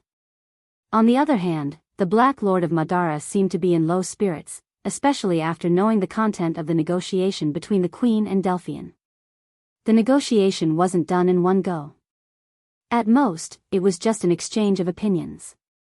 This agreement also involved a lot of details, such as the specific range of Madara's kingdom, how to set up the buffer zone between Awin and the Black Rose of Bromando, how to go about the Second War of the Black Rose, and so on. There were also a lot of clauses on how to ensure that the content of the agreement was followed and implemented. These were all delineated and negotiated with Her Majesty, and there were bound to be disputes and bargaining. Although Brando was not sensitive to politics, he had at least experienced the negotiation between the princess, the northern nobles, and the king's party. He knew these details very well. He entrusted all of this to Delphine. Although he wasn't sure what this woman was thinking at the moment, he didn't have a better choice, did he? Medisha originally wanted to participate in the negotiation as an assistant, but she was rejected by Brando. He did not think that the Silver Elf Princess would be of any use when the Prime Minister's daughter was in charge. Moreover, Fuxia wanted to see her. To be exact, she wanted to see Medisha and Hippamra. Brando originally thought that the high and mighty evil dragon had already left, like the fog of the lost ones. However, he did not expect that after the battle on the ground came to an end, the dragon's figure appeared above the clouds and asked to see his two subordinates. Brando was a little worried, but Medisha pointed out that the reason the dragon wanted to see them might have something to do with their identity as planeswalker creatures. This reminded Brando. He thought about it and realized that this Hepta Dragon Queen was also a planeswalker. She did not see anyone else, only Hippamra and Medisha. She must have noticed their identity. Therefore, after asking the two of them for their opinions, he thought that the evil dragon's identity as a planeswalker should not have any ill intentions towards Medisha and Hippamra. Therefore, he brought them over to the war goddesses in strange armor. After all, the Dragon Queen was already a famous existence during the War of the Holy Saints. If possible, Brando did not want to become enemies with her. After sending off Medisha and Hippamra, Tarkus and Insursta had also left. Phoenix Fire, Fang Qi, Adni and the others were still resting on the battlefield. Brando had no choice but to return to the undead army alone. At this moment, the undead had already disarmed themselves under Delphian supervision. The undead's method of disarming themselves was very unique. Usually, only the Black Knight, Pale Knight and Lich would symbolically hand over their weapons. Meanwhile, the low-level undead that occupied the majority of the undead army, such as the Crusader executioners and skeleton soldiers, would be dismembered on the spot and turned into piles of bones. As a result, the undead army on the battlefield instantly shrunk by more than 2/3. This was because the undead army brought by the queen was more elite. Less than 1/10 of the undead army of the Dark Lords were left after disarming themselves. However, Delphian alone could not convince the rest. The low-level undead only knew how to obey and were the best soldiers. However, the intelligent high-level undead were often greedy and unruly. If not for the help of Ekis' daughters, the undead lords would not have willingly handed over their command. Among the ladies that helped, there were naturally a few that Brando was familiar with. However, the first ones that Brando saw in the wolf pack were not the Kohua sisters. The dark Kohua and the kind Kohua seemed to have been avoiding him. During the battle, Brando had seen the two sisters from afar, but once the battle was over, they ran off to who knows where.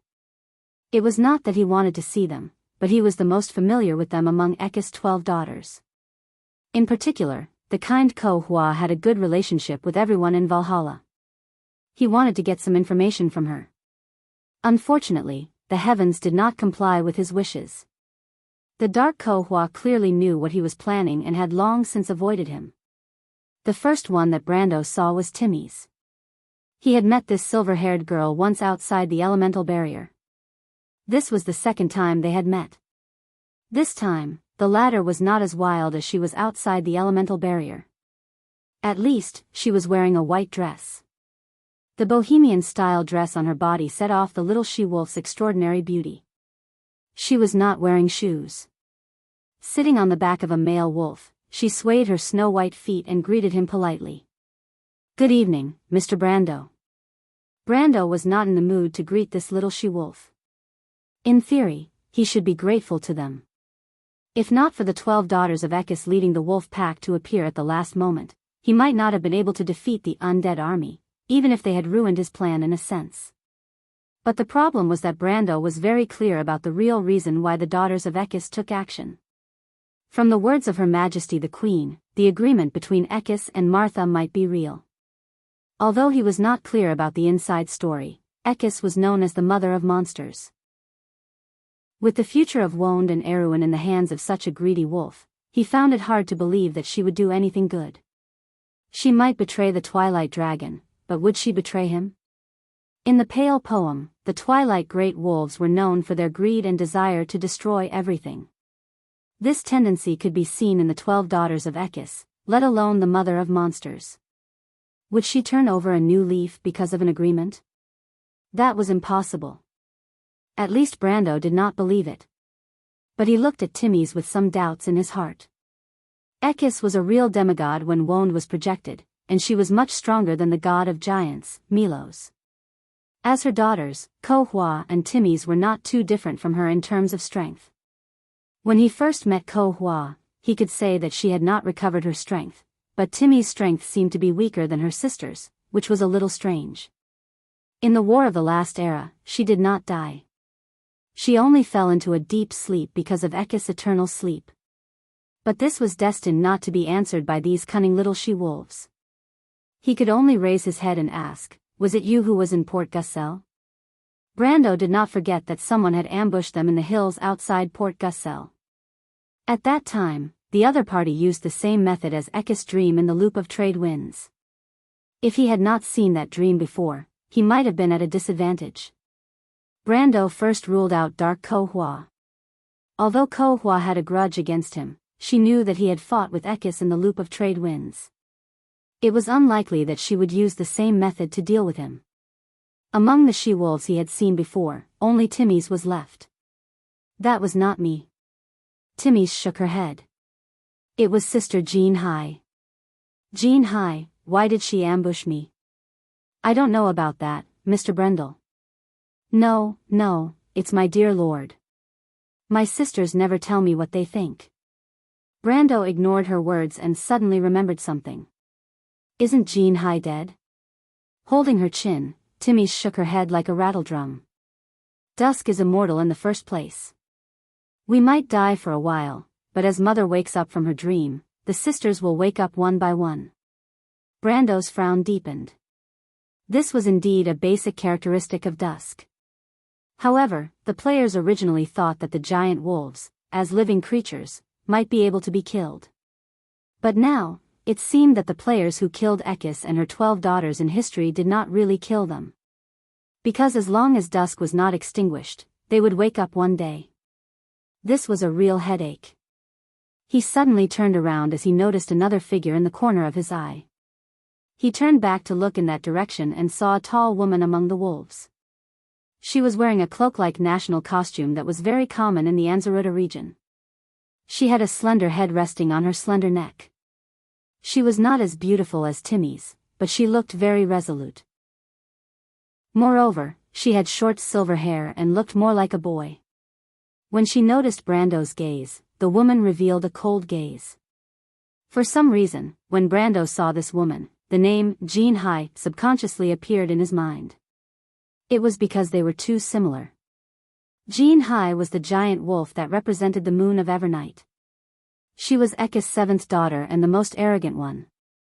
The arrogant Jianghu once wanted to challenge Ekis' position, but Ekis tolerated her daughter's provocation and instead regarded her as her right-hand woman.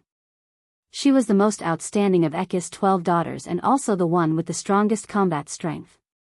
Brando had seen her in her wolf form in his previous life, but he had never seen her in her human form. Chapter 13:20. However, when the other party appeared in front of Brando in such an image, Brando seemed to naturally recognize that this should be Jianghu, the most arrogant she-wolf. "You are Jianghu?" Jianghu looked at him coldly. Her face seemed to be covered with a layer of frost that would never melt. She had no intention of answering Brando's question at all. She only said, "I have something to say to you, human."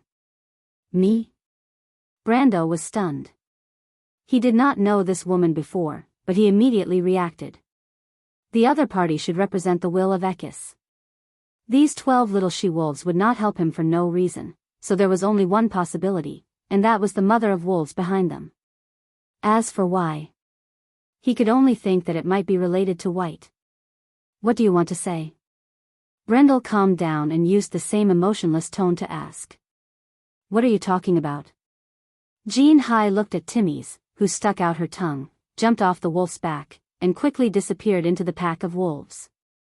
Jianghu then stepped aside, and a giant black wolf slowly walked out from behind her.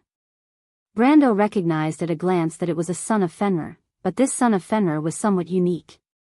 Its eyes did not have the frenzied look of destruction, but were cold and sober silver. Brando only took one look at this wolf and knew who it was, Ekis, the mother of wolves.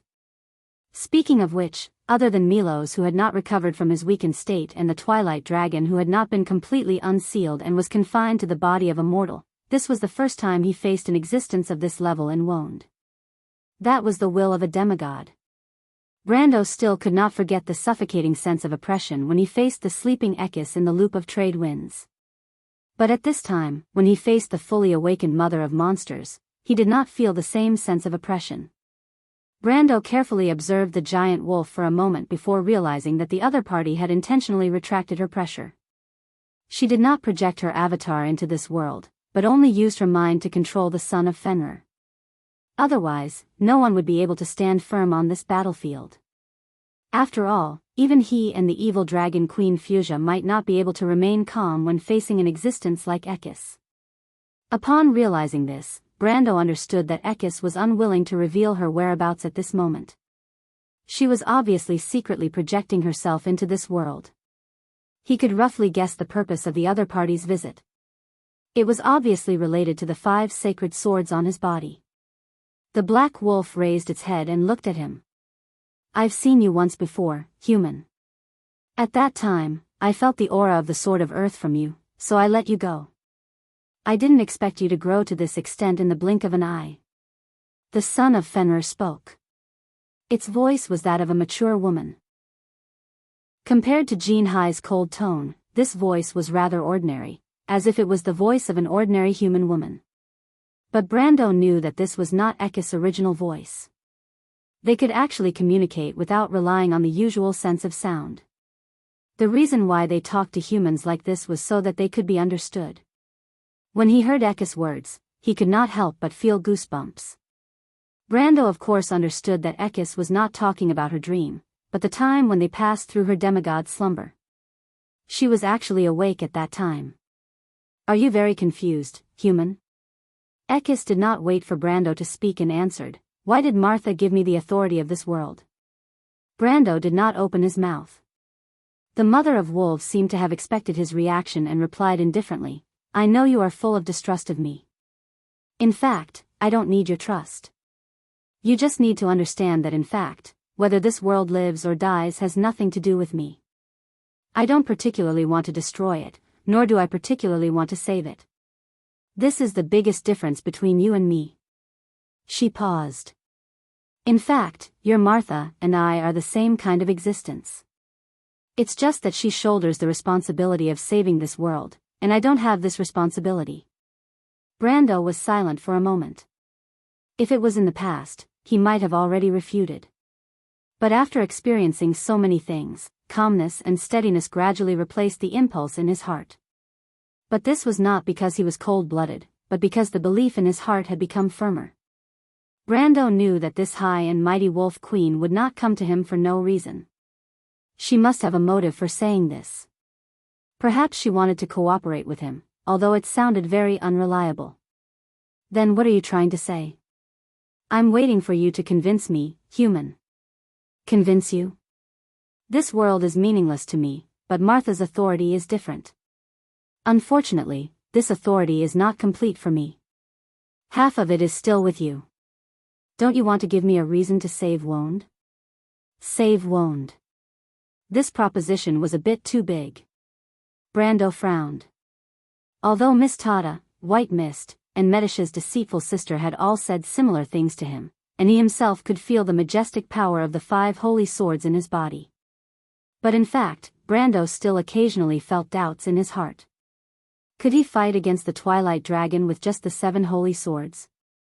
If so, why did the gods fail again and again? If even he could get the 7 holy swords, how could the gods who created them not be able to do so? Taking a step back, perhaps it was because he was an ancestor.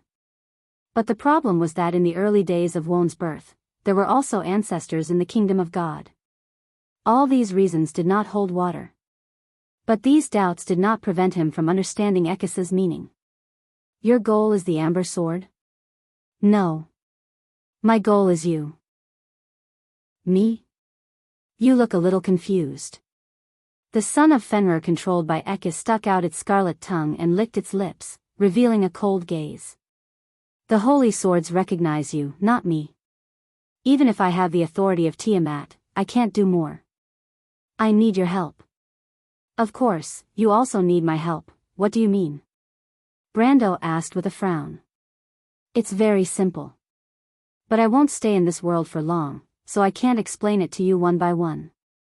So you just need to understand one thing. Don't you want to save your fiancé, protect your territory, and save the people around you? Isn't this your goal? I can only tell you that everything we do is not contrary to it. Brando took a deep breath. That sounds good. You're trying to say, but I'm not trustworthy, right? Ekis shook his head. It doesn't matter. You don't need to trust me. In fact, I'm here today just to give you a suggestion. A suggestion? Yes, a suggestion, little guy. Perhaps one day, you will face a desperate situation. You will find that all your choices will lead you to a dead end. In front of you, there will be a dead end that will make you feel despair. There is no hope, as if all the lights have been extinguished and will never be lit again. If there is such a day, and I'm saying if, do you still remember what the little girl from Madara told you? You have too many things on your shoulders, Marcia's chosen. Your life is too short, and you don't understand what fate is, and you don't understand what responsibility is. When that day comes, you will understand everything. Ekis stopped and looked at him with his silver eyes. I hope you can remember what I'm saying now and seriously consider my suggestion. Perhaps you can look back and see another way out. We can protect all the precious things and make this world start anew. Listen carefully, Brando. He called Brando's name for the first time and said softly, "You don't want the world to be destroyed because of you, right? Perhaps you can give it a better choice." Brando stared at him. "I don't understand what nonsense you're talking about." "You will understand." Ekis smiled slightly. The son of Fenrir suddenly convulsed. Black blood gushed out from its eyes, nostrils, and ears. After a low howl, it fell heavily to the ground and lost its breath. Brando understood that the damned mother of wolves had left. He raised his head and looked at Jean Hai beside him. The arrogant girl only said to him coldly, "From this moment on, as the reward you can withdraw in advance from this deal, you will have the loyalty of the wolves." Brando froze for a moment and suddenly reacted, "Wait, I never said this deal was established." In his heart, the damned she-wolf was simply here to make trouble. Her strange words reminded him of the tricks used by the evil gods and abominations in The Amber Sword. The gods these cultists believed in were especially good at shaking people's hearts. But unfortunately, these tricks had no effect on him. As for the deal, he didn't believe the other party's nonsense at all. Naturally, it was better to go to hell. But what he didn't expect was that the tall girl didn't care about what he said at all. She just looked at him indifferently and replied, "This is my mother's wish. I'm just stating a fact to your excellency. As for whether the deal is established or not, and what your excellency thinks, it has nothing to do with me." "That works?" Brando was dumbfounded. He wondered if Ekis trusted him that much and wasn't afraid that he would go back on his word. No, to be exact, he would definitely go back on his word because he didn't intend to do as the other party said. Believe that the mother of monsters is trustworthy? Brando felt that he wasn't that stupid.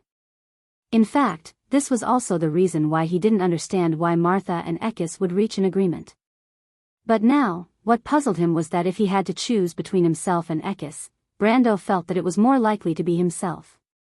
After all, whether it was the Black Prophecy or the Pale Poem, the Wolf Queen was known for her cunning and greed.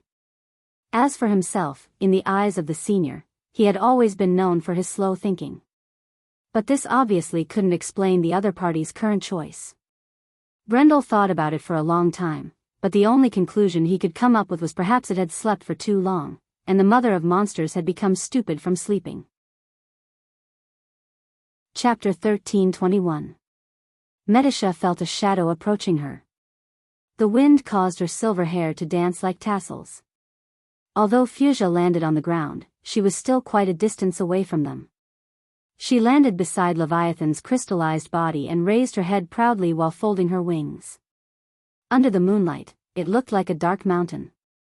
At the top of the mountain, there was a pair of golden eyes staring at them like two bright moons. "Greetings, esteemed Lady Fuchsia." Medisha raised her head and looked at the mountain. She would be lying if she said she was not afraid.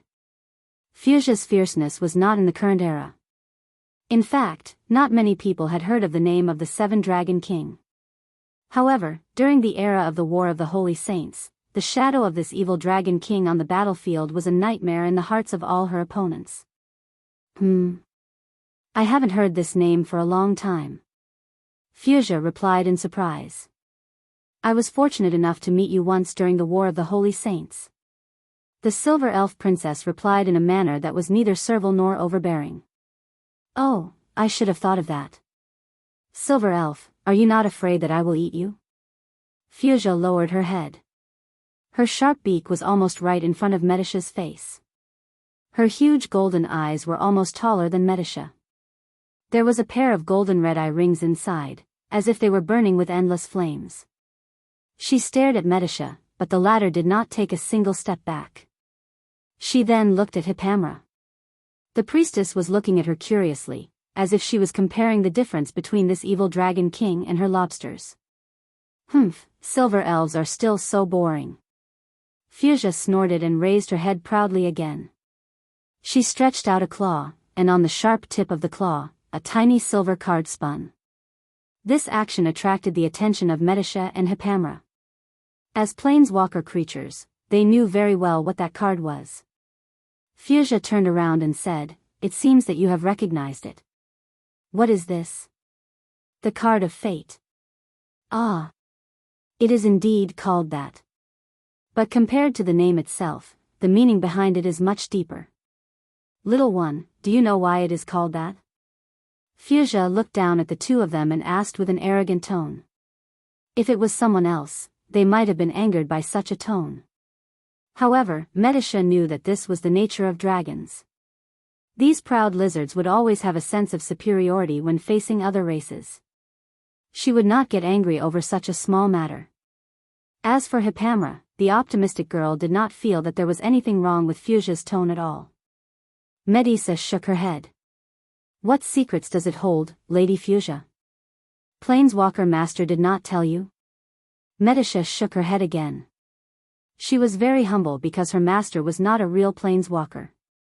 A real planeswalker would need a long period of learning and growth, Tuman's words. Brando, on the other hand, was just taking a crash course. She sighed and said, the legacy of the planeswalkers used to be the most powerful legacy in the world. They were the most powerful and legendary group of people in Vaunt. We are lucky to be the last generation of planeswalkers in this world. Yet, we have to watch it fade away from the history of this world. It's unfortunate that we have to watch it fade away from the history of this world and disappear without a trace. Medisha was touched by Fuchsia's words. She asked, Lady Fuchsia, I have the same question too.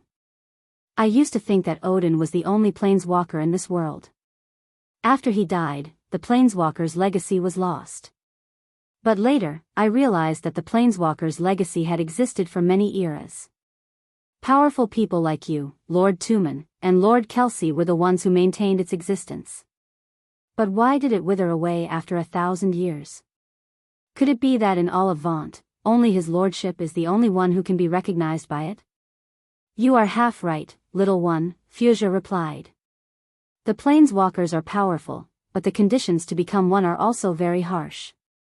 Plus, the gods are silent, so the power to maintain this network is very weak. In fact, your lord is not the only planeswalker's legacy. His appearance is just an accident. What do you mean?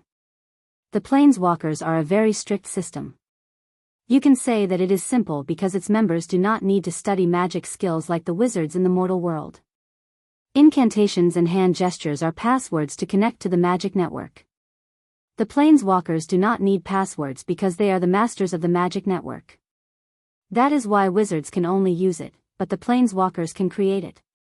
But you can also say that it is very harsh because to become a planeswalker, you must first have authority. What is authority? The elven princess is a bloodline that is innate and cannot be changed. That is why, in the Golden Era, bloodline is everything. The strict hierarchy determines a person's position in life. You are a manager, God's people, a warrior, golden race, or a citizen, silver race. Insects like the iron race are heretics in our eyes, almost no different from magical creatures. Or rather, they are magical creatures that are believed to be created. Just look at those Bronze Generation monsters and you will understand.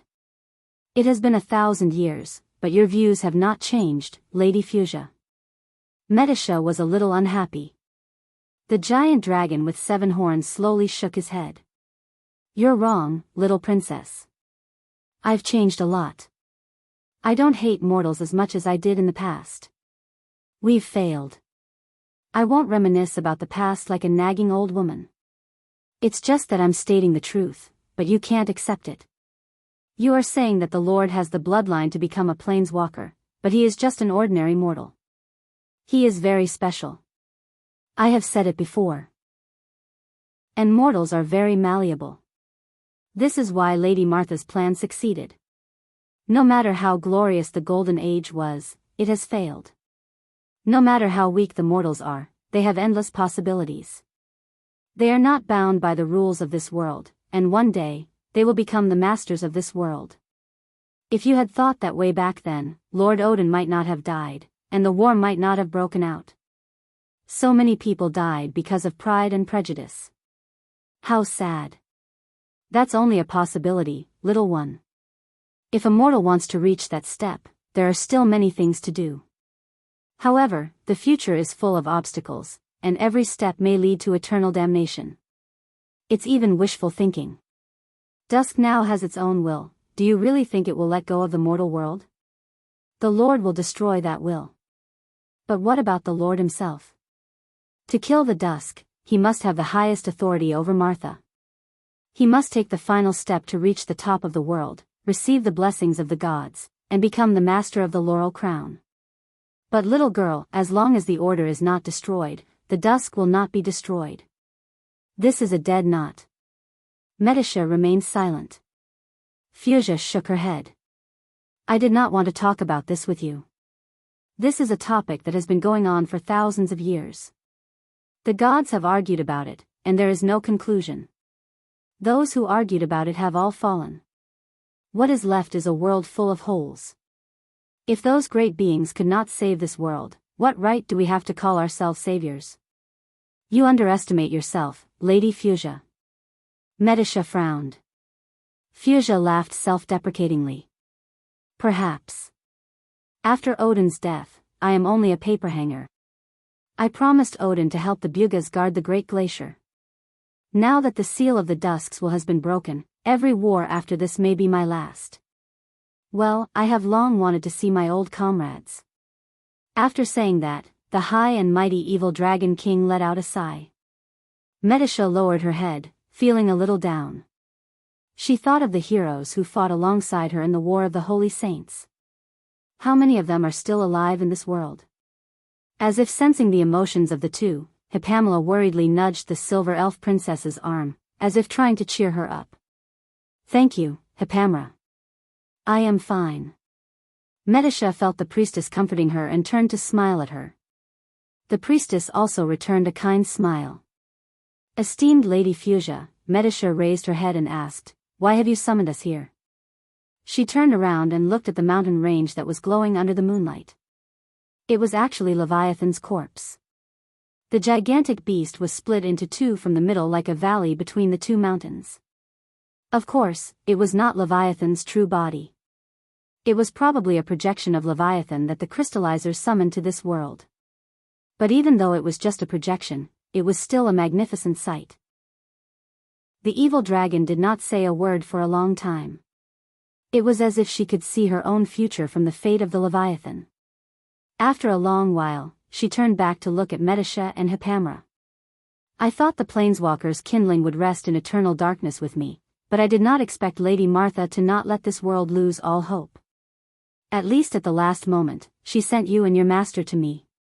Fuchsia paused for a moment. Medisha, if I remember correctly, that should be your name.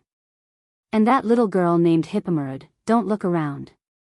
I am talking about you, Lady Fuchsia. Don't interrupt, little girl. Your power is still too weak. It can't be considered the power of a true planeswalker. However, I can feel from it that your master has already obtained some of the true essence of the power of creation. Perhaps one day, he will truly grow, but there isn't much time left for him. There isn't much time left for me either. The evil dragon king raised its head high and replied in a dignified tone, that's right. As a senior planeswalker, let me teach you the true way to use the cards of fate. Thousands of miles away, the wrinkles on Tuman's old face crisscrossed. The blood-red pupils in his sunken eye sockets that were modified like agates reflected the pair of siblings in front of him.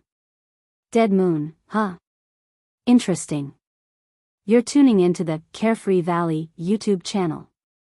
Don't forget to subscribe and join us on this journey to catch the most captivating stories.